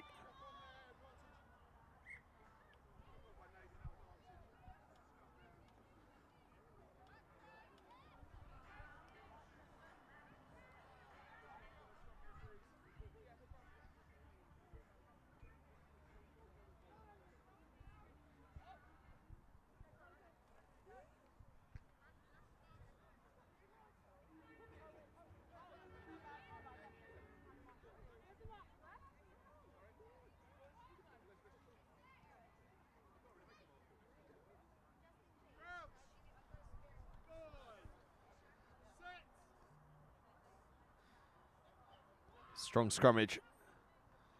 Bears get it away and hack through. There's some space there. Foot race to get after this one. Ball is bouncing everywhere. Ends back in Bears' hands and they get the pass away. Cruising home into the corner. Go London Bears to set up what could be a grandstand finish. Gap closed to 15-10.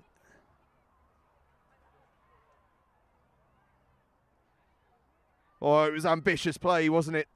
The kick through. And then that age-old problem. The unpredictable bounce of a rugby ball. Sat up into Bears' hands. One pass, and then they had the pace to go around the outside.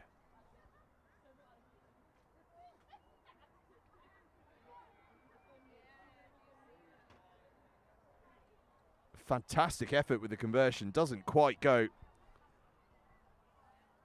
But it's Black Girls Ruck 15, London Bears 10. Game on.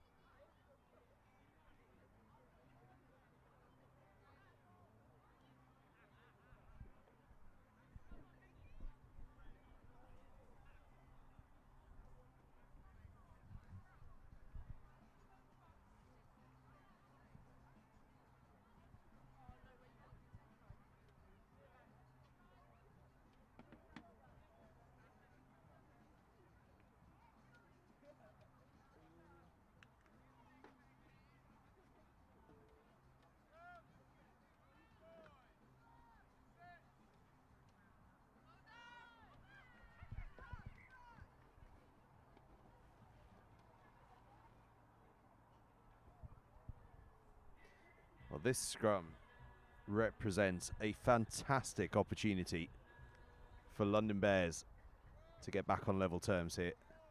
Absolutely fantastic opportunity. But it's been turned over, one against the head. Ruck looked to get away. And they're going to have a little try around the outside, and they might succeed around the outside. A good drifting cover tackle there from Bears, crucial as well. Strong chop tackle coming in as well. But Ruck keeping the ball alive. Is there a bit of space down the left-hand side? The big fend comes out. Now the offload as well, not quite.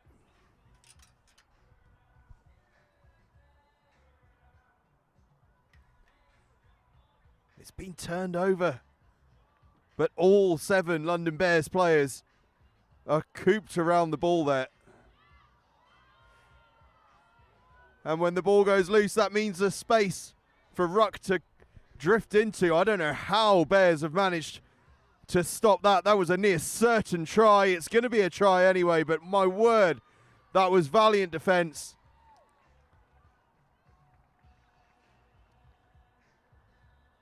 But Black Girls Ruck squirm away to get the try, and it's a try that might just mean the victory.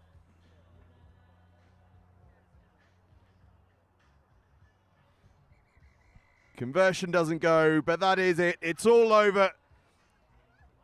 These two sides arrived into this one without a victory to their name, but Black Girls Ruck depart victorious. They win 20 points to 10. We stay with the girls' competition after this one. We head across.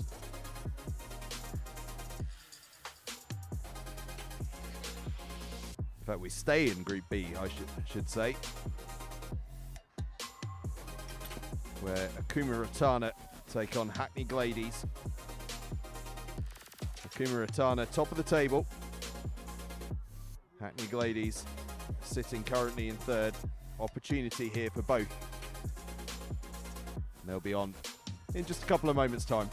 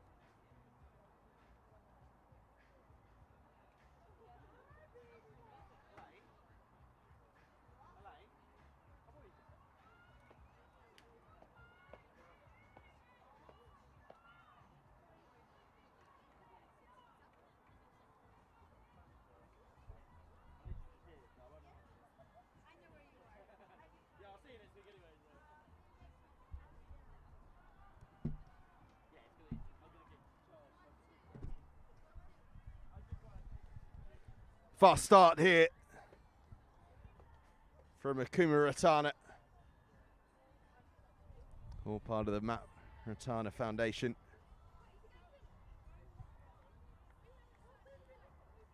And the group leaders take an early lead in the game.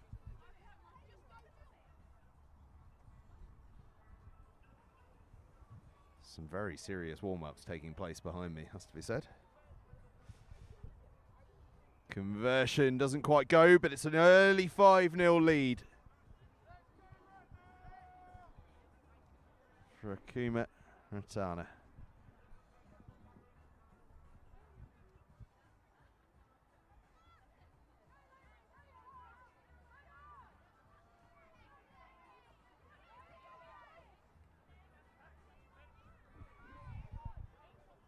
Hackney Gladies trying to respond quickly. Good power through contact. Accelerating up beyond the 10-metre line. Another offload. Footballing skills to keep it on their side, and then good power and strength to escape the tackle at the death there. And just a foot in touch. Brilliant cover tackle. Both players suffering after it. But that was a crucial defensive intervention.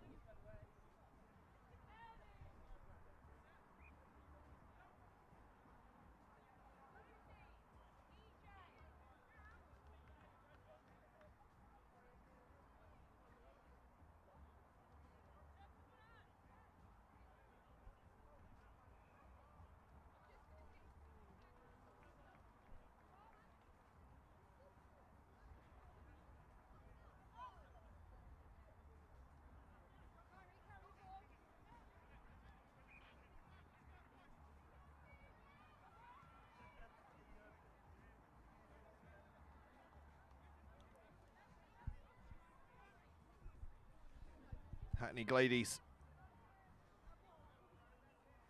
really putting on the pressure, playing some lovely rugby, but they're 5-0 down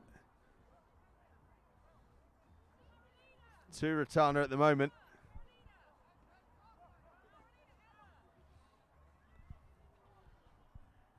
Have they got a response? Time off at the moment, while a few changes are made. Oh, and I'll tell you what, the sun is really coming through now. Who would have thought?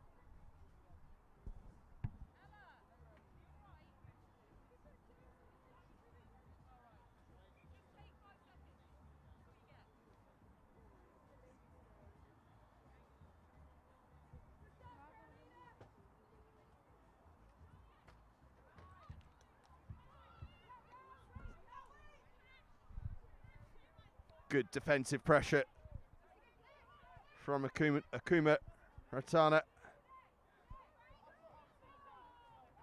Hackney going around the outside here, getting a lot of touches on the ball.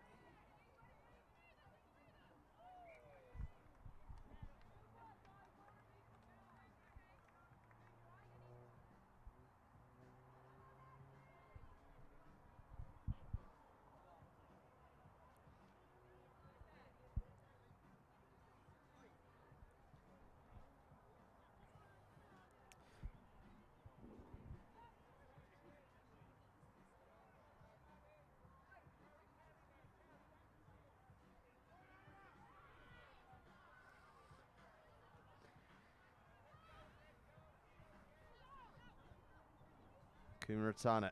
Oh, just spill it there. Hackney will have the scrum. They're going to want to try and capitalise on this field position that they've been building.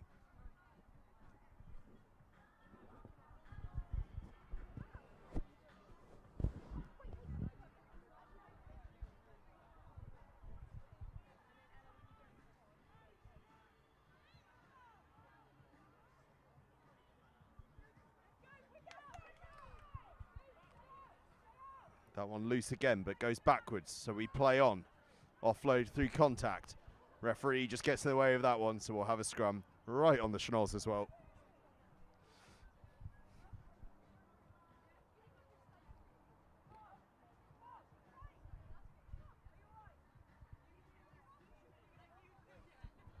For a second, I thought that the Hackney Gladies substitutes just below me were taking a real interest in the referee's well-being, but in fact they were just checking on one of their players to see if she was tired or not.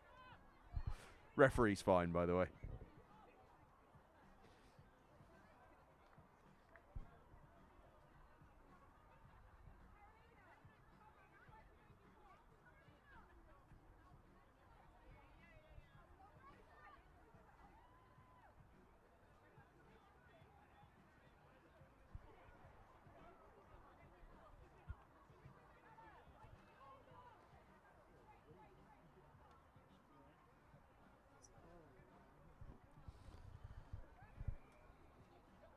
Line out. is a bit of a mess, but referee's happy with it. We play on. Hackney Gladies run hard and straight. Now they look to move it a little wider. Still they keep it moving. Tackle comes in. And a huge counter ruck as well, but hands in the ruck.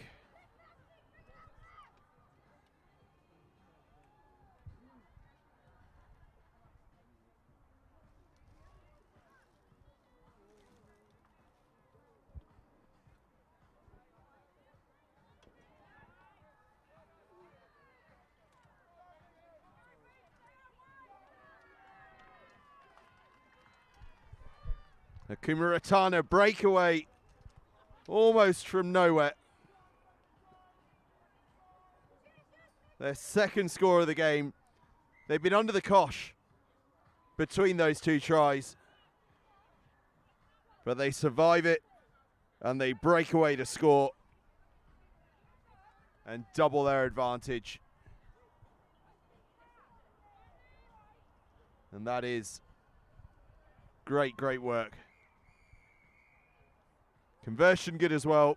They lead 12-0, and we head into half-time now, where despite so much possession, so much territory, Hackney Gladies find themselves 12-0 down against Akuma Rattana.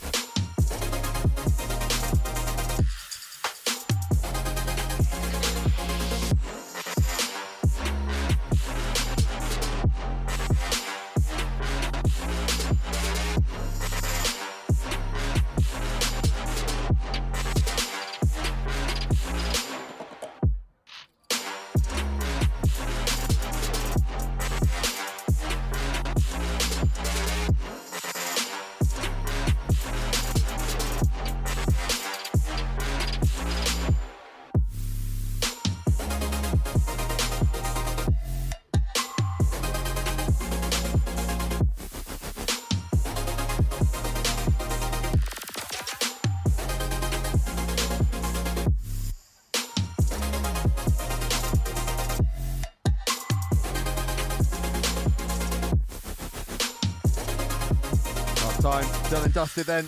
Team's back and ready to go. Hackney Gladies looking for a fast start as they seek to overcome this 12 points to 0 deficit against Akuma Rattana. Kickoff bouncing loose and into the hands of Gladies. This could be that fast start they're after. A good tackle comes in just to stem the tide, and then ball lost forward. It'll be a scrum down. Akuma Rattana ball.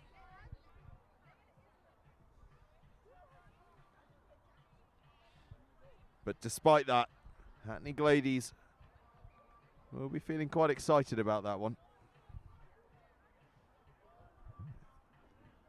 Just a little spark of what they can do there. Akuma Rattana trying to break between that seam between the scrum and the backline defence.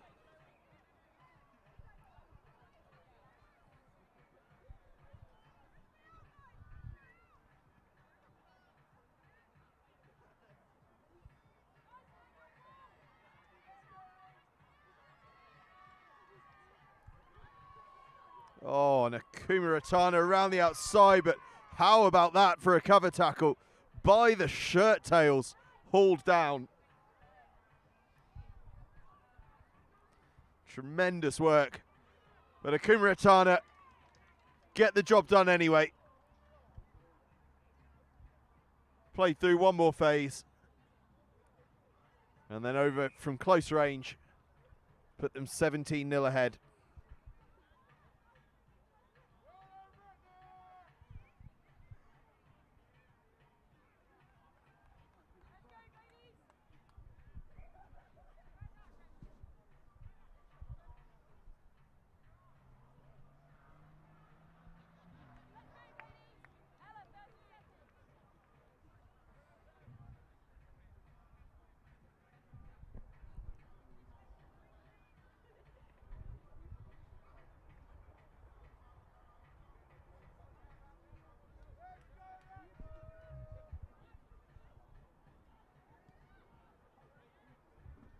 Deep kickoff from Akuma Rattana, caught over the head by Hackney Gladies, who then gift it straight back to Akuma Rattana, who are going to go in search of a fourth here.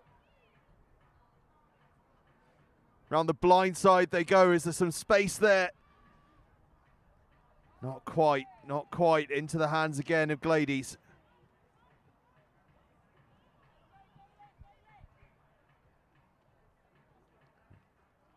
Play halted by the referee's whistle.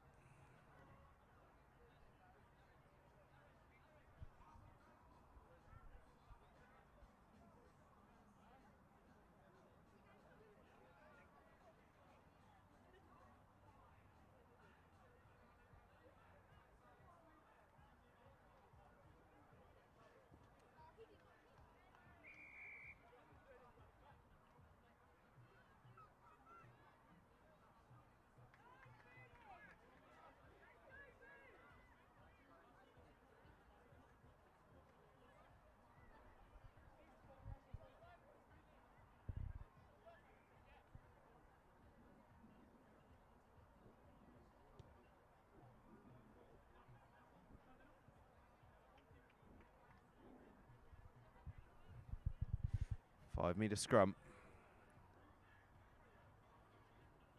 Big opening here for Akuma Rattana to put themselves near enough out of sight. 17-0 they lead currently.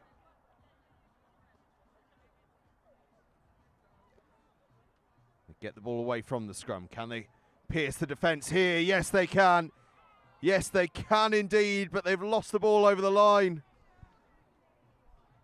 Oh, they've done all the hard part. But that crucial final piece of play just not quite working out.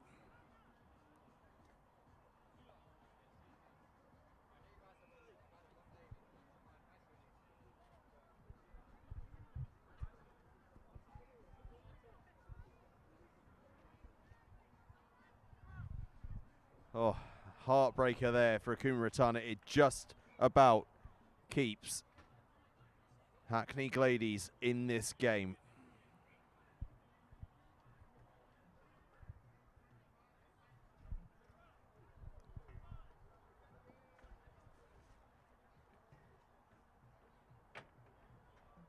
Huge scrum, but an early drive.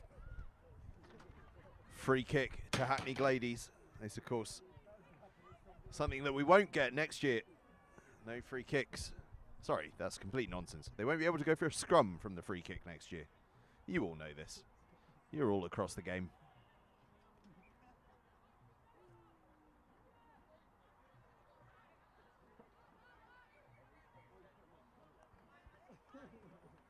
Time off. Bit of a bang to one of the Gladies players.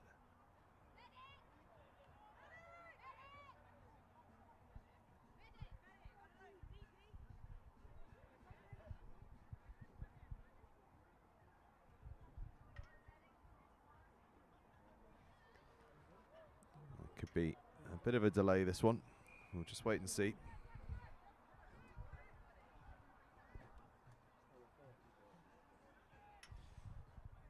Meantime, may as well keep you abreast with what's going on in the Premiership, eh? Because I'll tell you what, it's an absolute corker of a day over there. Sides scrambling for semi-final and top four places. And at the moment, it is Sale Sharks that are looking like they are going to get that fourth spot in the Gallagher Premiership semi-finals. Some extraordinary goings on elsewhere, I have to say. Harlequins against Bristol Bears is looking quite outstanding. But we have had some outstanding rugby here at Eaton Manor all day as well. Really has been fantastic. And there's plenty more to come. One more pool game after this, and then we are into knockout rugby. Semi-finals in all three of today's competitions. This Women's Open competition, the Men's Social competition, and the Men's Open competition, where Shogun Rugby are looking to go back-to-back in this LIT7 series. Penalty to Akuma Rattana. They go quick and they go very, very close to the line, but not quite over it yet. Now they are, though. That's their fourth. 22-0 up they go. And it is going to take something very, very special in those knockout rounds a little later on to stop this Akuma Rattana side from lifting the big silverware.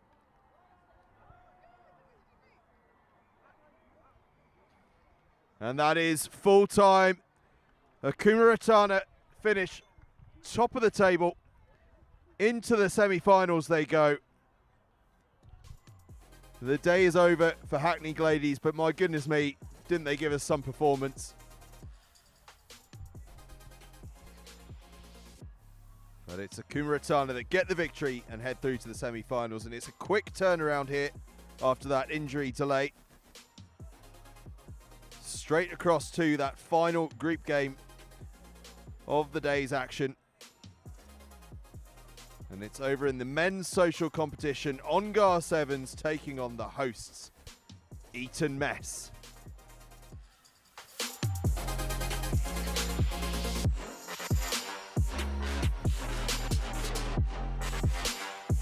And as you can see, the teams are out on the field already.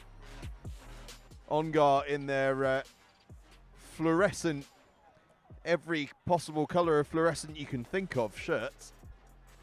Eaton Mess in their white shirts with the blue trim.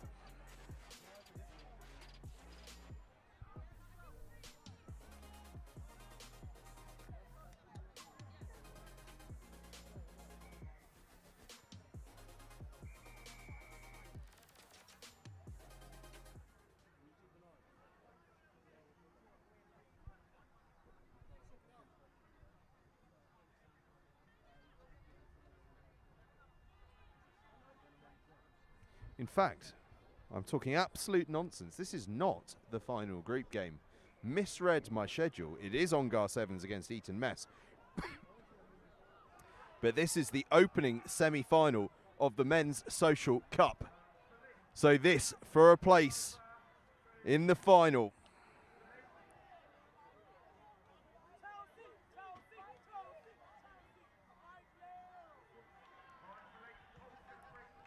And it's an early, early lead for Eaton Mess, the home side. Get first blood in this men's open semi-final. Men's social semi-final, I should say. And playing on the field behind us in the other semi-final, Old Albanians against LIT7s.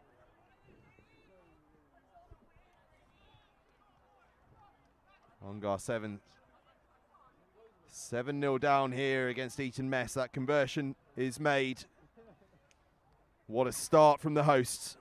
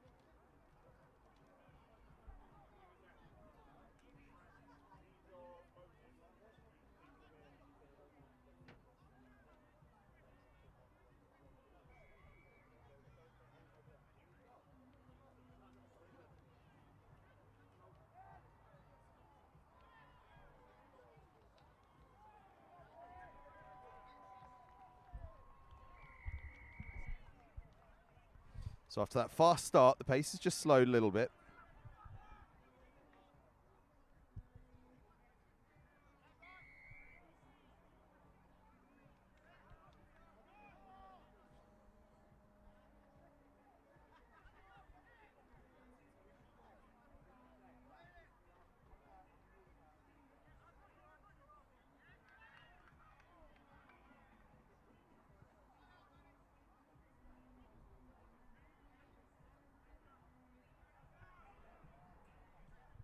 Onar. Oh, that's some serious footwork there.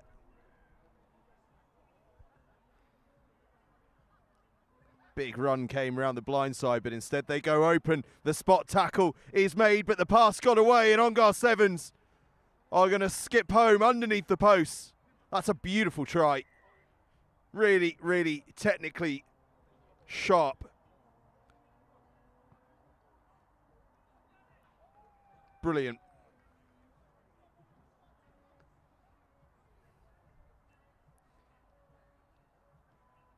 Conversion good as well. And we're all square at 7 apiece.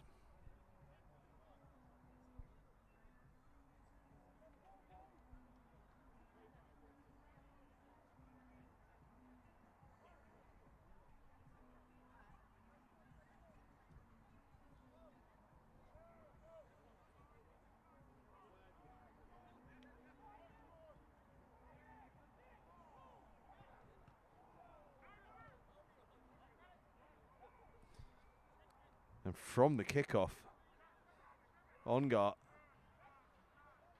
get the ball back.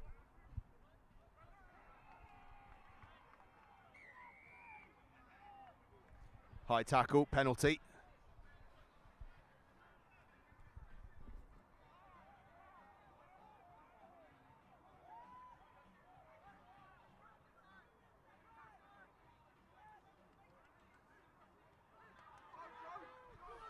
But breaking away go Eaton Manor.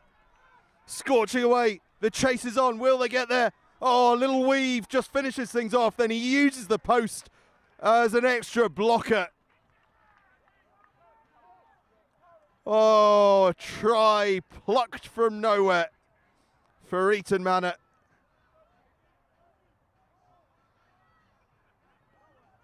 And he signals to the bench, get me off, I'm knackered. And I'll tell you what, he deserves a rest after that. Conversion is good as well. Back in front, go Eaton Manor, or Eaton Mess, I should say. A coast-to-coast effort.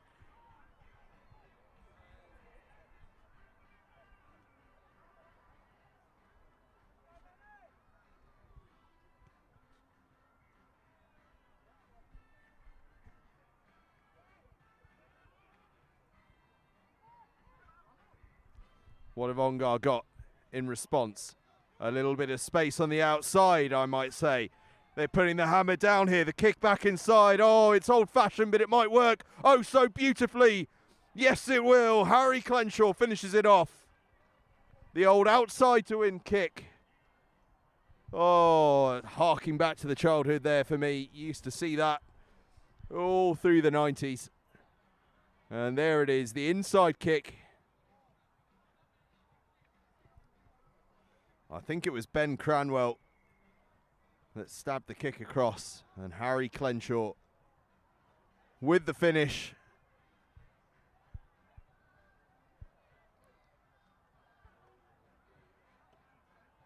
Onar make it 2 scores apiece.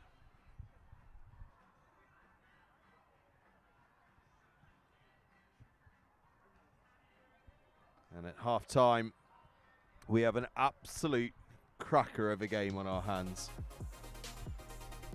2 tries each. Spectacular efforts all round. And a place in the Men's Social Cup final at stake.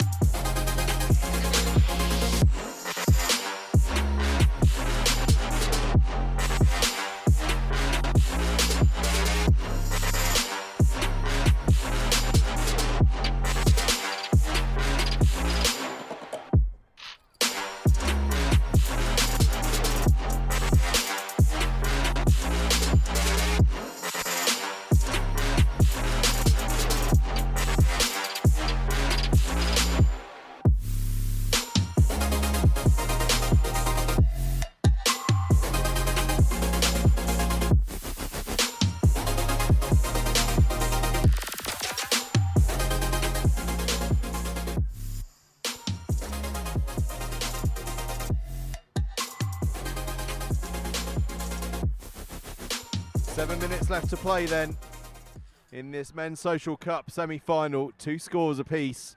Onar Sevens just receiving that kickoff against Eaton Mess, the hosts.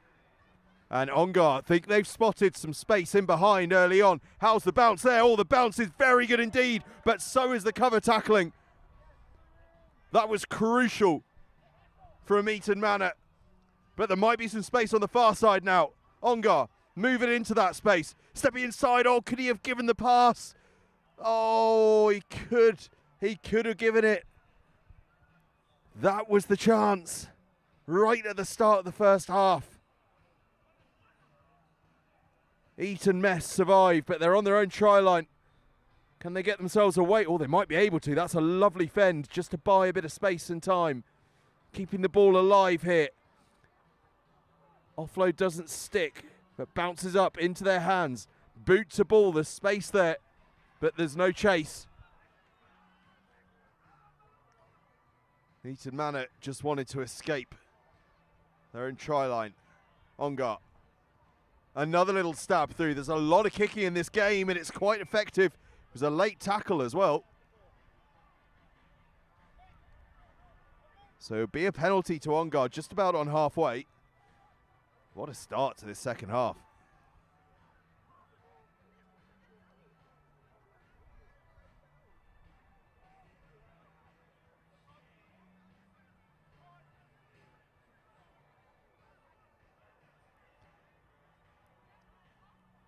Onar. Trying to engineer something down the blind side. A little goose step, buys a couple of yards, and then a thumping tackle comes in. Oh, I'll tell you what, Onar have started this second half like a house on fire, but the defence from Eaton Mess has been absolutely outstanding.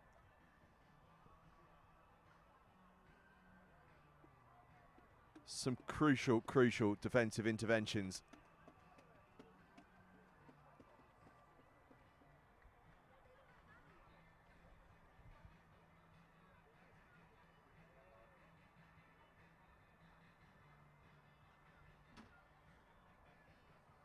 Onar win the line out. They run it into heavy traffic though. Just for a moment they had numbers on this open side, but Eaton have scrambled to cover it. Another kick across, this time cross field. How's the bounce? Just sits up, but that could work out. Onar, it will work out for. They don't even need to put the pass in.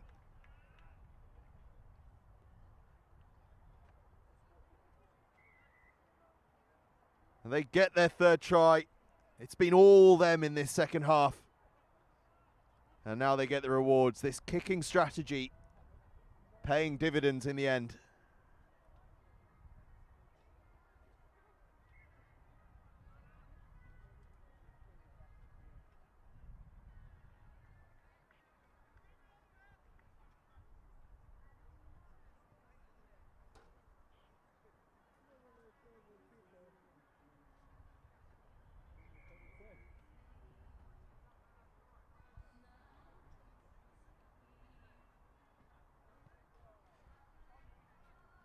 High hanging restart from Onar, gathered safely by Eaton Manor, who are buying into this kicking game. They thump it downfield, and now the chase is on, and they're winning that chase at the moment. Another little hack through. How's the bounce? It's well gathered. Oh, crucial from Onar, but then the risky offload on their own try line.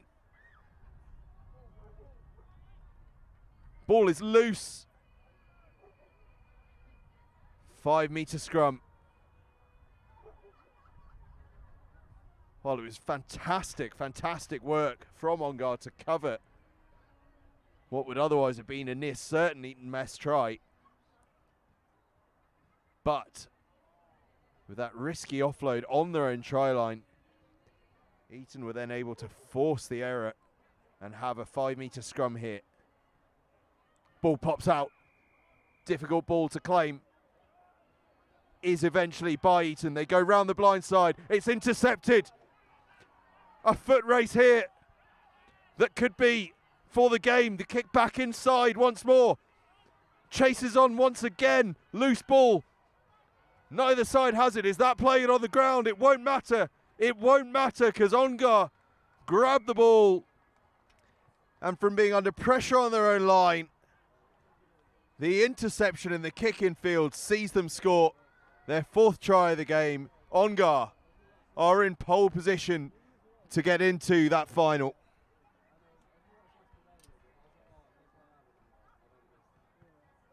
Conversion doesn't go, but they lead 4 tries to 2.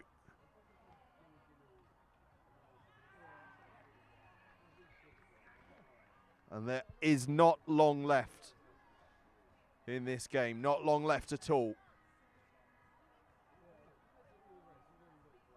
And you can bet good money that Onar are not going to be quick about this restart.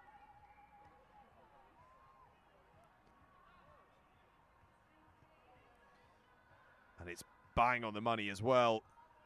Or is it? No, it bang on the money in terms of length, but just drifts out into touch. So free kick. Eaton Manor on halfway. They need to score, and they need to score very, very quickly. Little step off the right and then offend. Offload is good as well. Onar back in defensive shape though. So Eaton Manor are going to have to try and conjure something around the outside. But it's been intercepted again. But then a dangerous clear out, I think, which may be about to get a yellow card, I think. Does indeed. Means a penalty for Eaton Manor on the 22. So, playing against 6. Can they score their first try of the second half and give themselves a shot at a place in this final? There's space on the outside. They're going to get the try. They get the ball down. Will there be enough time for a restart? We'll have a look and see. They need to get a hurry with the conversion.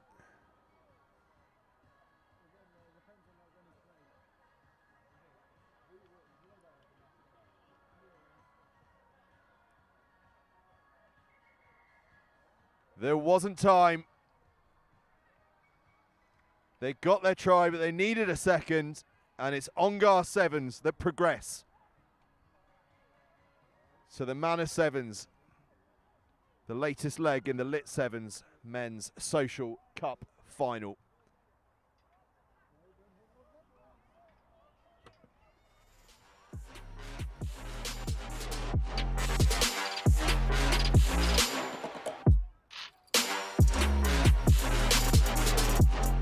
They'll be playing either Old Albanians or LIT7s in that final.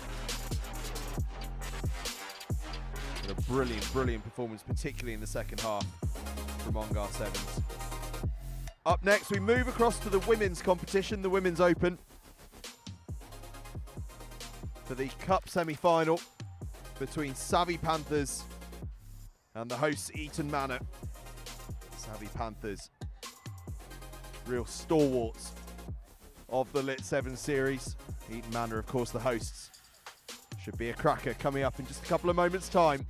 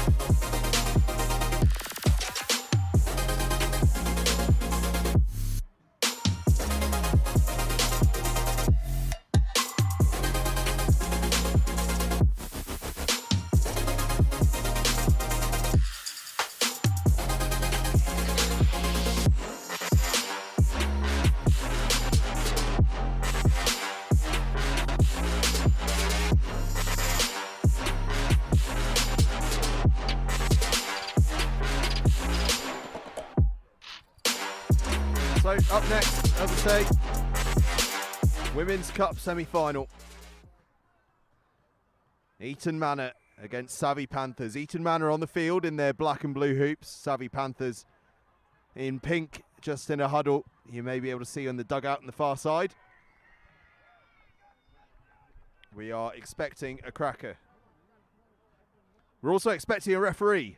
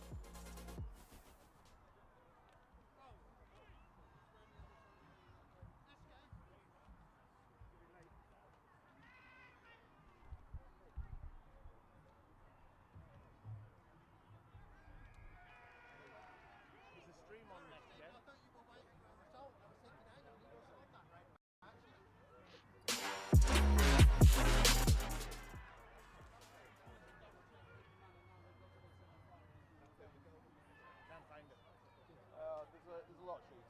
Oh, yeah, I have got it. Does that look right to you? Yeah.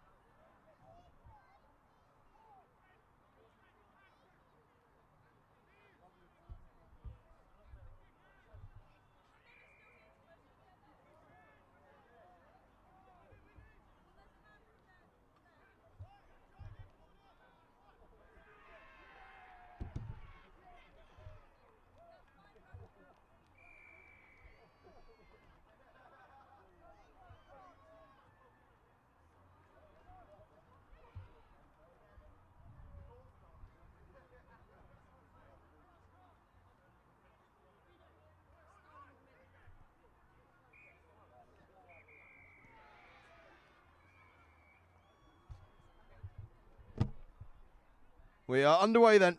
Couple of minutes behind. We had to find a referee and a ball. But I'm sure we will make that up in the fullness of time. Savvy Panthers in pink, defending against Eaton Manor in the blue and black hoops. It's Women's Cup semi-final time. We are into the big time now. And Eaton Manor making a bit of headway there. How's the pace around the outside? The pace around the outside is very, very good indeed. Eaton Manor are going to streak away home for the opening score of the game, Poppy Love.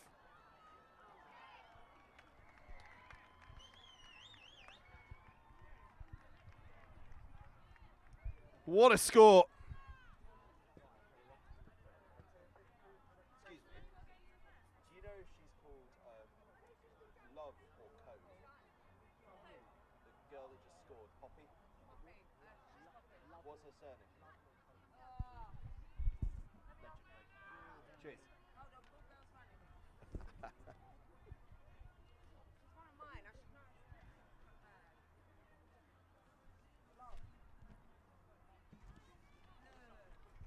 Well, there we go. This is why it always pays to be in commentary near where there are people. Poppy Love it was indeed. Poppy Love the try scorer.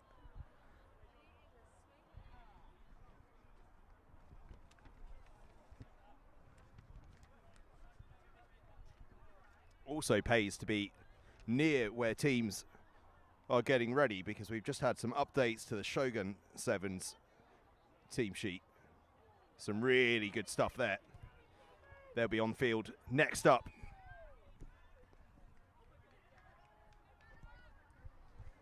Ball lost forward. Savvy Panthers will have the scrum down.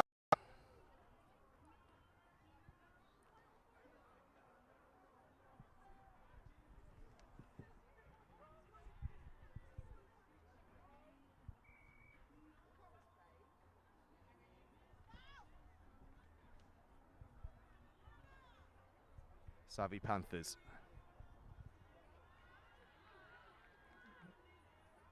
Trying to find a bit of space, but the Eaton Manor defence is up to the task at the moment. Maybe there's a little on the outside now. No, drift comes in. That's really, really, really good defending. With each really, it just got a step better.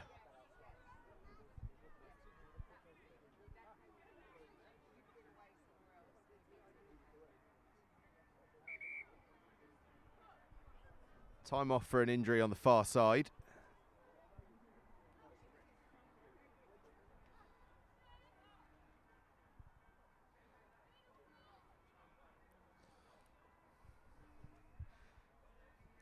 I was about to interview a few of these Eaton Manor locals, but injury has been dealt with swiftly.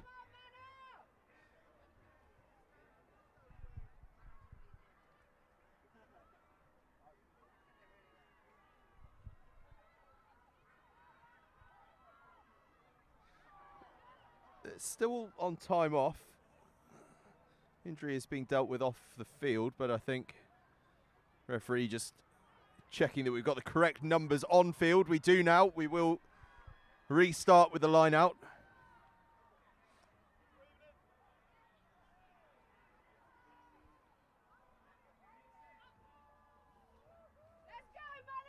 Eaton Manor then looking to add to that early try from Love, and they're half through the gap. Eaton Manor into the 22. Is there an offload here? It's good defending just to wrap up the ball there. Out to the right-hand side. Defence is good.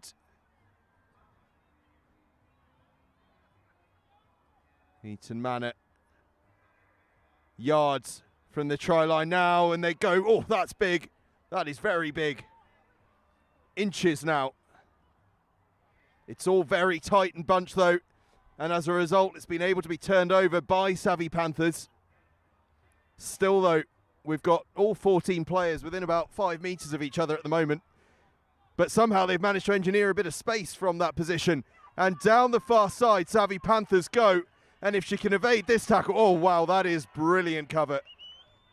Oh, should have been away if that tackle had been missed. The penalty is given away, but I'll tell you what, she will not mind giving away a penalty there at all. A try-saving effort. Eaton Manor made to work there, but up to the task.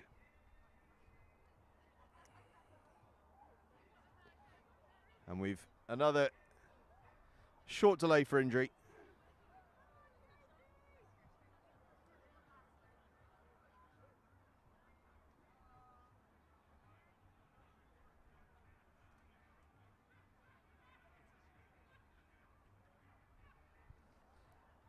But I'll tell you what, how important was that bit of defensive work from Eaton Manor. Without that, their lead would have evaporated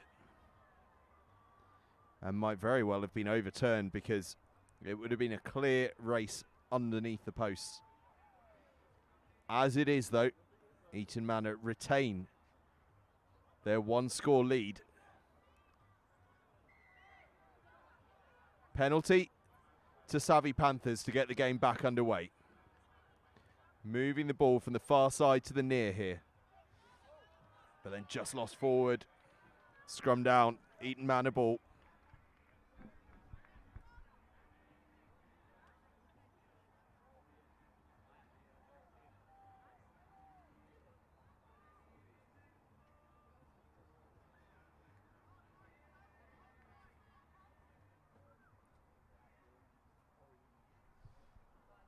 Eaton Manor then.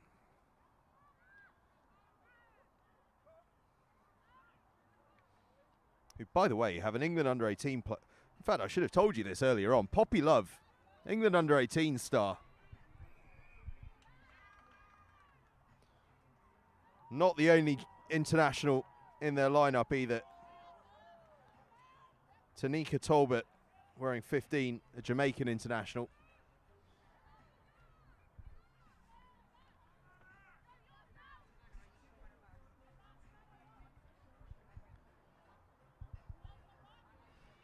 we should have known that Poppy Love was a player of some quality. The confidence with which she went around the outside for her score. But that score is about to be levelled up.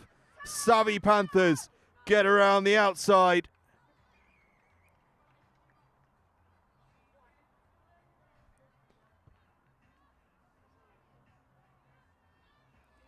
Brandy Akpabome gets the score for Savvy Panthers. Game on in this semi-final.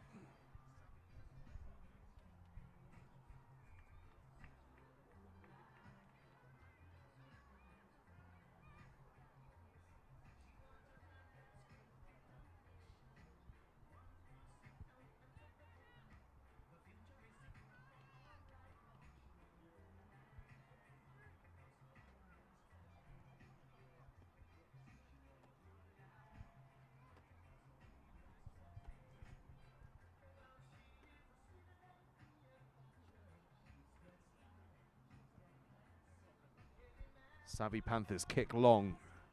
Eaton Manor gather. We're now in an absolute humdinger of a semi-final here.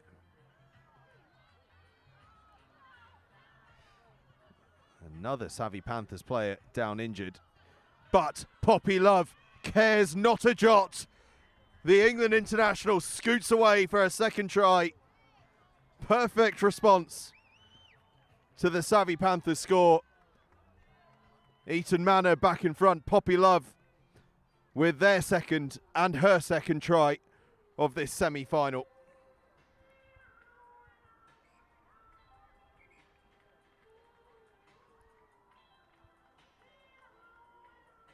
Conversion was good as well. That could prove crucial. And I think it's half-time. It is indeed.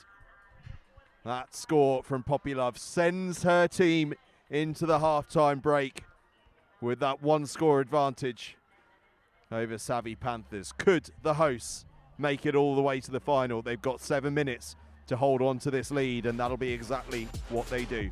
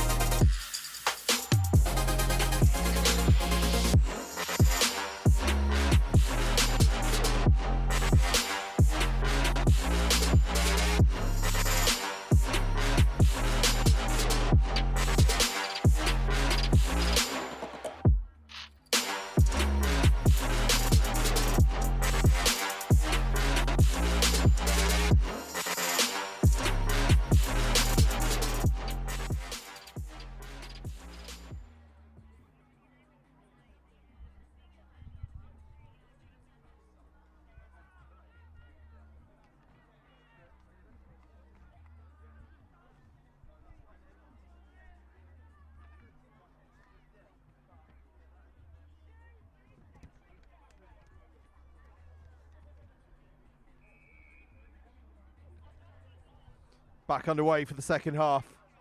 Eaton Manor get us underway. Savvy Panthers in pink receive the kickoff and then give away the interception. Oh, what a golden start to the second half for Eaton Manor. They finish the first half with a try and they start the second half with one. And they have just taken a giant stride towards a place in that final.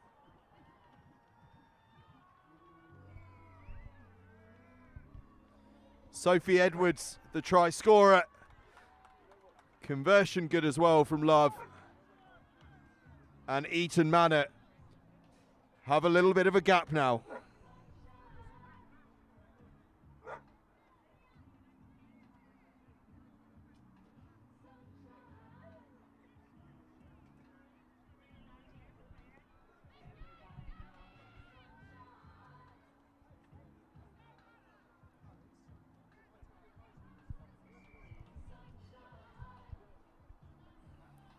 Savvy Panthers looking for a quick response.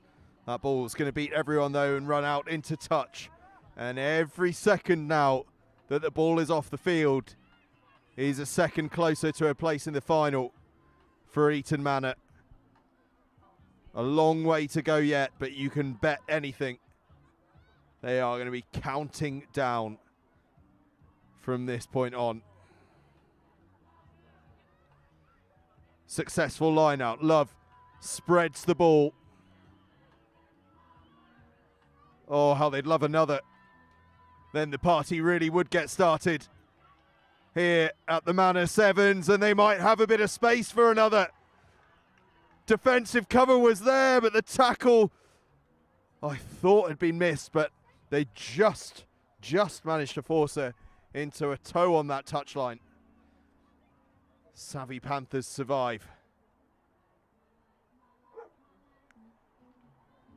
By the way, coming up after this, we switch over to the men's competition, the Men's Open Cup semi-final. It's Shogun Sevens, champions of the previous leg of the LIT7s over at Chelmsford, as they take on the Bronco Nomads, two absolutely fantastic sides, loaded with talent.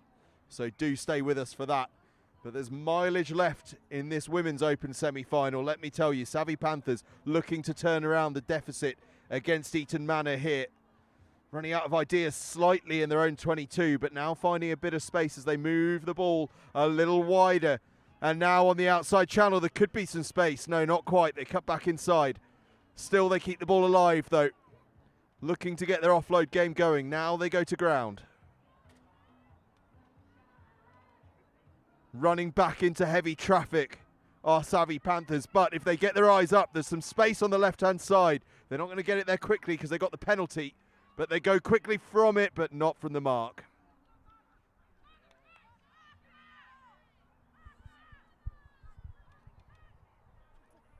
Oh, it's getting towards that time of day, isn't it, when the tension starts to ramp up.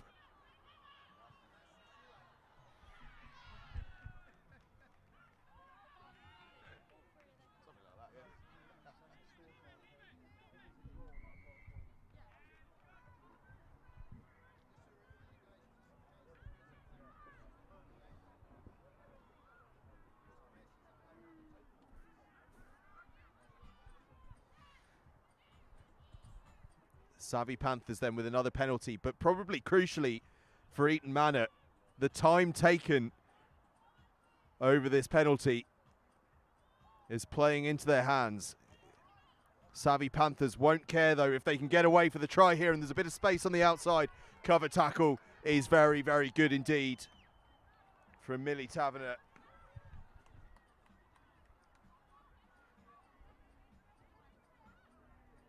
And it'll be another line out. Eaton Manor ball. Referee, I think, has just turned his watch off for this one. I think he's wise to the delaying tactics that are going on. Not entirely sure, but 3 tries to 1 to Eaton. Yeah, that's it. It's the build-up.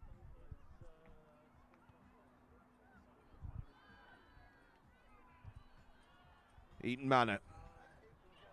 Round the outside, they're going to have a little look. Hunting for a fourth. They're going to get away for a fourth score. This could be the final for Eaton Manor. The adrenaline pumping all around the ground here, because Eaton Manor ladies are surely now going to the final. Their 4th try. This second half performance from them has been absolutely exhilarating.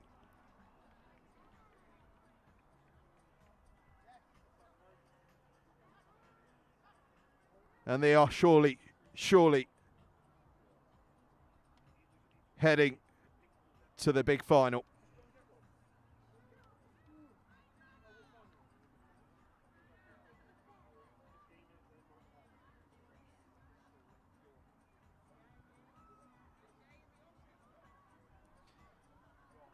And bookmark that time slot. 6 p.m. The Women's Cup Final.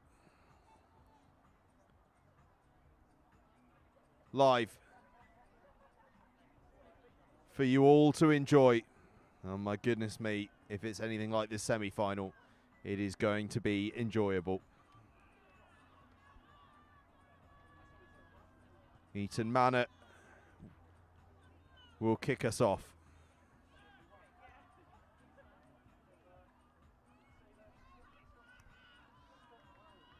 And they're back up to 7 players.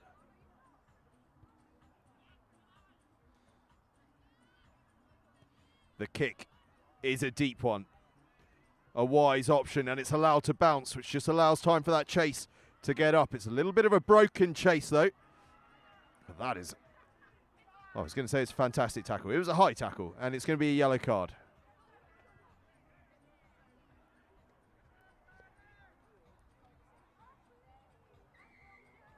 So, back down to 6, Eaton Manor. Savvy Panthers run the switch play back against the grain. Tackles come in. There's a bit of space on the blind side though. The drift comes in. It's well covered. And now around the outside go Savvy Panthers. Poppy Love with the cover tackle, showing the pace that we saw earlier on for her scores. And then it's turned over. Eaton Manor have the ball. Volume goes through the roof on the far side. And a penalty as well. And now we really are just counting down.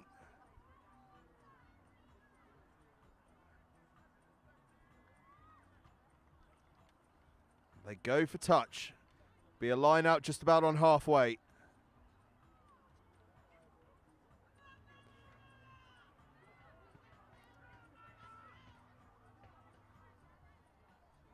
I've got referees in front of me. At some point, I may ask them about the coincidence of just how often lineouts seem to occur exactly where the white lines on the pitch already are.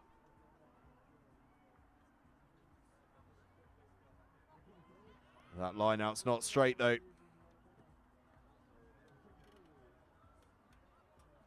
Free kick to Savvy Panthers on the halfway line, 15 metres in.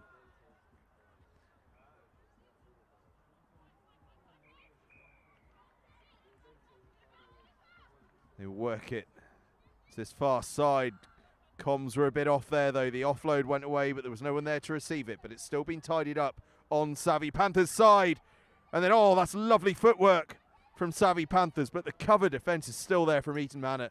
Their defence has been just outstanding. And then with the big, big overlap, the spill. And surely now, surely that's it. That is it. Eaton Manor are in the final. A stunning second half from the hosts. Sets up for a grandstand finish here at the Manor Sevens leg of the LIT7s Series. The hosts are into the final.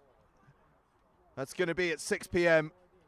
or perhaps just a couple of minutes after it, after those injury delays during this game. And what that means is it's a fast turnaround. No rest for the wicked here. We're into Men's Cup semi-final time. Nomad Sevens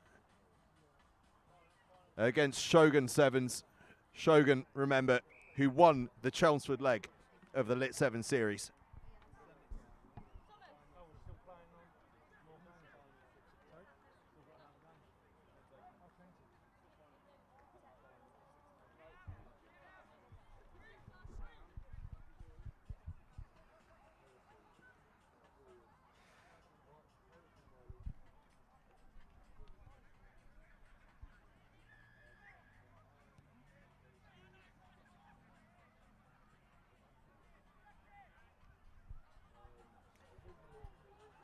Shogun then in white. Bronco Nomads in black in possession. And off to a fast start.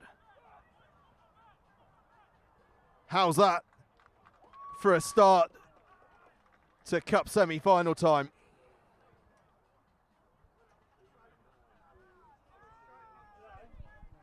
Right from the off, Bronco Nomads get the score. George Bunton with the try. And as he lines up the conversion, we're just running through the team sheets because there are some absolutely outstanding players in these sides.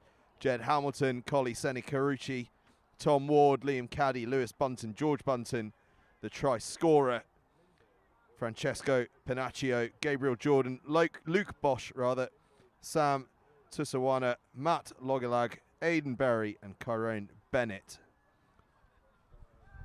Line up for the Nomads in their black shirts. Shogun in white.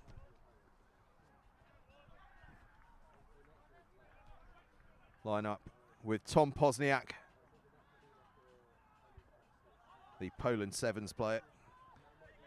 Verti Bash, Finland Sevens. Alex Garrett, former Denstone College player, now at Nottingham University. Josh Golden Clark of Exeter University. Harrison Friday, son of Mike, the USA Sevens coach. Ben Alexander of Old Albanians. Connor Taunton of Bridgend, another Exeter Uni player, and Freddie Skinner, the skipper, Trent Storen of the Brumbies under-21s. Ryan Sweeting, former rugby school star, excellent 15-a-side player, currently at Nottingham University. Josh Jarrold, Alex Earnshaw, I should say, former Hartbury College man, now up at Durham University. Harrison Murphy of Old Reds in Bristol. And Ollie Walker, who is a Sevens specialist, completes the lineup. But it is Bronco Nomads who are searching for a second here, and that is a delicious offload out the back. And then stabbing the ball through is the try scorer, George Bunton. He's hunting a second, and he's going to get his second. And Bronco Nomads move 2 scores in front.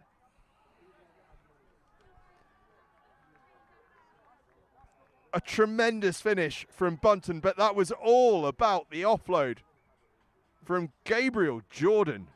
Oh, for all the world, he looked like he was going to get driven out into touch, and somehow, some way, he got the ball out the back.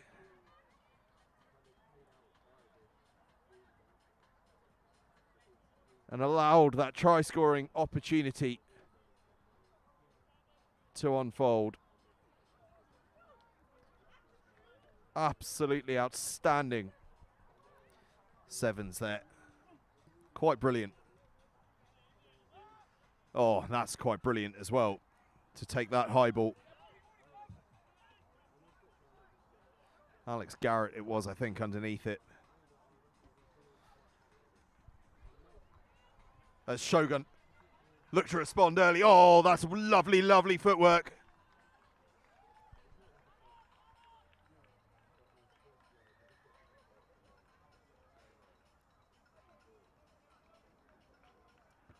Well, they weren't going to hang about and let the Bronco Nomads build a score.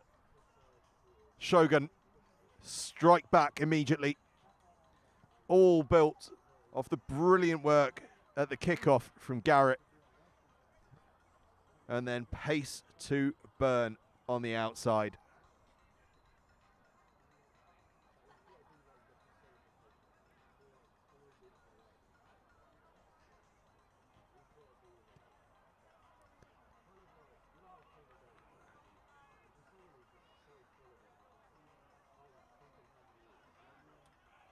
Bronco Nomads hustling and bustling their way up to the 10-metre line.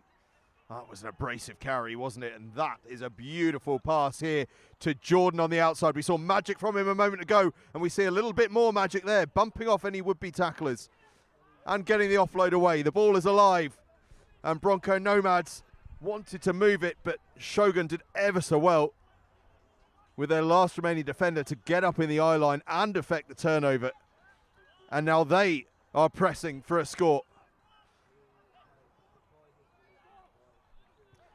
bobbing and weaving around, keeping the ball as alive as they can.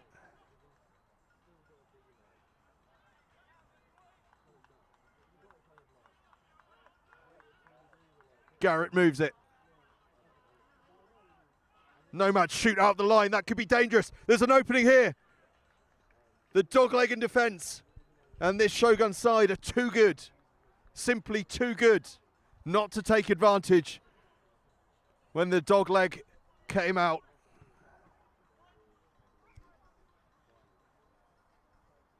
And from 2 scores down, they've pulled back 2 of their own. And we have got an absolute ripper of a semi-final on our hands now.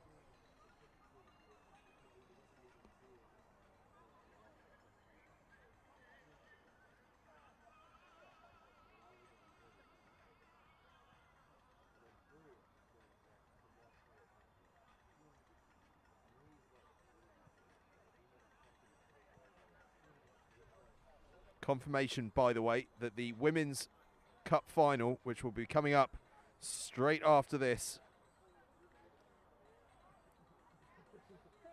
Sorry, which will be coming up at 6 o'clock, I should say. Will be between Eaton Manor and Hackney Gorgens. That's the Women's Cup final at 6 o'clock. Eaton Manor against Hackney Gorgens. Before that, it's the Men's Social Cup final. Onar Sevens against LIT7s at 5:40. And then we finish the day with the 6:20 kickoffs. The Men's Cup final. One of these 2 will be in it. Who will it be? 2 tries apiece at the moment.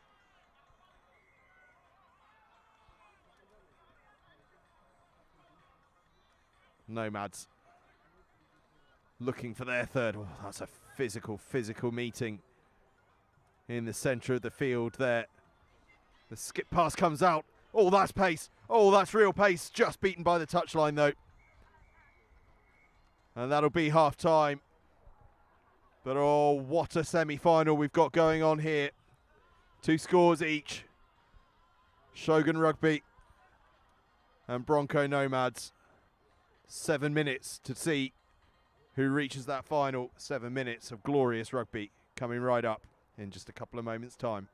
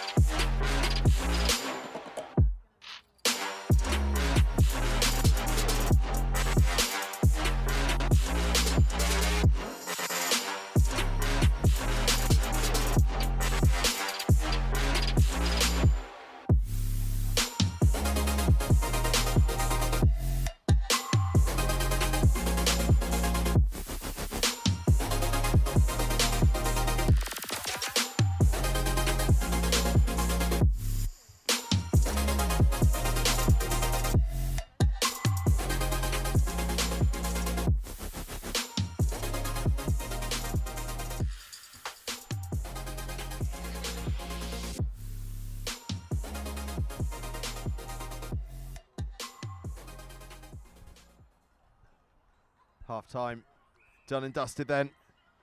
Bronco Nomads will get us underway in their black shirts. Shogun almost claiming that one on the 10-metre line in their white shirts. Just knocking it on, so it'll be a Bronco Nomads scrum to get this second half started.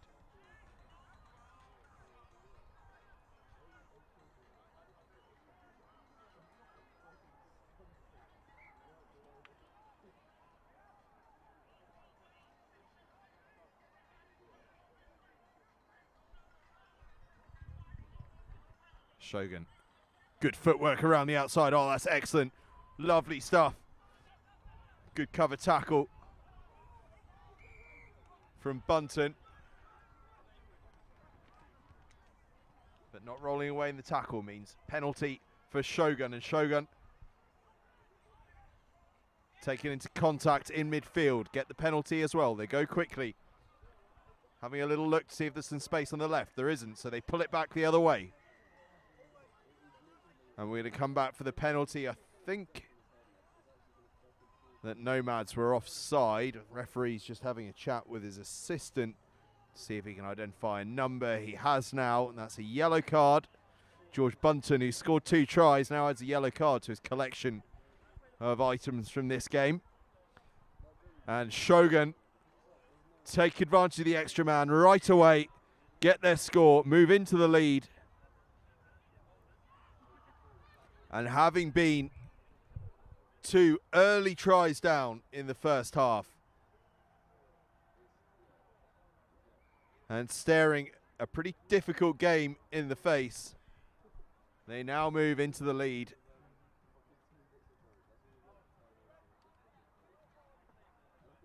That's a brilliant, brilliant turnaround from Shogun.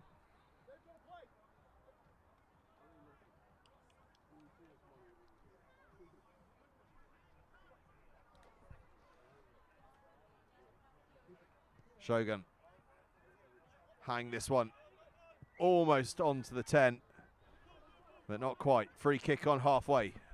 Only went about 9.5.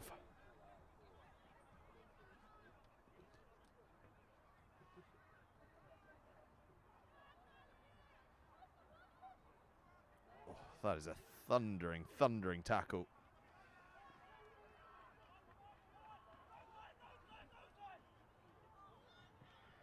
Oh, that is brilliant pace around the outside. Down to 6. And yet somehow Bronco Nomads get around the outside, do they? Tyrone Bennett had done everything but score, but he lost it forward. Brilliant, brilliant commitment from Shogun to stay in the fight even after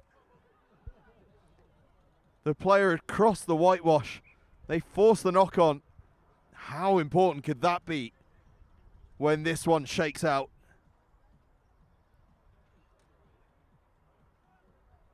Nomads have done so well to get around the outside. But a stunning, stunning piece of defence from Shogun, who now look to break out from their own try line. For half a second, you thought there was space on the outside. Instead, they've had to scramble a little bit to keep it alive.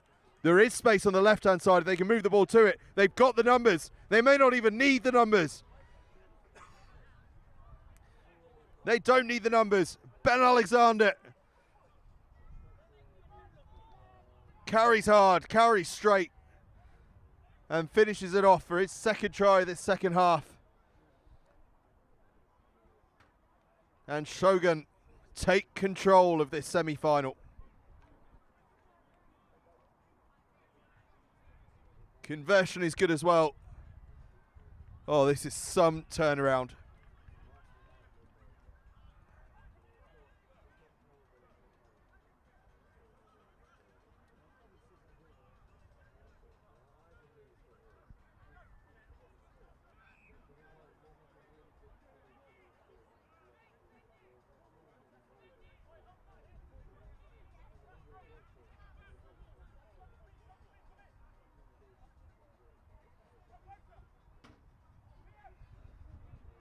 High, deep kickoff that's spilled by Nomads.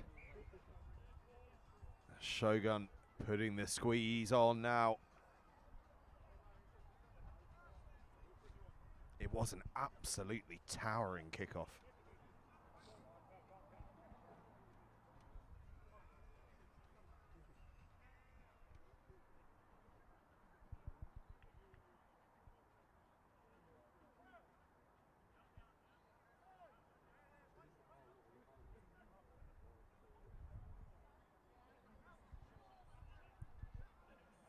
Shogun, who've made a couple of changes now.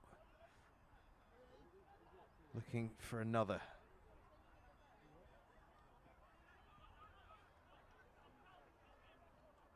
looking to do it the hard way, going straight and direct, getting the offload away though, and it's going to work out. They went the hard way, but the hard way is still the way to the try line for Shogun Rugby. Or Shogun Sevens, I should say. Well, it has been an admirable show of character, as well as showing of rugby quality from Shogun Sevens. They could have got themselves in a nervy spot when they were a couple of tries down early on in the first half. But 5 unanswered tries since then sees them within touching distance now of the final.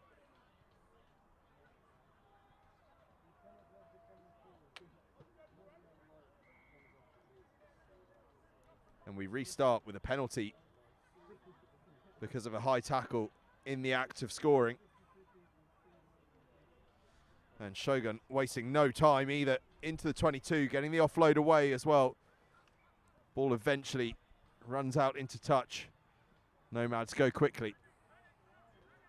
Time not their friend now, but that step is their friend. That's beautiful stuff. And they've engineered a little half an overlap, have Nomads. And that overlap is going to turn into a score this time. Lewis Bunton, following the lead of his brother George, gets the score. It may count for naught. It will indeed count for naught. That's it. Game over. Shogun are into the final. Could they win back-to-back legs of the LIT7s Series? We will find out at 6:20. They're into the final here of the Manor Sevens. Terrific performance from Shogun Sevens.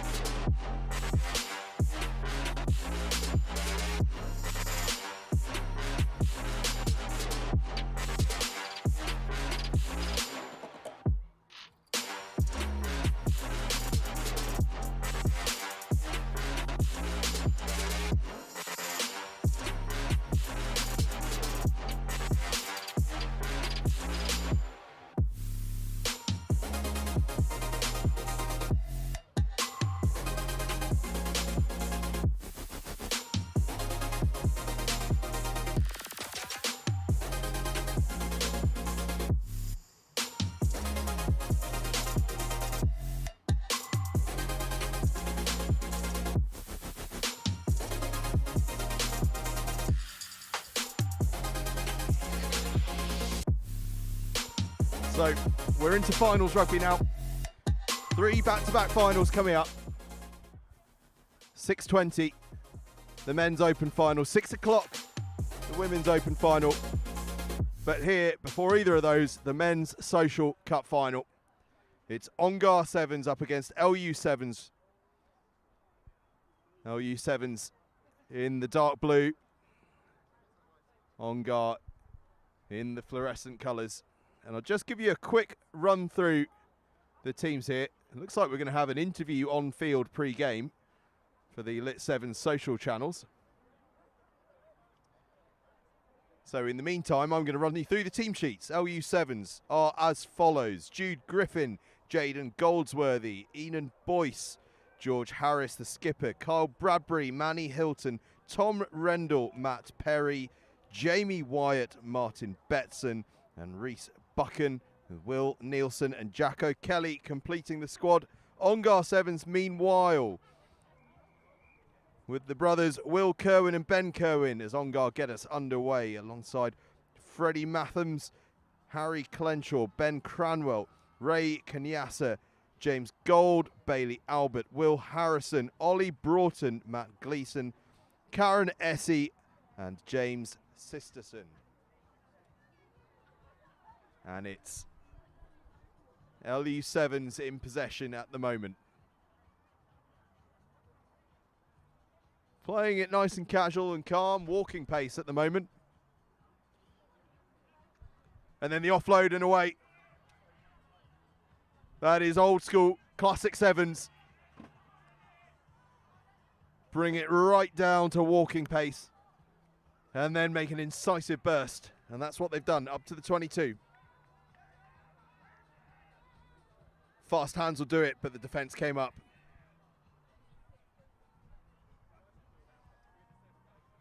This is impressive patience from LU7s. That dummy almost working. Offload still keeping the ball alive though. LU7s taking it into contact, but then offloading through contact. Stabbing the ball through. But it was free ball. We come back. They had the penalty.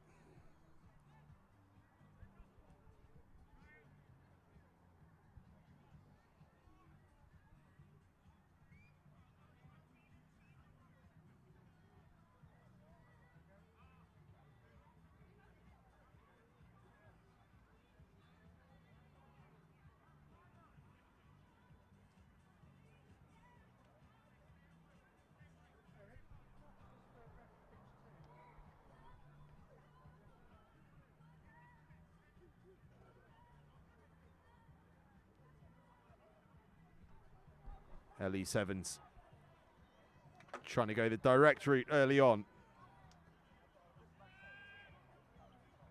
And they have another penalty and they go quickly for it. And this time they are going to get up and over the line.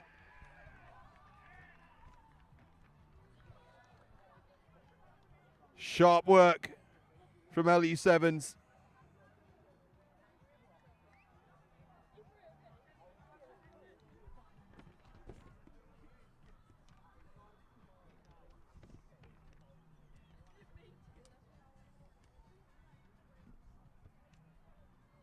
The skipper, George Harris, with the try. Rather excellent mullet he's sporting as well. And first blood in the social final goes to LU7s.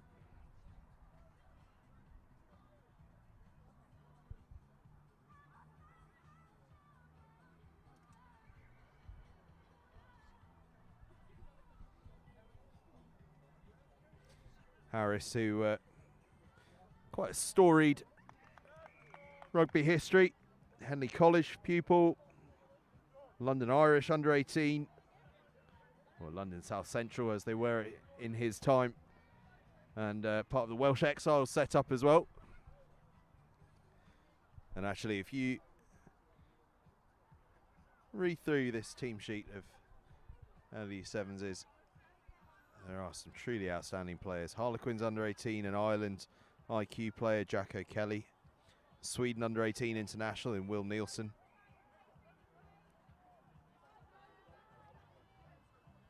Bath under 18, Manny Hilton.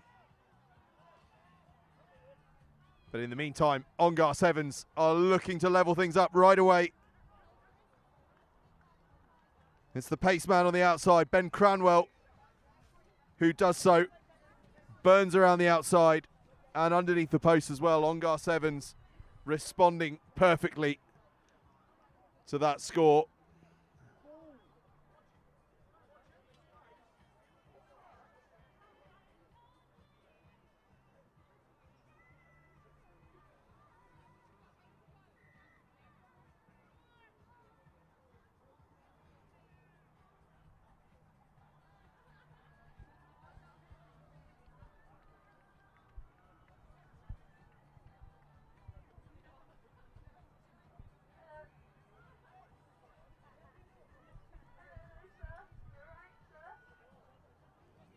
Game on in this final.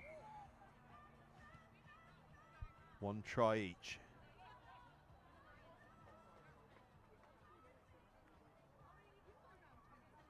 LIT7s in this style we're becoming accustomed to, where they're patient and then explode into life.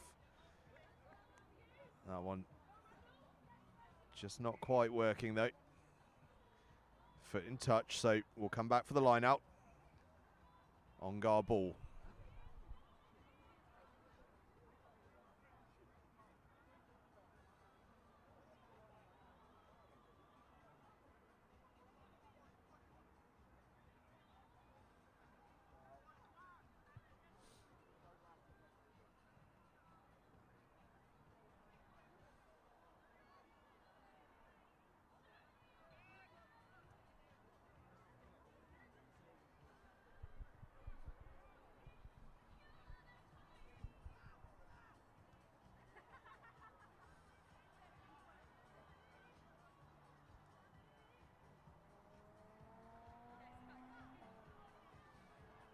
LIT7s put boot to ball. They were getting dangerously close to their own try line, so they just want to get a bit of field position here. They've got to be careful though, because Ongar are very, very dangerous in these situations. Although, as I say that, they return fire with fire and boot it back.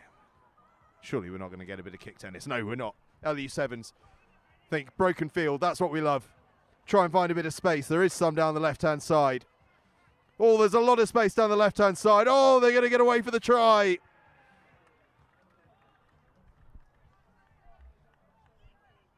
Kyle Bradbury with the counter-attack, and finished off, I think, by Will Nielsen on the far side. Couldn't quite make it out. No, in fact, it was Manny Hilton on the far side finishing things off and putting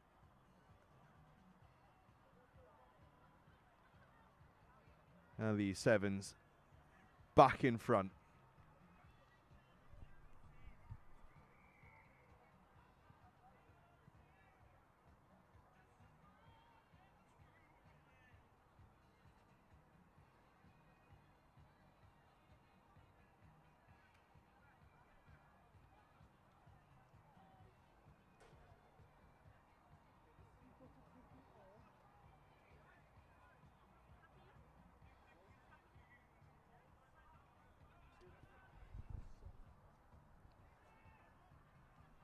Harris, well, he put everything into that, but he put a bit too much into it.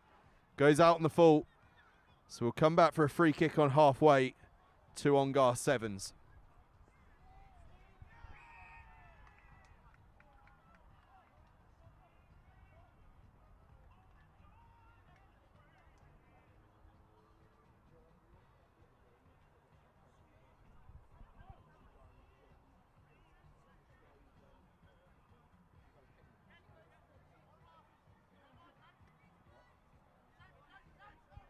Onar going the direct route. Thinking about the crossfield kick. We did see them employing the kicking tactic with great success earlier on today. But instead they opt to keep it in hand and play back against the grain. And Onar have the penalty. There was a high tackle coming in there. Just a little bit of argy-bargy.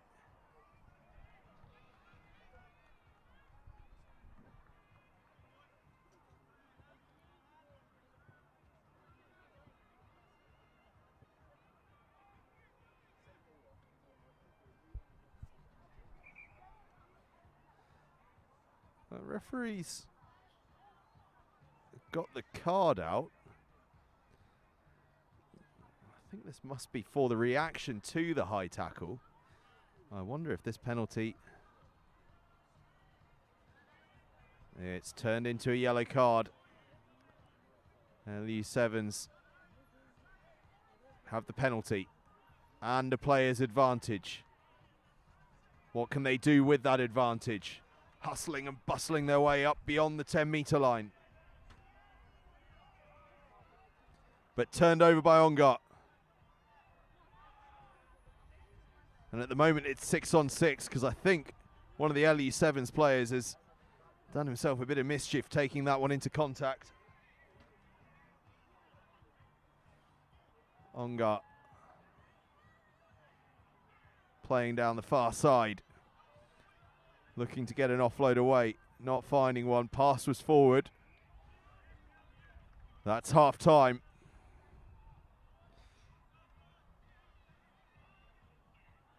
And the half-time whistle is going to give LIT7s a chance to make that replacement and make sure that they do still have that player's advantage at the beginning of the second half. Half-time, they lead, but it's a narrow one for LIT7s. Onar are not going away.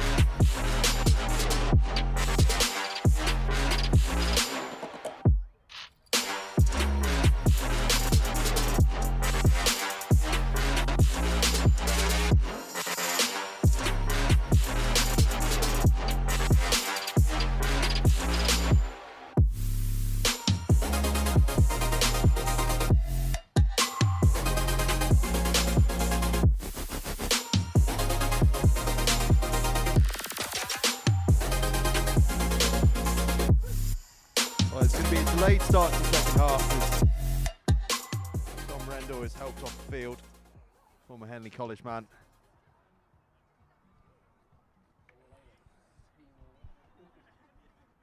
But as he makes his way off, we are just about ready to start the second half. We're around about 7 or 8 minutes behind schedule, I would say.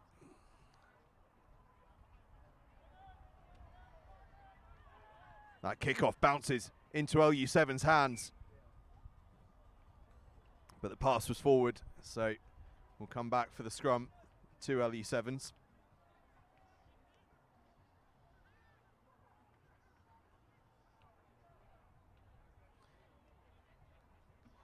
You rather feel the next try in this one is going to be very, very important.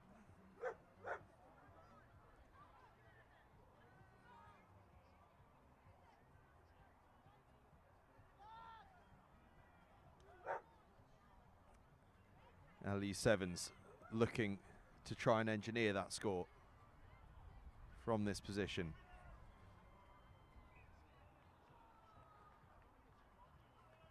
Onar get the ball and then racing away from behind their own dead ball line. This would be pretty special if they can go the length. They just hit the brakes. They're doing a good job here of just keeping the ball alive. Two-man tackle, though, is going to slow it down and we'll have a proper breakdown. We do. In fact, so proper is that breakdown that LIT7s turn the ball over through getting the holding on penalty. On the plus side for Onar, their yellow card period is over. They're back to 7 players.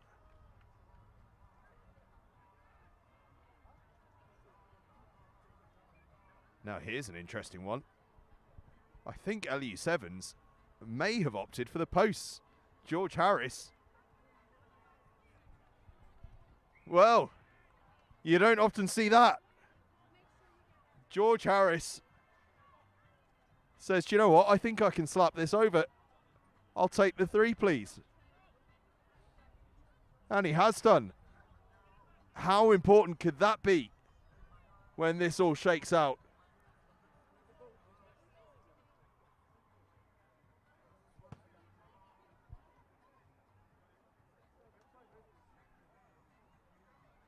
The touch judge has just put in an absolute perler of a spiral kick to return the ball to the centre of the field. Absolutely outstanding. Well, you'll enjoy that one when he watches it back later. Highlight of the day from the officials, that. Brilliant. On the field, it's another penalty for LIT7s. Their defence is starting to make real inroads, and it's going to give them another try, is it? Scampering across the line they go. Carl Bradbury gets across. But that was all about their defensive efficiency. Back-to-back plays, they've earned penalties for holding on. Off the first one, they took the points. Off the second one, they played fast. And Bradbury had the footwork, had the power, had the trickery to scamper away for the score. Harris adds the extras. And LIT7s have one hand on the trophy now.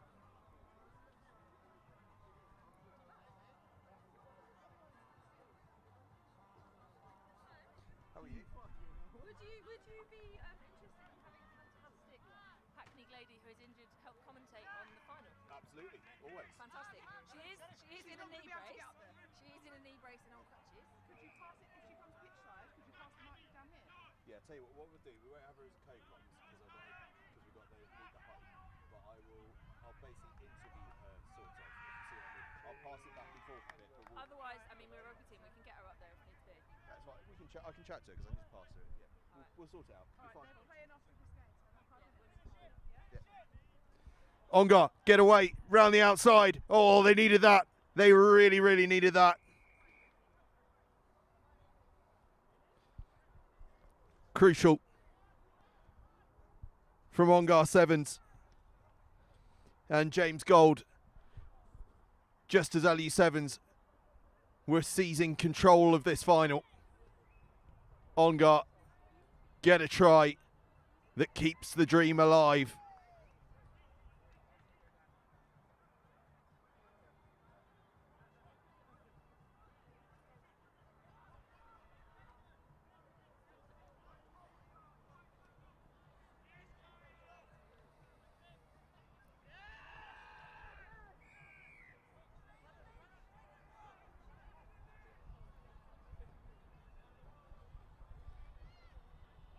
Onar. Oh, could they get 2 and 2? Yes, they can. Back-to-back scores for James Gold. Oh, we've got a final on our hands now.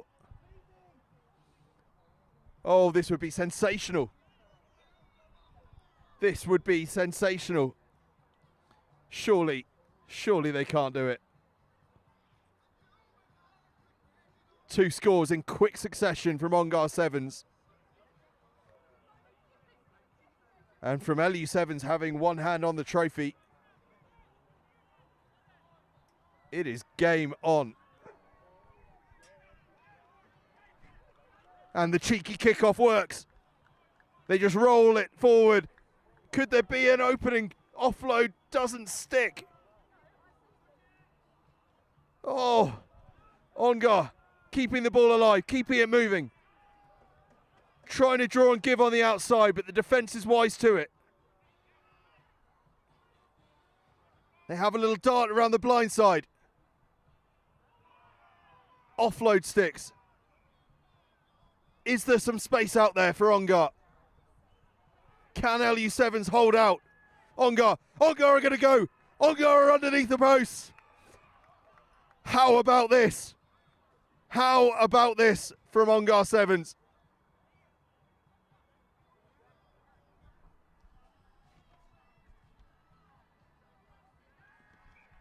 Ollie Broughton gets the score.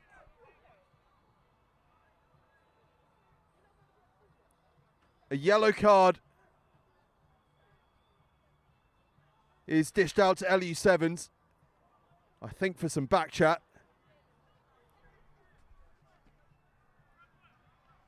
And Broughton, the try scorer, converts the score, and that's full time.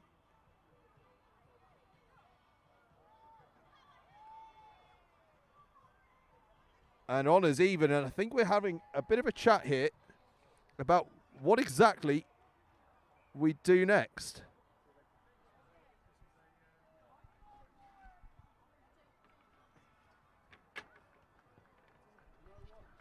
A little bit of confusion.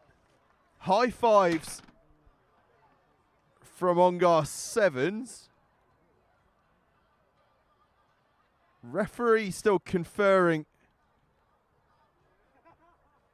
with their assistant.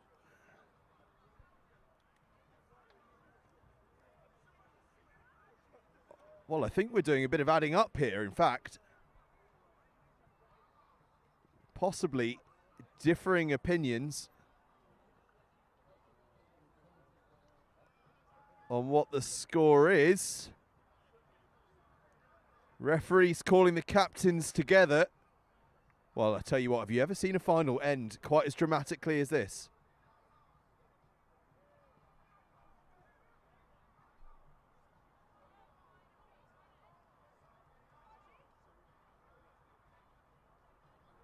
Well, I'll tell you what, this is tense. This is very tense.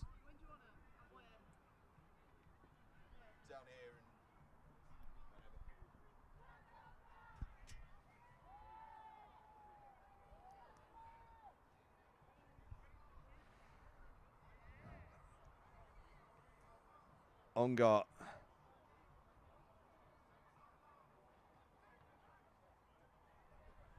Or LIT7s. I'm honestly not quite sure what's going on over there. I think we're tossing a coin.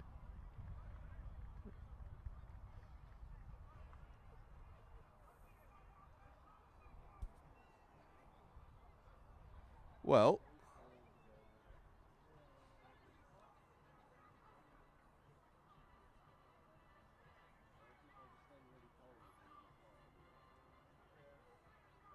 we're going to extra time, is the answer. There was some thought and discussion around that one. I think there was some adding up going on just to check that everyone agreed on the scores. But that late conversion from Broughton did indeed level things up. And we go to extra time.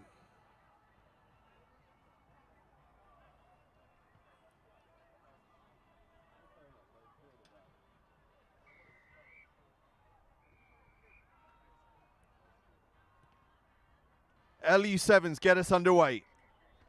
Extra time in this men's social final. Onar Sevens with their tails up after those 3 late scores.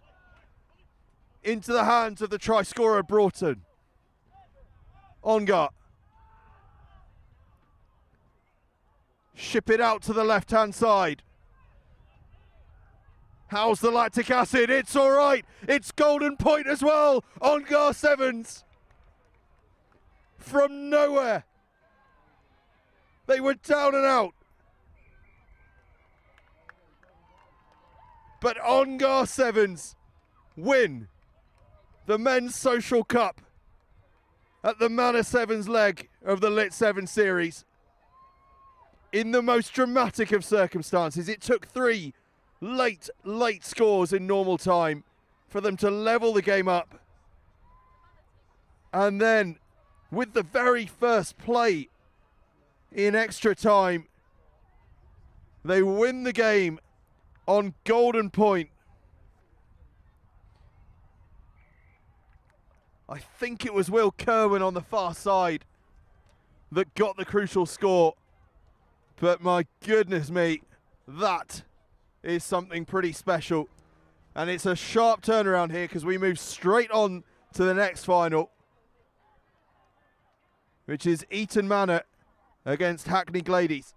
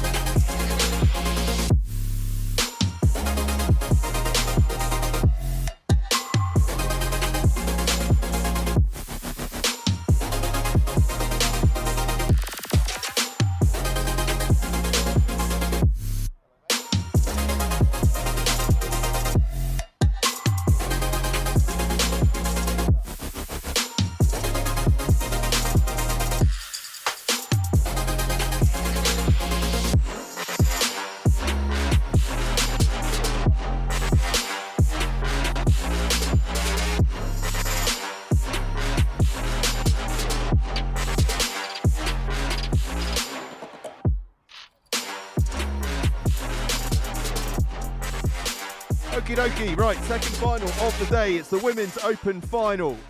It is the hosts Eaton Manor against Hackney Gorgens, and I've got a Hackney player alongside me who's picked up an injury, sadly. Charlie, talk to me first of all about the name Gorgens. Yeah, look, it wasn't our first choice. Our first choice is Hackney Gladies, but our other second team took that, so we've gone with Gorgens. I'm not really sure who's come up with it because there were a number of G names that we could have used instead of Gorgens, but we're going with it and we're in the final, so I don't think it really matters at this point. It certainly doesn't. It certainly doesn't. A final against the hosts as well, who have been absolutely fantastic today. They've got the England player there, Poppy Love, with the ball in her hands. We will see if this ends up being a win for the hosts, or will it be a win for the side taking them on their home patch, Hackney Gladies. If you're joining us for the first time, Eaton Manor are in black and blue hoops. Hackney Gladies are in the sky blue with the, what are we going to call that? A yellow slash. That's what we'll say.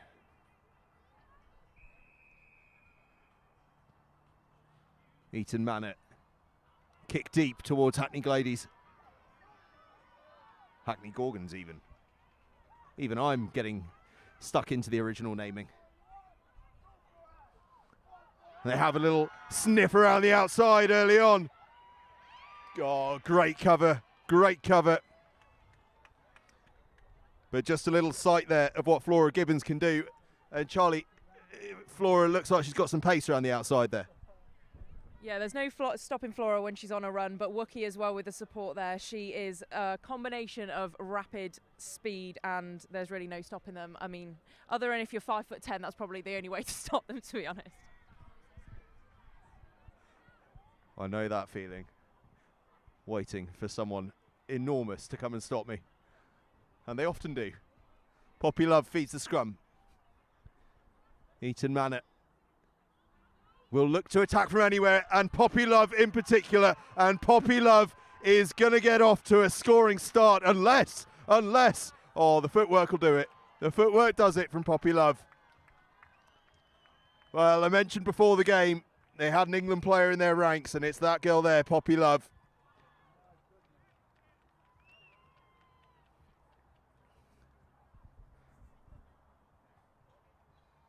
We saw a couple of sensational scores from her in the group stages.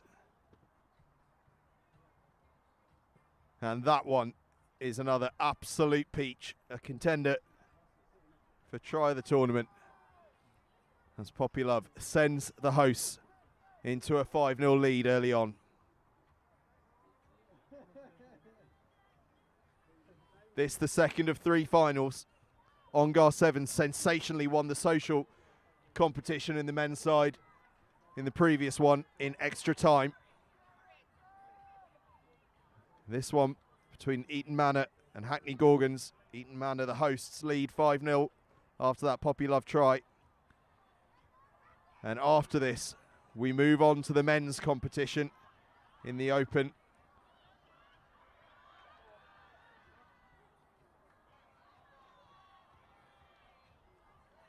As Eaton Manor look to get a second score and do.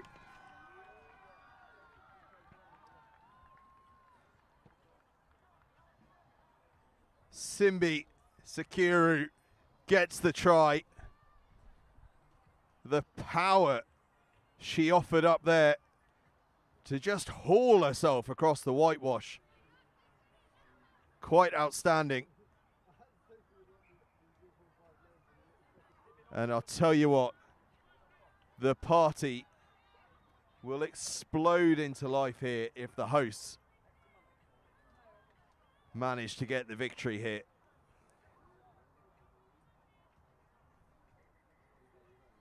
We've got a long, long way to go before thoughts turn to that. We only have to look to the previous final to see that 2 early tries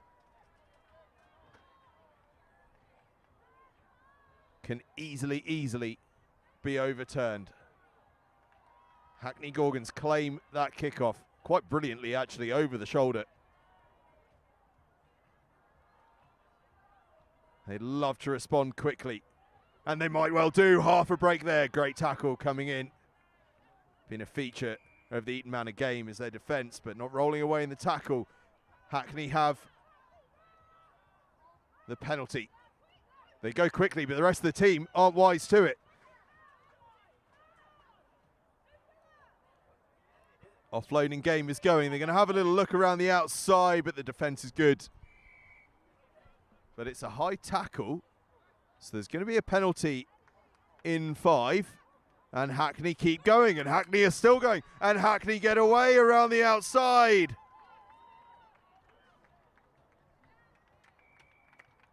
Camilla Turchetti, I think, but I'm going to speak to someone who knows far more than me.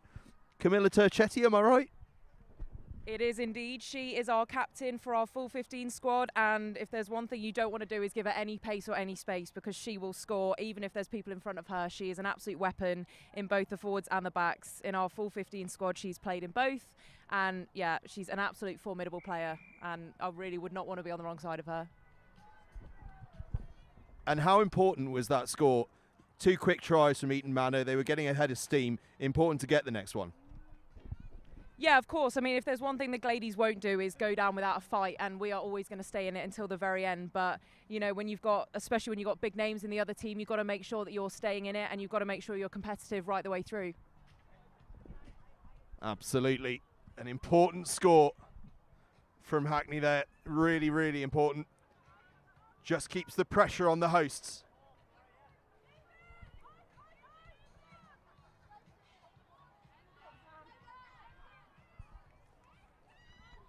That's neat work from Eaton Manor. Tackling is good from Hackney though. Forces the knock on. They'll have the scrum. And again, knockout rugby here at the Manor Sevens. It's been tense the whole way through.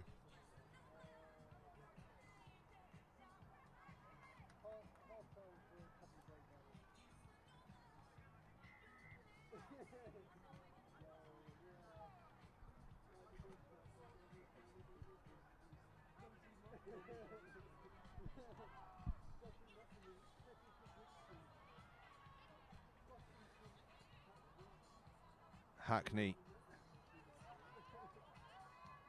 trying to play, trying to find space. But there's just none to be found out there at the moment. It's been lost forward into the hands of Eaton Manor, who then infringe themselves. So we come back for the scrum. I do enjoy watching referees struggle to make a mark on the artificial surface anytime there's a scrum.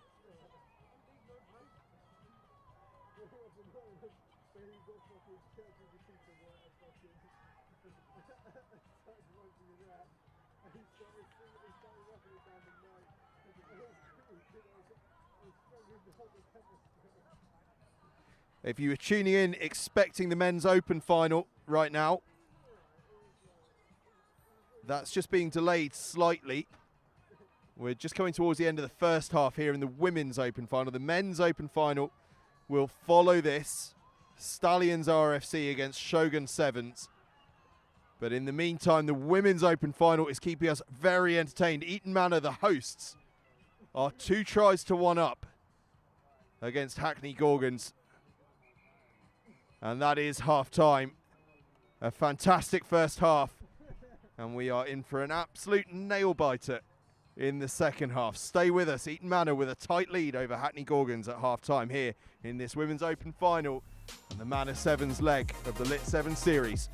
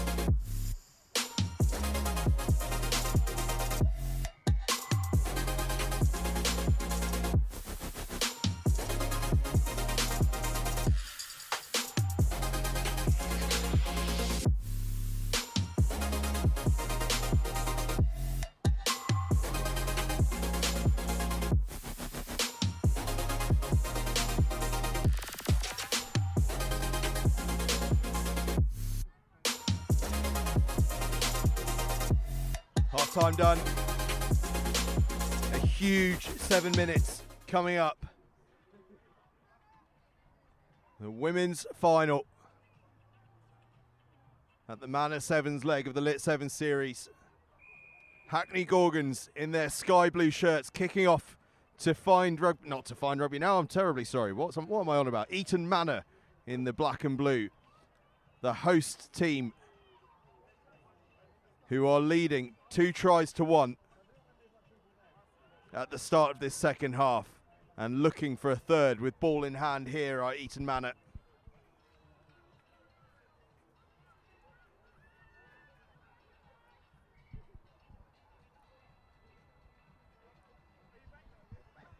Line out on the far side. In fact, not straight is the verdict on the line out, so we'll have a scrum.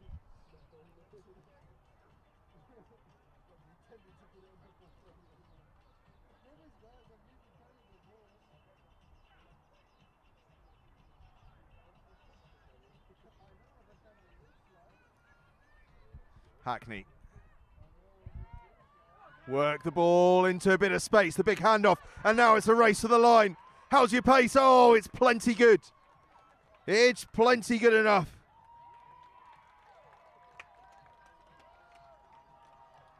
How about that from Hackney Gorgens? What a score. Yeah, stunning. A bit of great play there from Cam to draw in the defence and fend them off. And then Max, who is absolutely rapid. You cannot slow Max down when they get started. And just what we needed to stay in this game until the final minutes. Absolutely sensational, and the perfect start to the second half. You know, I'm sure that would have been the halftime chat is let's explode out the traps. Yeah, look, we know this is the last game of the day. We know we've only got 7 minutes left, so you might as well empty the tank, and that's exactly what they're going to do now. And we're going to show what we can really do for the last few minutes. They certainly are. A huge, huge second half ahead of us, as we said, and the perfect start from Hackney Gorgens.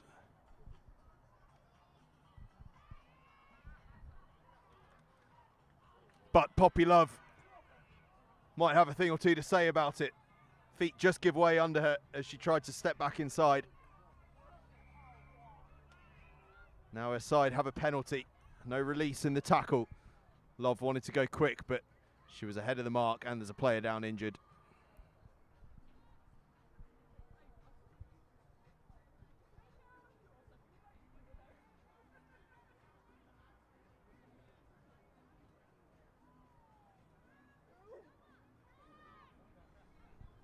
Changes made by Hackney.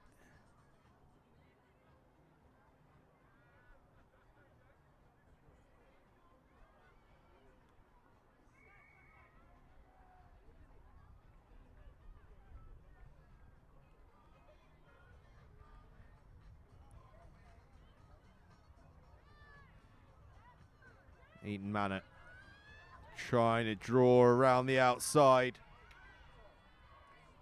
Fighting to stay on their feet. They go around the outside, but the ball is left behind. So it'll be a scrum. Hackney Gorgens ball.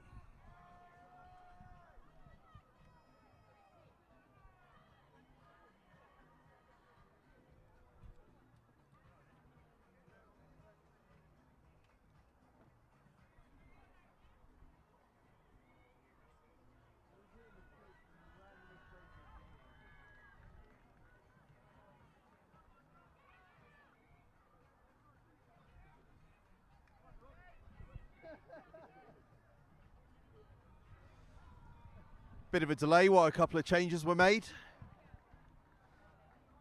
But we're ready for the set piece now. Ball squirts out but comes out the tunnel. We'll go again.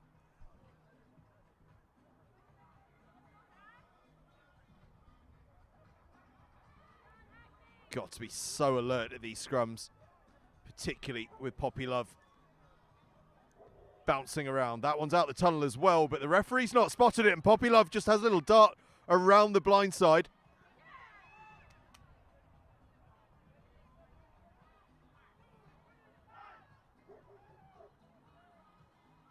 Eaton Manor, is there some space on the far side? Defence is there. Defence is really sharp, in fact. What an important tackle that was. Can Hackney hold out? No, they can't quite. Across the whitewash. Go Eaton Manor. I think it was Melissa Lancaster that got across the line.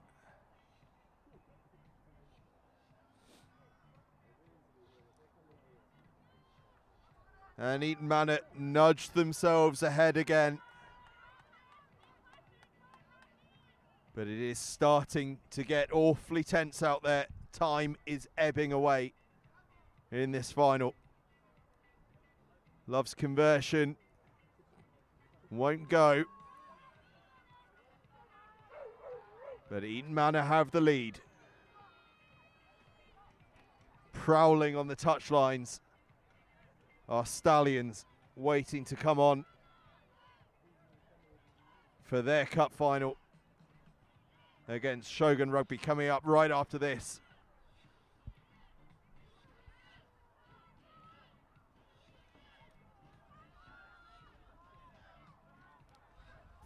We have some final happening out here right now. Eaton Manor kick deep. And kick effectively as well. It was lost forward. Referee's awarded the line out. It looked as though that ball was lost forward straight from the kickoff, but we're going to have a line out Eaton Manor ball.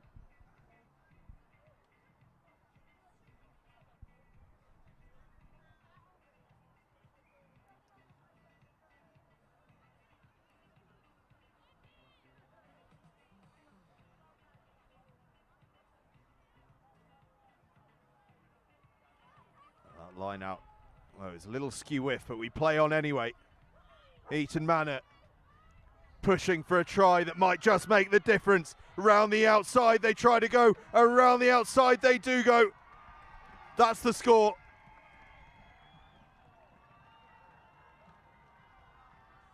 Millie Tavernier with the score. And that might just be the crucial score. It opens up a gap. And now it becomes a game of time as much as it does of the scoreboard. And you can bet your life that Eaton Manor will use as much of that time as they can. Conversion doesn't go, and I think she might have got an injury, but she won't care too much because that was the final play of the game. Eaton Manor are your champions. A terrific effort from Hackney Gorgens, but Eaton Manor, the home side, are victorious. They are the Manor Sevens champions in this leg of the LIT7s Series. And Charlie, what an amazing effort from the Hackney girls, but in the end, just too strong a side in the final. Yeah, Eaton Manor's Manor always been a good squad in 15s and in 7s, and we were beaten by a better team at the end there. But we go again. We've got our own 7s tournament on the 15th of June, and we will just get our training back on, and we will go again. So this is not the end for us. I'll tell you what, a run all the way to the final is not a bad way to prepare for your own tournament. Thank you so much for joining us for this final. We've got referees with their shirts off. It's party time here at the Manor Sevens, and it is party time for the hosts, Eaton Manor, champions in the Women's Open competition. But next up, the final game of the day, the Men's Open final. Shogun Sevens against Stallion RFC. And our referee Susanna very kindly told us who they are. Tobias Winnie is in the middle. He'll have the whistle and running touch for him. On the one side, Josh Fake, and on the other side, David Gallagher. Although one of them doesn't have a flag yet, so he's going to go and chase down one of those. In the meantime, I am going to bring you the team news for this Men's Open final.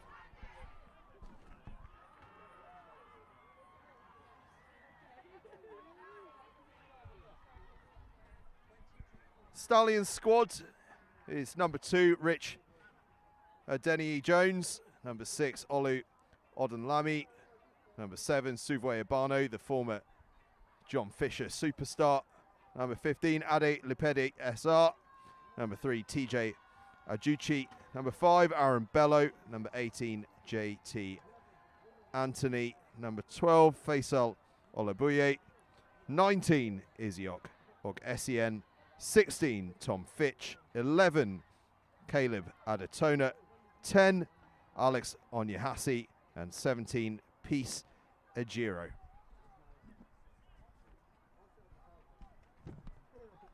Shogun, meanwhile, Tom Posniak, Werty Bash, Alex Garrett, Josh Golden Clark, Harrison Friday, Ben Alexander, Connor Tantum, Freddie Skinner, Trent Stoven, the captain, Ryan Sweeting, Josh Gerald, Alex Earnshaw, Harrison Murphy, or Harrison Murphy, I should say, and Ollie Walker.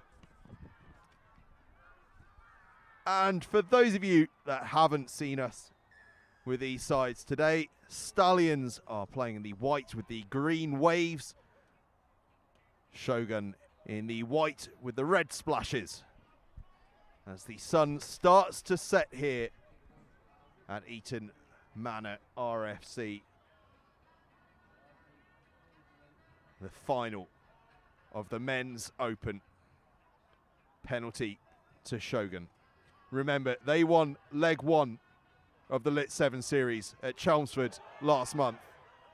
As a huge tackle comes in from Stallions. They're looking for back-to-back LIT7 Series titles.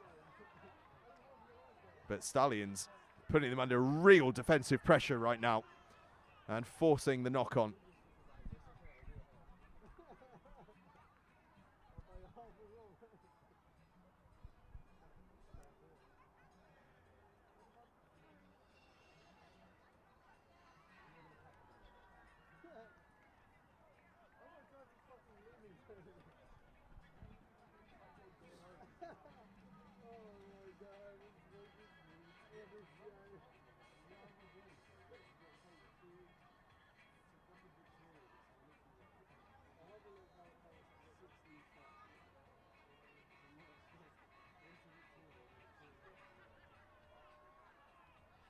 Strong scrum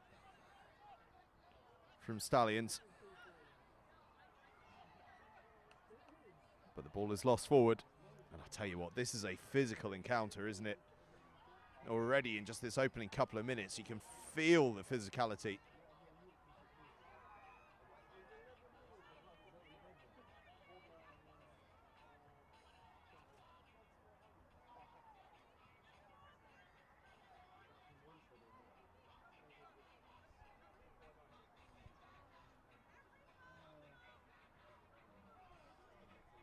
Shogun scrum.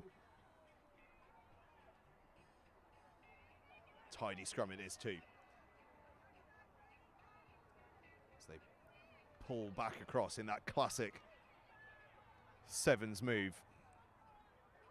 Now they pull out again. Just trying to search some space. Stallions not allowing them any. So they have to go direct, and then Stallions force the turnover.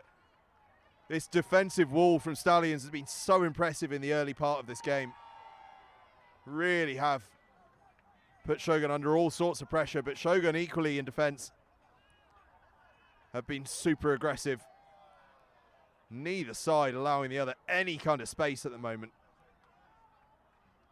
But it is tiring work. Look out for that space opening up as the game progresses. Garrett gathers and has a little goose step around the outside, but Abano comes in with a storming tackle. And Stallions have the ball back. They go direct, looking for the offload. That's a really good blocking line from Shogun there, but then going off their feet at the breakdown with Stallions. So Shogun have the penalty. Garrett points the other way to where the space is on the far side. Shogun come his way anyway. Now they pull out. Trying desperately just to search for any kind of space. But there's just so little out there at the moment. So they just cut back against the grain. How's the footwork? Oh, the footwork's tasty. Half an opening for Shogun. Defense is good. Now there's a chance for Shogun. And now they have the score. Shogun draw first blood in the final. But oh my word, these two sides are making each other work for it out there. They really, really are. It is not easy going at all.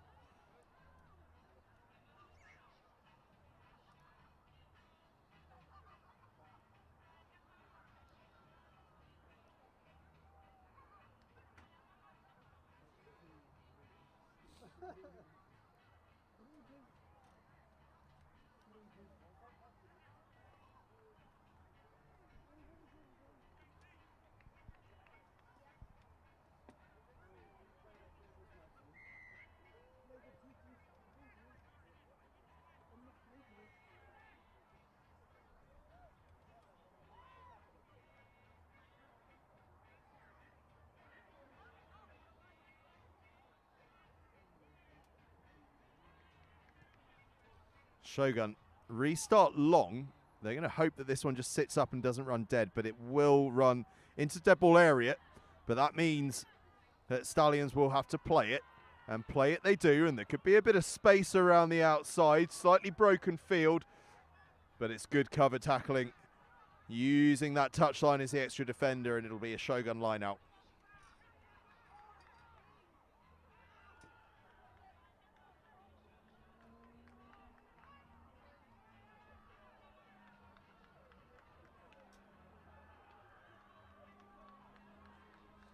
Shogun, of course, rebranded this year. Formerly Samurai Sevens, now Shogun Sevens. Doing a reverse Bristol Bears, who were, of course, Bristol Shoguns once upon a time. Now Bristol Bears, and it's Shoguns out here on the Sevens field that are enjoying success today. A second score in as many minutes. And the Chelmsford Sevens champions move a step closer to adding the Manor Sevens to that collection.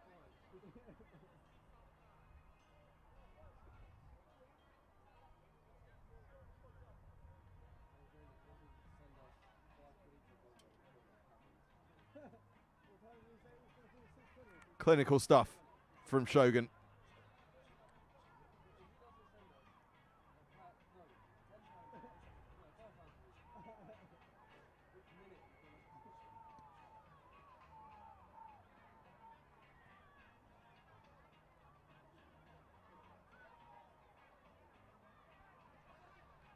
Plenty of legs left in this final, though, as we've seen in the previous ones. 2 scores can be wiped out in a matter of seconds. Stallions bouncing this way and that.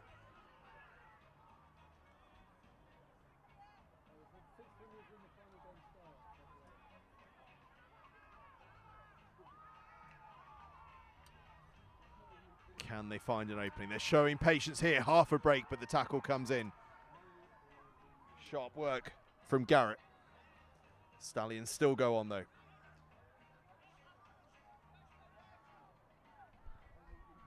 Urbano's pass goes awry, but there's time for it to be gathered. But they are going to have to go from behind their own try line, and the Shoguns come raining in with the tackles, and the ball's gone dead. It's going to be a 5-metre scrum. Well, it would have been, but it was half-time. So we head into the half-time break with Shoguns leading. They've got 2 scores. Stallions still looking for their first. A crucial 7 minutes coming up here in this final game of the day at the Manor Sevens. The men's open final, leg 2 of the LIT7s Series.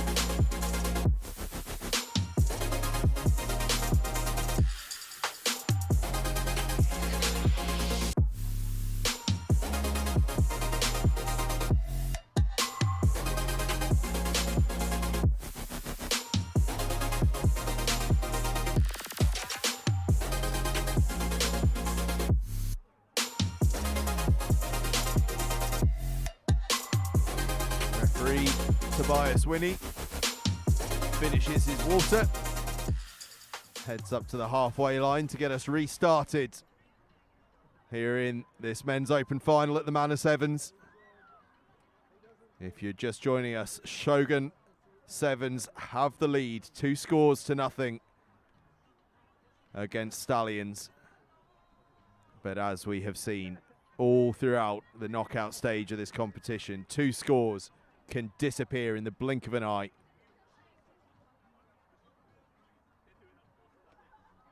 A huge, huge 7 minutes coming up.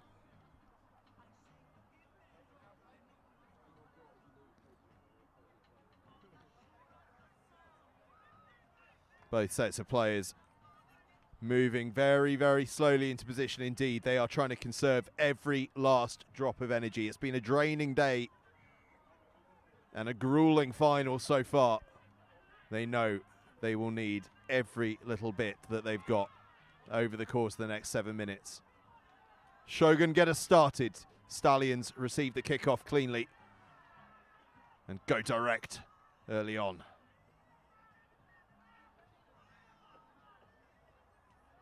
Looking to spread the play, but the ball not going to hand. Had to have their wits about them there to avoid the turnover. And now they just put boot to ball. Distance is what they're after, and the chase is on.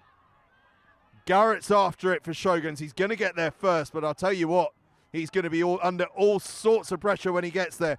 2, 3 Stallions defenders around him. Oh, he's done so well. That is absolutely brilliant from Alex Garrett, just to find enough time to allow his teammates to get back to him.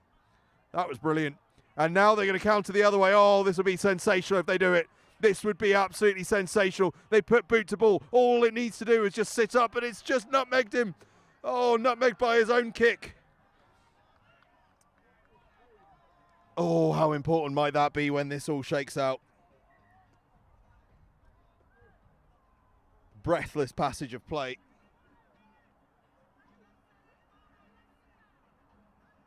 From Garrett being under all sorts of pressure on his own try line and somehow escaping, to his teammates on the far side almost scooting away for a score.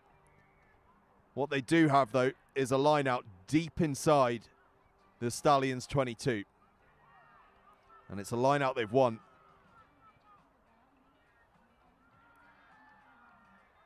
But ball lost forward. Scrum down. Stallions ball. And these little moments just have so much importance placed upon them when the game gets to this stage.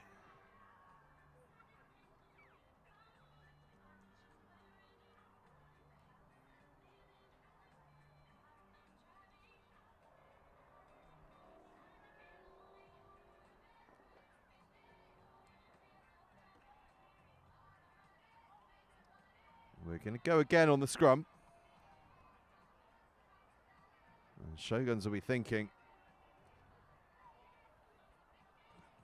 that with every scrum that takes place, that's another 30 seconds off the clock.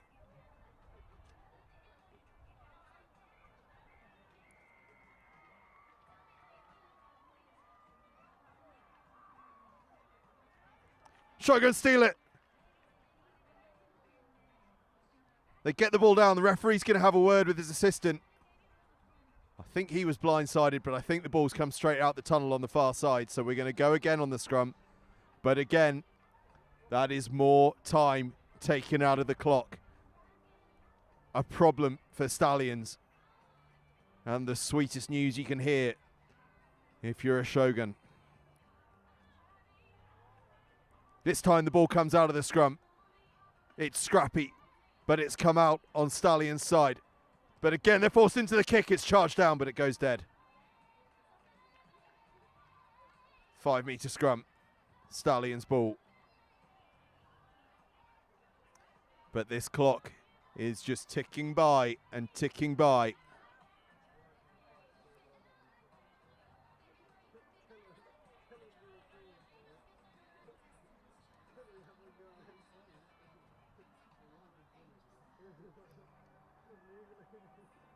Stallions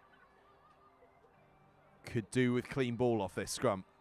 But it's been won by Shoguns. Is this a big chance? This is the big chance. Shoguns are across the line, their third try.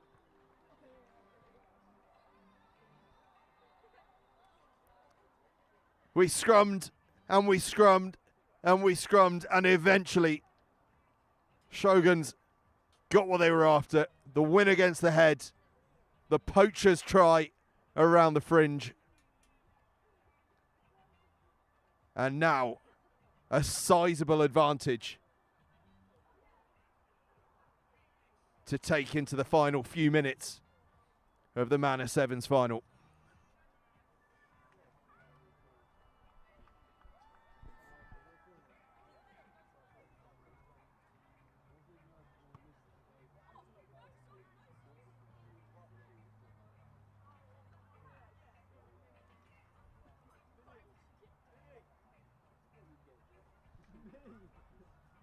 Shoguns to get us back underway. 3 tries to the good. Deep kickoff again. Claimed safely by Stallions. No, not quite. Was there a foot in touch? Because his foot was already there, that counts as being taken into touch. Not out on the full. Makes it a Shogun's line out. And they go tricky around the front. And then feed the back line, who run a little loop play. Nothing doing on the outside though, so they step back inside, run into contact.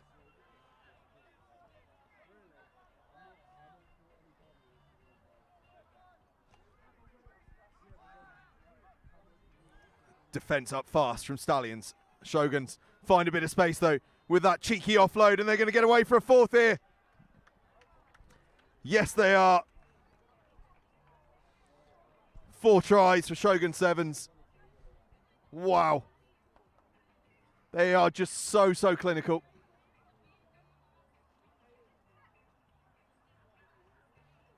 Stallions did almost everything right there. They put so much pressure on defensively. But wise to it, Shogun pulled out of their attacking move to begin with. Effected the offload, and the space just opened up in front. 4 tries, 4 unanswered tries for Shogun Sevens.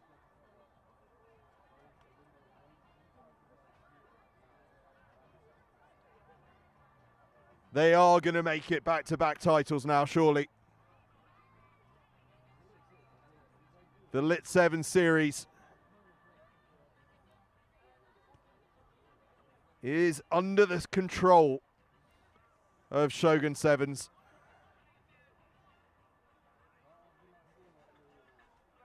Stallions will have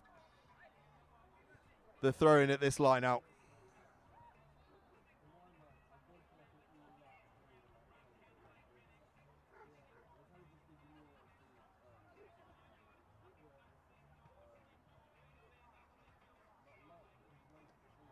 They run the switch.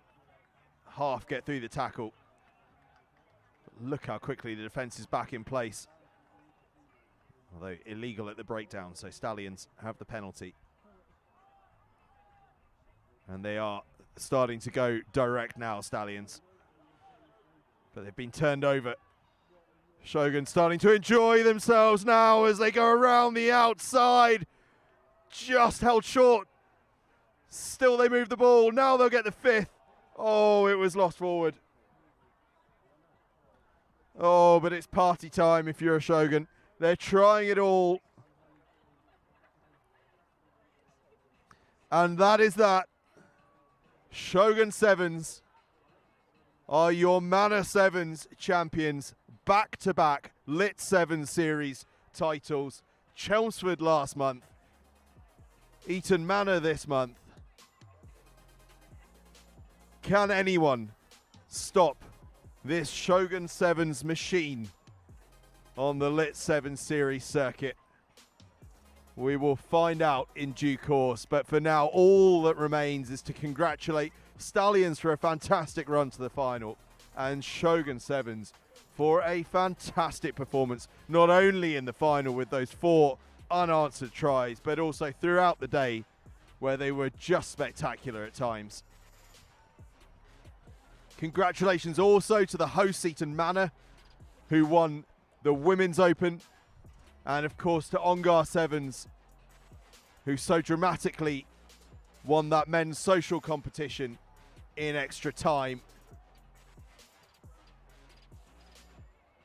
All of that building up to this final between Shogun and Stallions, and it was Shogun with a display of ruthless, clinical, precise rugby sevens that claim the title to end what has been a fantastic day here at the LIT7 Series.